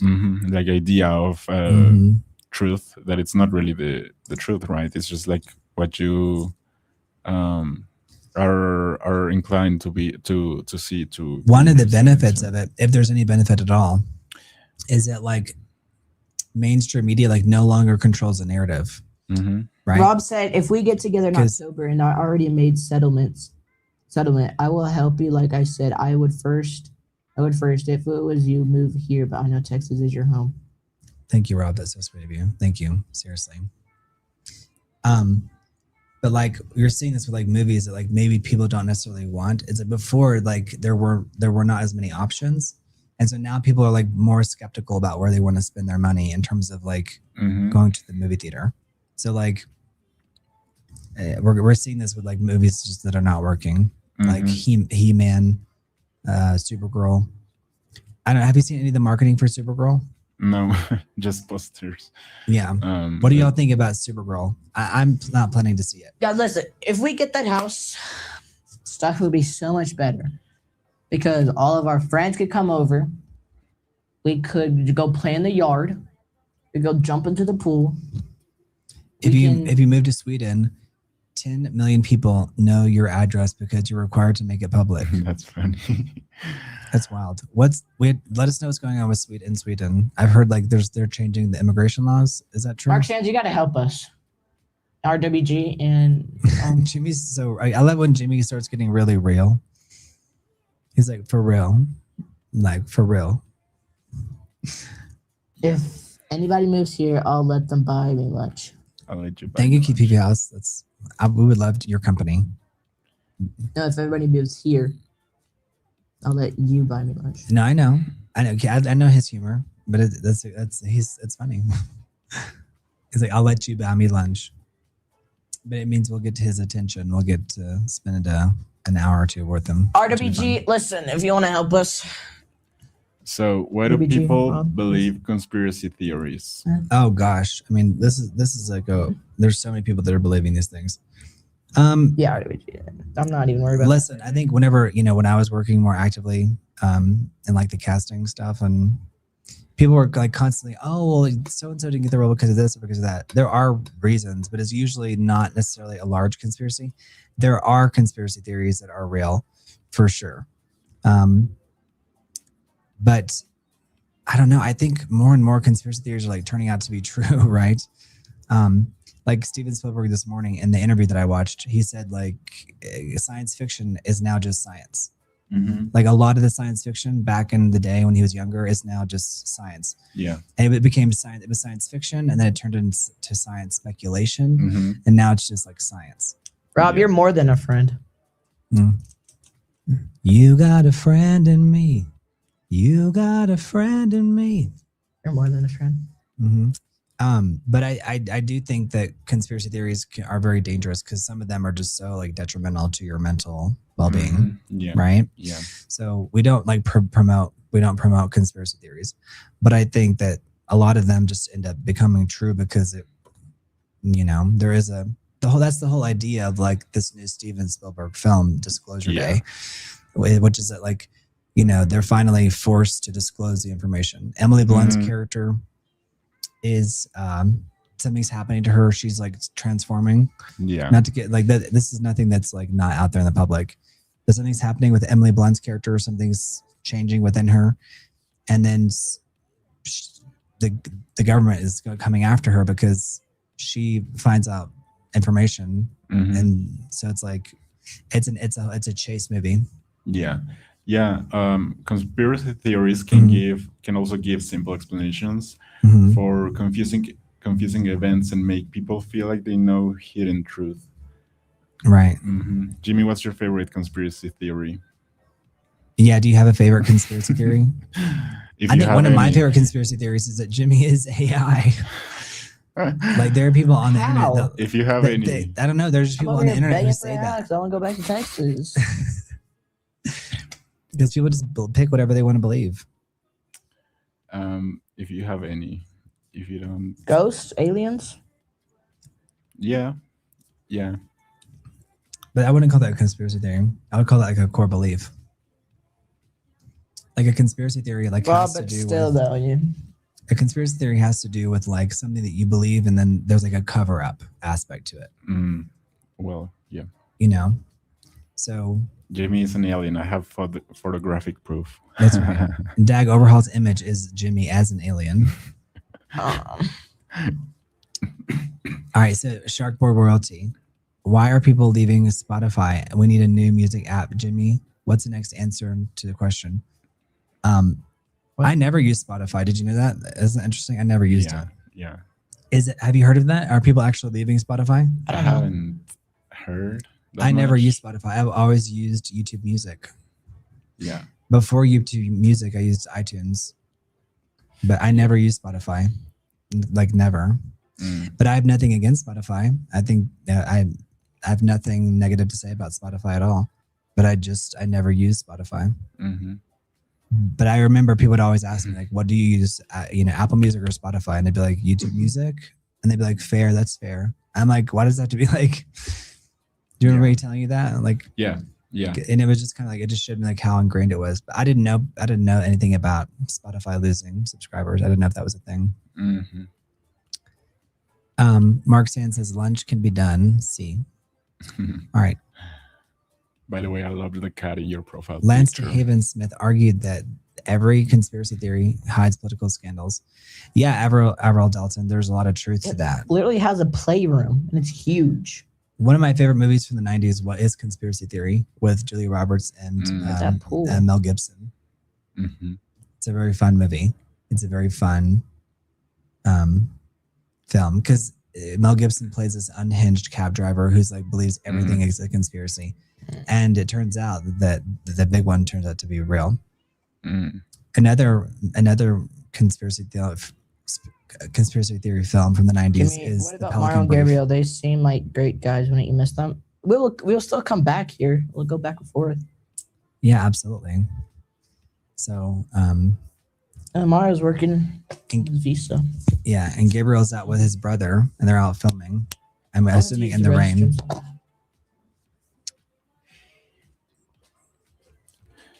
Despicable Me 2. Okay. I'm sure that'll do well. Jimmy, what about Mario and Gabriel? Yeah. We're living day to day right now, Rob. All right. So what's the next one? Why does propaganda work? Why does propaganda work? Yeah. Gosh, I would say that it always pulls on something that you already believe and then it builds on top of that. So propaganda, it wouldn't function if there wasn't like something at its core that tugs on a core value or a core belief of the spectator or the person consuming the propaganda. Yeah. And then, you can build on that. Yeah. So it's like, women are good. So therefore, it could be like good propaganda, like we talked about Rosa the Riveter, right? So it's like women contribute to the household. Well, now that we're in World War II, the women needed to go into the factories and to work. The same thing happened in Britain and in mainland Europe. But that was not, there's good propaganda and then there's propaganda that's more manipulative, Yeah. So it can be like, you can push anything. Yeah. And so it works because Okay, Jimmy, my next it repeats emotional messages. It simplifies messages as well, controls narratives, and makes people feel part of a cause. So yeah, that's a big part of it. Is like making people like they're part of a unified effort. Yeah, and we've talked about this idea of forming communities and being led and everything. So right. That all plays a part. Yeah.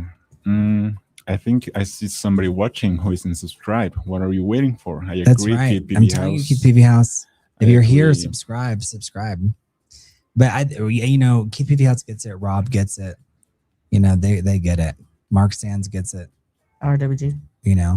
Richie, do you get it, Richie? Like, so when you lose everything, you're kind of like, okay, well, all your shame is out the window. You're like, okay, I'll teach this kid live, because it's first of all, it's interesting. It's fascinating to watch a 14-year-old learn these concepts, to see how much attention they can put towards a certain topic. We can probably turn that light down a little bit since he has this window open. And I don't know. You let me know if it's too dark. It's nice. Yeah, Mario and I both like that moody, noir. Rob, I'm look. here. I think you're behind a little. Yeah. Guys, moderators can help us out, please. I cannot remove comments from here, but oh, never mind. So yeah, propaganda. It just makes you feel part of something bigger. That it can, take a half truth and then spin it into something else. Yeah. Propaganda is everywhere. It's just part of it. Yeah, it's just part of it. Thank you, Richie. Thank you so much, Richie. I think. What do y'all think about us doing later a video on this idea of toxic fandom? Yeah. I don't believe that there is such thing as toxic fandom. I think it's more I think it's propaganda pushed by Hollywood. I know because I worked there for decades. Yeah. But it's like where audiences are really passionate, because they would not be speaking about something if they really weren't. If they didn't love the original product that this derivative product is made of. Yeah. And I think an example, or even ancient stories like the Odyssey. I don't think it's toxic fandom. I think it's just not understanding who your audience is. Yeah. And so you're further alienating said audience, and it's creating a situation where it's now you just pissed off everybody who was gonna see your film in the first place. Rob said, "Get what?" I missed what you said, Brent. That's funny, Keith. Keith said, "I wish I could remove comments. Half of them would be likely be mine." You're good. No, Keith B. House, we love your comments. Yeah, we love you, Keith B. House. Thank you. You guys, thank you for supporting Jimmy's food budget. Because as soon as we're done, he's gonna go eat. So subscribe, make sure you subscribe. Make sure you subscribe. Make sure you like the video. Yeah. Why do people trust influencers? I think it goes back to having a face, having a person who's embodies a product or a lifestyle. Yeah. So I think the word influencer is kind of going away. Yeah. I mean, and it's more like creator. Yeah. Or personality. It's even the word celebrity. A lot of times people to use the word media personality. But I think people can see there's a whole functioning person. People see that Jimmy eats, sleeps, it gets rowdy, right? So if he endorses a product, it's well, I'm a human being too.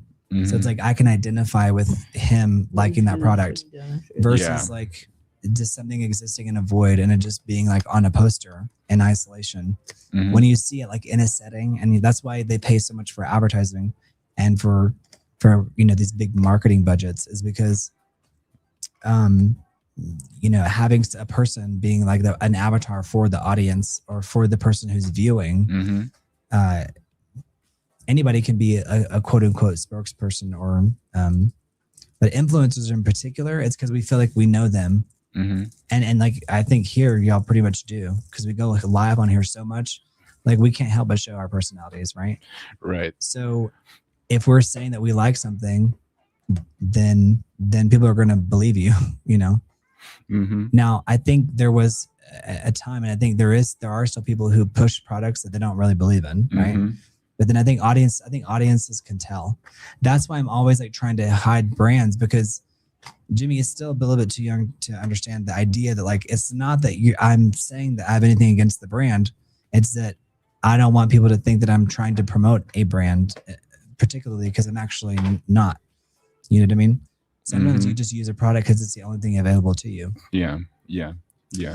But if there's a multitude of options and someone is selecting a single product out of a whole group of products, then an influencer can have a tremendous influence on whether you buy something or not. Decisions. Yeah.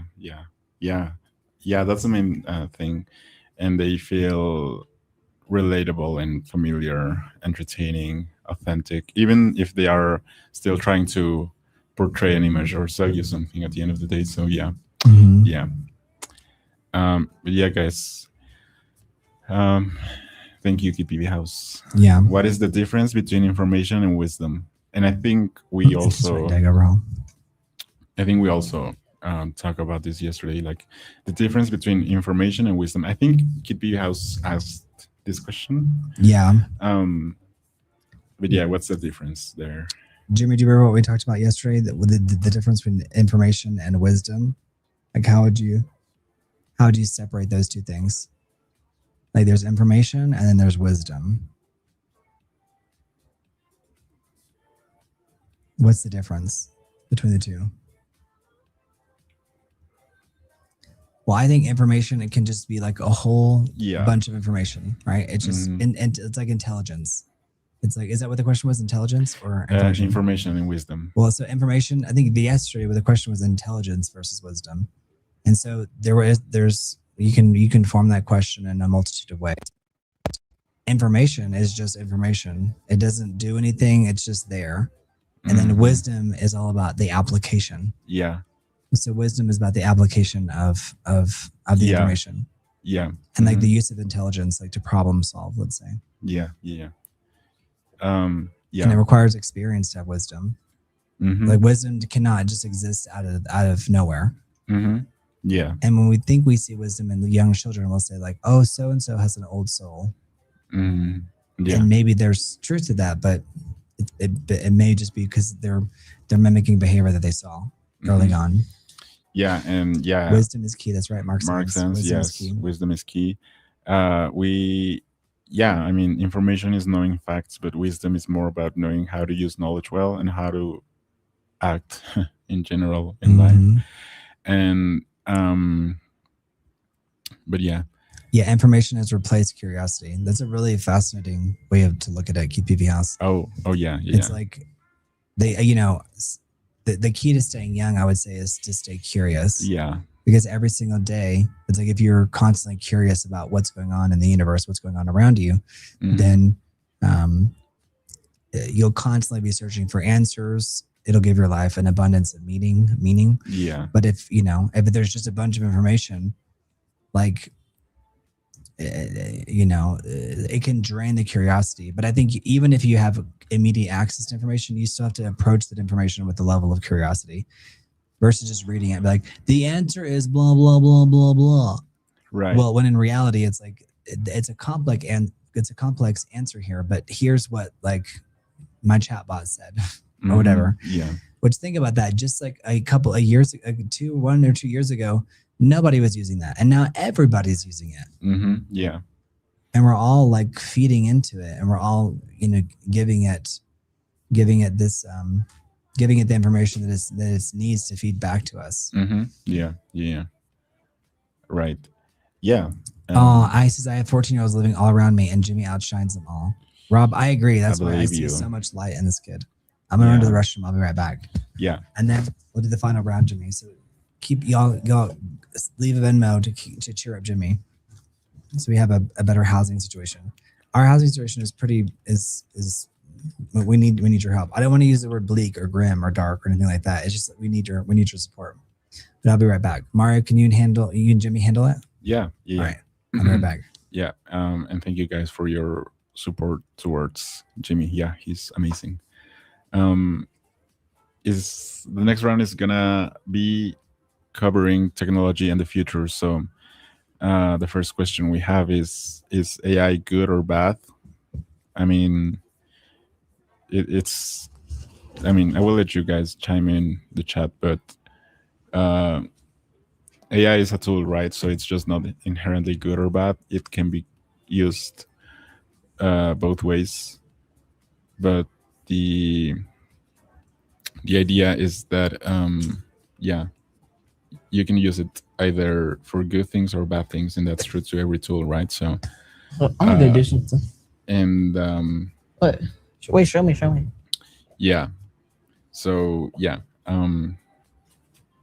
That's another argument, Mark says. Yeah, if it's good if you use it for that reason, right? So, but yeah, I think it's just the way in which you use it, and the way in which it's applied to. And there's the live Jimmy cam there.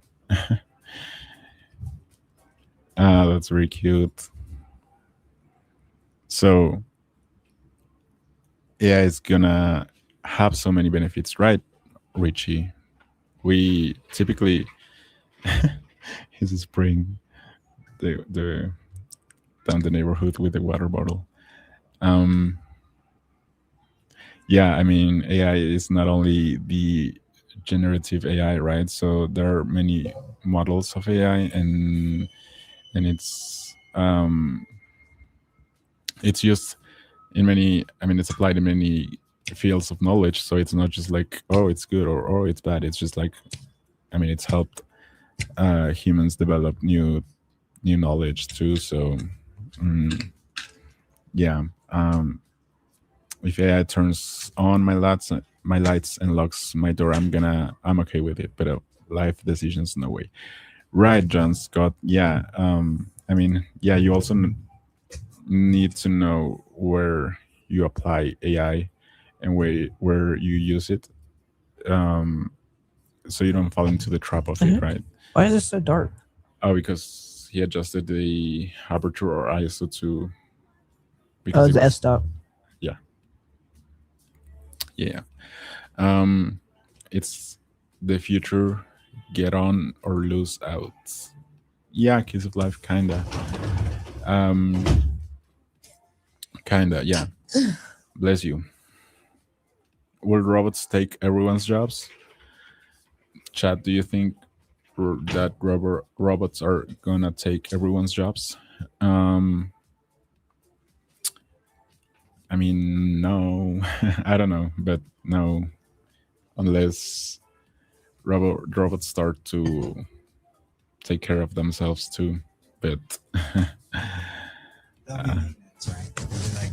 yeah, like the technical. But I think robots will provide maintenance to the robots. I think that's an inevitability as well.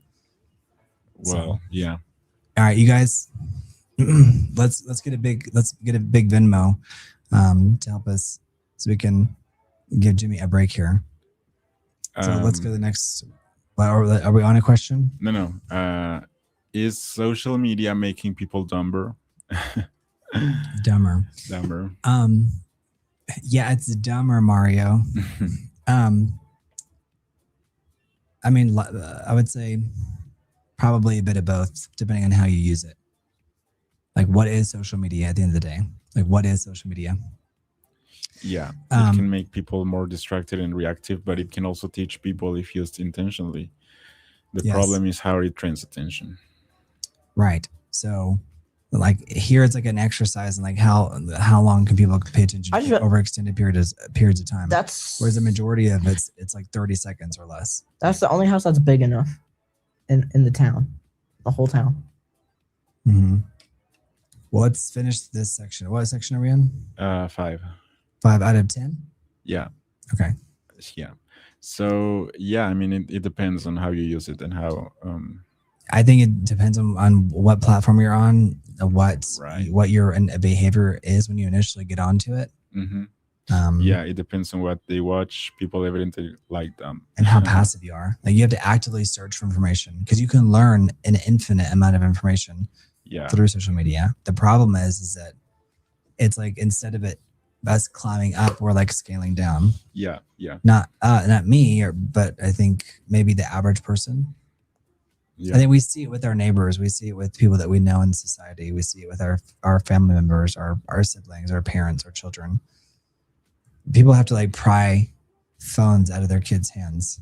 Mm-hmm. Yeah. You know, that's like the number one punishment now. It's like, I'm taking away your phone or your access to the internet. Mm-hmm. And so many kids now have like a second device that they've hidden from their parents. It's like a phenomenon. Yeah. Like any extra money, like they know that the parent may take away their primary device, they have a secondary device. Have you heard of this, Jimmy? Is there a term for this? Like the second phone phenomenon? Like the parents take away the primary phone and then the kids already know that if they get in trouble, they're going to have that phone taken away. So they don't let the parents know that they have a second phone that they've Interesting. they have, Yeah. or a tablet or whatever it may be. Yeah. Interesting. Mhm. Yeah. I mean, Books used to be considered bad for kids. Mark Sands, you make a good point. yeah. But I don't think all books were considered bad for kids. I think it was like certain books, right? Like the idea of banning books. The problem is now, before people read one book every few months, or maybe let's say a book a month. Now people are watching like thousands of videos in a day. Mm-hmm. They're getting thousands Yeah. of videos in a single day. Yeah. Swipe. Yeah. They don't even finish the video. I see little babies holding phones. It is, That's Richie. right. It's not Kiss of bad. life. Right. Yeah. Richie, did you leave a super chat on Jimmy's channel? Yeah. So Let us know. the next question is, why is TikTok so addictive? Well, I don't have it, but I know that I had it for a day. And I just to test it out. And it was wild, like how incredibly effective it was at feeding you like videos like it knew you were going to become immediately addicted to. Mm-hmm. So I immediately deleted it because it was like too smart. Mm-hmm. It like sending you down a rabbit hole of like, you find this funny? Oh, you're going to love this. Oh, then you're going to love this. Yeah. And so unlike, because isn't TikTok, everything is vertical, like nothing's horizontal. No, you can turn it horizontal. Yeah, you can, I guess, but it's a natively vertical platform, right? Like it's very few and far Jimmy, between. you got food money? You got some food money? It's very few and far between, No. like the content that's like long form and designed to help you have an attention span over an extended period of time. Mm-hmm. So I just refer to it as the TikTokification of the world. I don't know if that's even a term. I just use that term. Has anyone else ever said that? Not that I know, but I'm always saying like that. It's like we've all been TikTokified. Yeah. Good morning, Bituhuka. Good hey, morning. Bituhuka, how are you? Good morning, Bituhuka from Finland. Yeah. So I guess to keep Mark them Sands quiet. has no thoughts. Yeah, I understand. It's like some people have to Reflections. keep their mouth shut about certain topics because it's like they're still kind of on the fence because every tool, it's like how you use it. You can use a hammer to build a house or to whack somebody. Yes. Yeah. There's a Lady Gaga song where she's like, a brick, can build a house or sink a dead body. Mm-hmm. It's a good line. Yeah. So every tool can be used, just the simplest of things like a brick can be used for construction or destruction. Yeah, exactly.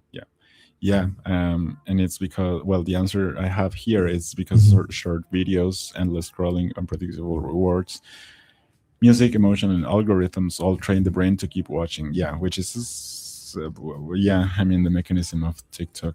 Yeah. Dual use technology. That's right. That overhaul. Now, is privacy death? Oh, Rob, thank you so much. I literally just did. Thank you, Rob. Thank you so much, Rob. Thank you. And sorry we missed it, but thank you. He said Jimmy. Thank you. Thank you, Rob. Thank you, Rob. Appreciate you so much, truly. Yeah.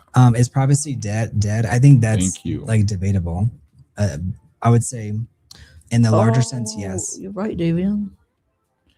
Yeah, I mean, it is under pressure, right? Because we've been like, we have been getting all these devices and things that are... He doesn't have a horse, no?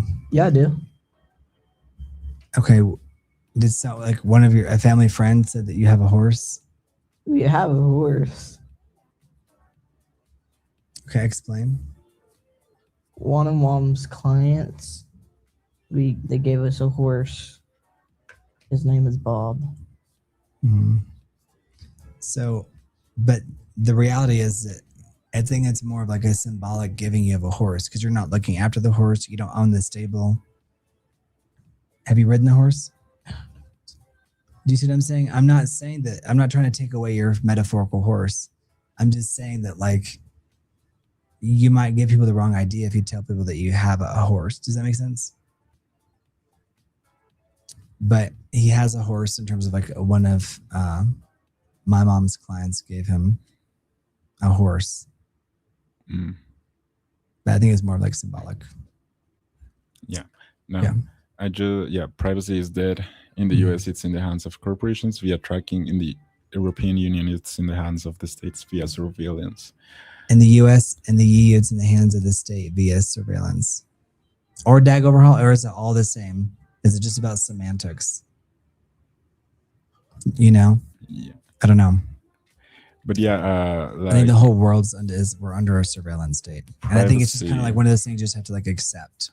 Yeah, privacy is under pressure because phones, apps, cameras, and data systems track more of human life than ever before. Yeah. Shark Boy is asking you a question. He's saying, can you sing? Right. Yeah. So, No. will kids in the future be smarter or more distracted? What do you think, Jimmy? Will kids in the future be smarter or more distracted? Depends. Yeah, it depends. It depends. I think people have more access to information so they can make themselves smarter. Yeah. And then some people will just be more distracted. Maybe you could be both. You could be more distracted and smarter at the same time. That's probably a hard No, you're good, Rob. Thank you, thing Rob. to thing. Thank you, Rob. No, we appreciate any and all. All right. But yeah, I think a lot of countries, it's like the bureaucrats in those countries like to paint a picture of like what privacy looks like for them. The reality is, I think the whole world is kind of in the same situation.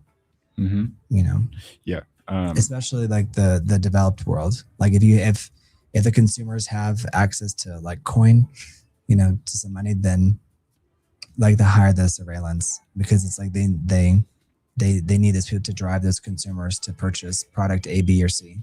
Yeah. Yeah. And We will, Shark. Yeah. yes, Shark Boy. Yes, we will. Both are possible. They may have more information, but weaker attention if they are not thought focus. So That's wild, Keith PBS. I noticed that like stuff disappears too. Mm-mm. mm-hmm. Is the internet real life? Is the internet real life? Jimmy, what do you think? Yes, David Jeng actually have. Have you seen the house by driving by this that I sent? Is there another house in the area? I think the internet is real life, but I think it's so many different things are real life, like going outside and climbing a tree. It's kind of like if a tree falls in the forest and there's no one there, did it happen? Mm-hmm. Well, you could flip the argument and say like the internet, so there are so many witnesses, it makes it even more real, right? Yeah. But like the most real things oftentimes are like private moments, which is why we love cinema so much. Mario and I are big into cinema. So is Jimmy. Yeah. For that matter. But in cinema, like you're typically witnessing these really, really private moments, things that there would never be a camera like this far from your face. Yeah. But those tend to be the most like poetic and like magical moments in terms of acting, not necessarily an action scene, but in terms of the actor having an emotional response to a situation. Because where we feel like it's a private moment and there shouldn't be a camera there. So it's like we're just privy, or we have the privilege of being able to watch something that's so magical and so powerful. Yeah. And so it's like that private moment that no one else would have witnessed otherwise is like feels more real. Yeah. For, you know, I mean, yeah, it's a part of our life. So I would say, yes, it's real life. But it's also like only a part of it, right? So it's like, yeah, I mean, it is, but yeah, it's like the idea that it's only a part of it. So not the whole. Are you hiding your face on purpose? So yeah. Yeah, it's just the idea that it's part of life. Yeah. And yeah, it is a part of life. Yeah. So, but because it affects us in real ways, such as emotions, money, and relationships, careers, reputation. Right. So yeah. Right. What should humans learn if AI knows everything? how to relate to each other more, Mm-hmm. like how to relate to each other. Because I think a lot of human relationships are deteriorating because of AI. Mm-hmm. So it's like human relationships. It's like it's so key for us to get along with each other more. But it Yeah. seems like technology in some ways is like the barrier. Like it's a bridge for a lot of people, but then in other ways, it's a bridge to people really far away, and it's a barrier to the people closest to us. Mm-hmm. Yeah, and yeah, I mean, we should learn more about the things, right? That makes us human. I think that would be my answer. But here I have: humans should learn judgment, creativity, ethics, communication, leadership, taste, emotional intelligence, and problem solving. Mm-hmm. Emotional intention is really big and really key Yeah. because like when things are just on the internet, if someone's just like leaving a comment randomly, Mm-hmm. you don't really know what the person means to say. So it's like your state of emotional being. You can interpret that in many ways. Like, oh no, it could be like, oh no, or oh no, Mm-hmm. you know. So you can interpret what you're reading or what you're seeing, and even if it's a video, in a multitude of ways. Yeah. So the way we interpret data has a lot to do. There's little birds out here. It's really beautiful. I can hear That are that. coming in after the rain. Yeah. And if you guys are here, don't forget to like and subscribe because Yes. we're about to wrap up. Yeah. But I think it creates more barriers like in private homes, but Mhm. it creates bridges to people really, really far away, which is Yeah. you know, that's the magical part is like building bridges. Mm-hmm. But parents are having to constantly like pry things out of their kids' hands or like put the video game down or whatever it may be. Mm-hmm. Yeah. Yeah. Yeah. Mm-hmm. Yeah. So, what technology changed childhood the most? Say it again. What technology or device, for that matter, changed childhood the most? What do you think changed childhood the most? Phones. Yes. Yeah, phones for sure. Yes. Because you hold them in your hands, They basically are everything, right? So yeah, they replaced your computer, yeah, like everything. yeah. So the phone and the internet together. They put the internet, entertainment, social pressure, cameras, and communication in every kid's pocket. Yeah. Yeah. Music. Because they're not everything. phones, they're everything. Yeah. I mean, They smartphones, keep, right? they keep adding. Yeah, they keep smartphones to be Yeah. clear. Not a rotary phone, not a Yeah. home phone. Yeah. These Smartphones. Yeah. Mm-hmm. Yeah. You got it, Richie. Yes, phones. Yeah. Thank you, David Young. Yeah, that's what I'm saying. Before we end, can we get a Venmo for Jimmy? Yes, because this Yeah, is the one more. last question This of is the the last round. one. The last question. Let's get a Venmo for Jimmy. Venmo or Cash App if you're international, you can use Wise. It's in the scroll. It's in the screen. Yeah. But Richie, you're not wrong. Yeah. It's phones, internet. Yeah. Mhm. All right, this is the last question. Let's Yeah. see. What scares you most about the future? That we may not have one. Mm-hmm. Yeah. Like that there may not be there may not be a future to Uh-huh. like receive to live in. Yeah. I think that's like the scariest part. Like beyond like the dystopian possibilities is like that there may not even be a human future. Mm-hmm. Yeah. That idea, that possibility. I agree with you. I think to me it's that, or that it's gonna be worse. Yeah, or like there yeah. used to be this idea, especially like pre the attacks in 2001. Mm-hmm. Like before that, like it did feel like there was this forward thrust and like everything was getting better. Mm-hmm.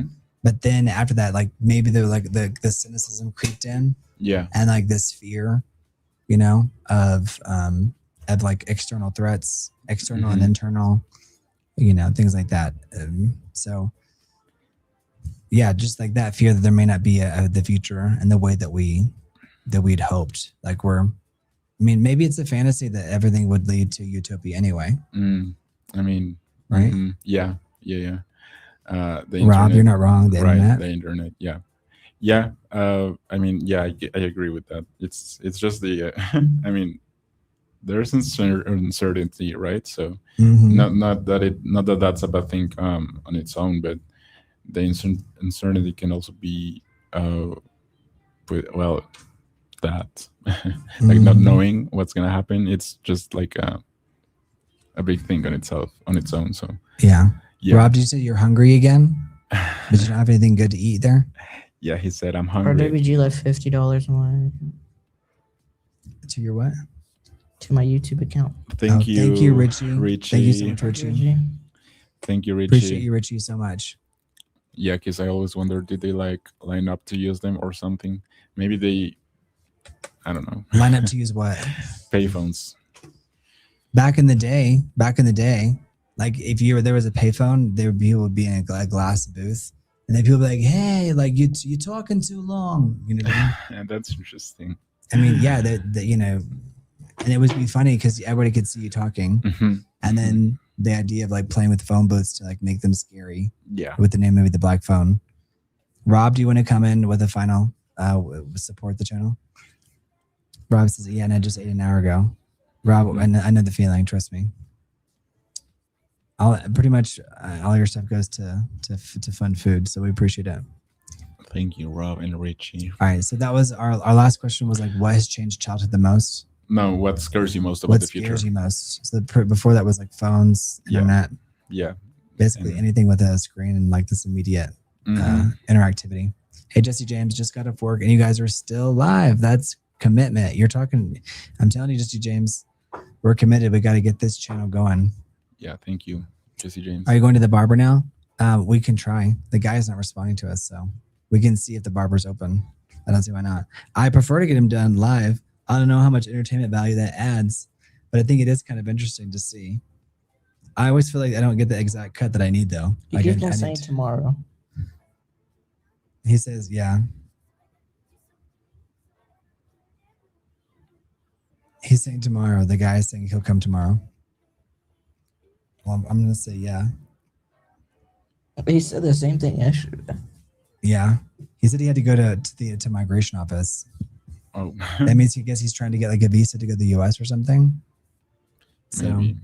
Yeah. Yeah. How much did it cost the payphone? The what? Payphone, like the 25 cents. It was usually a quarter, like a quarter per minute. So you put in 25 cents and then you'd be talking to somebody. You'd be like, Billy, you know, it's like your minute was up. Yeah. Billy, where are you? Billy, what happened? You know? Yeah. And it would just cut off. Oh, okay. And then when I lived in Peru, it was 25 cents, US cents a minute to talk on a cell phone. So nobody would call each other. They would just say, "Tímbrame." And so like the cell phones were still kind of new. And so they had this thing where like you would ring someone. And it was like, whenever you're ready to go to the party, like just tímbrame. So I mean, like to call me and I won't answer. Yeah. And I remember like sometimes someone called and I picked up their phone and answered and they're like, "No." Oh, okay. Because it was going to charge. Yeah. Because it was like 3 Peruvian soles at the time, like per minute. It was insane. Thank you, Rob. Thank you, Rob. Thank you, Rob. What kind of soda do you drink, Rob? You and I both. That's like one of my vices, I would say. But like, you know, diet soda. Yeah. Diet soda. Yeah.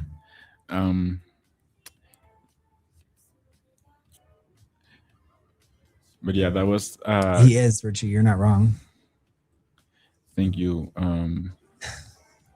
Yes. That would be amazing. And that was the question for this round, the last question of this round 5, which covered technology and the future. So technology and the future was this last round we covered. The last question was what scares you most about the future? If anyone would like to let us know in the comments what scares you more about the future, scares you most about the future, that would be interesting. And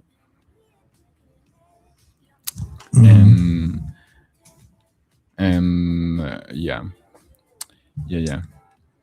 Jimmy, Rob is saying he's gonna donate. Thank you, Rob. Jimmy's just thinking about food and his trip and going out and doing something fun. I think we should go camping tonight. I think we should make it happen. So Rob, what do you think? I think that'll break things up. And it'd just be fun to get outside. What do you think, Rob? Let us know. Yeah. Yeah, it'll get him happy, and we can get on the road once traffic passes by. Yeah. So let's do 100 to go camping, and then we'll show you guys, and then Mario and Jimmy can go get the satellite dish, so Yeah. we can go to Connect. Yeah. to go connect. Yeah. It'll be really chill. It'll be a change of pace, change of energy. You guys will love it. Thank you, Richie. Right? Wouldn't it be lit, Richie? I agree. That's another word, lit. That's right. So you guys, thank you for supporting through Venmo, through Super Chats on Thank you, Jimmy everyone. Explores. Yes, don't forget to subscribe as Rob, well. come through with that last one. That'll be amazing. Like the video as well. But But we thank you appreciate guys so for much. your support. Thank you guys. Yeah, David Young, I would love to do an Airbnb again. That would be awesome. I particularly loved that. So, Yeah, let us know. and thank you, Mark Pepsi. Sands, for always being there for us. We appreciate you so Mark much. Sands, are you still there? Thank you so much. Yeah, we appreciate you. Thank you. Pepsi and cherry 7-Up. Okay, Yeah. nice, Rob. Oh, that's what you drink, Rob? That's your drink of choice? That's Two. nice. Pepsi and cherry. Yeah, that's your drink. Well, that's what I mean. Drink your drink of choice. Okay. All right, guys. Make sure you subscribe. Make sure you like the video. Subscribe. You have the ways to support there on right. screen. Rob, come through for us in this last one. Subscribe, like, and Yep. don't forget, guys. Don't forget to subscribe and love also check yourself. out Jimmy Explores. Yeah, you can check out Jimmy Explores and leave super chats there on any video. A movie review would be fun to have you guys watch, subscribe, or suggest movies, and then talk and review the film. I agree because of life. What movie though? What do you think is of life? No, What? the chat decides when we get to it.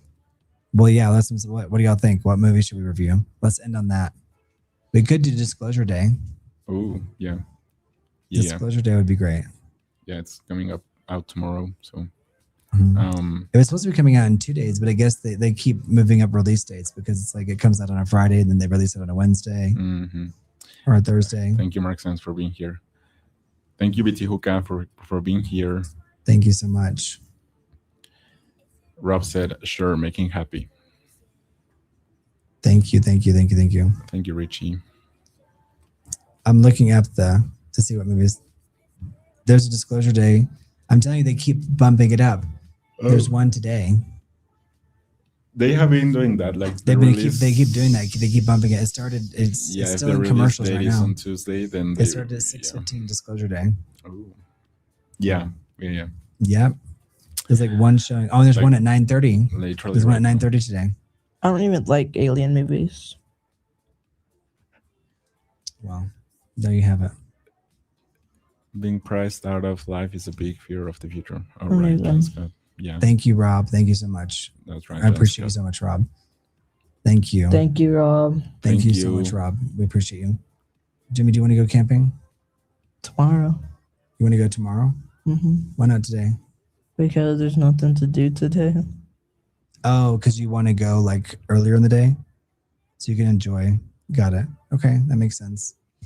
Okay, we're going to do a countdown. Thank you guys so much for watching. Thank you, Rob. John It's Scott, gonna get dark Kiss of in Life. literally like an hour. So We Richie, appreciate you so much. it's gonna take an hour Seriously. to get there. thank you, everyone. Really. Richie's going camping tomorrow? No, he's No, gonna watch Disclosure Day. Oh, got it. Well, let us know what you think. Jimmy, Thank do you you. ever see that cabin at Dollywood? I sent to your phone. I sent you photos. Okay. Thank you, Rob. I just saw. Thank you. Did you see this Thank you big so cabin much. at Dollywood? Thank you. Thank you guys so much. Thank All right. you. We're going to do the countdown. We'll You guys look don't at forget to it. subscribe. We'll look, Rob. Subscribe. All right. All right. 10, 10, 9, 8, 8, 7, 6, 5, 5, 4. 4, Thank you, BT Hookah. 3. Thank you, Rob. Thank you, Three. BT Hookah. 2, 1. Thank you, BT Hookah. 1. Bye. I love you guys. Thank you so much. We appreciate you so much. Thank you for subscribing. Thank you, everyone. Thank you, I guys. appreciate you guys. You get your light. Bye, guys. Bye, guys. There's a chicken. There's It's a Mario's fat- chicken. It's a fat chicken. Bye, It's so Richie. funny. Thank you so much. Bye, guys. Bye, everyone.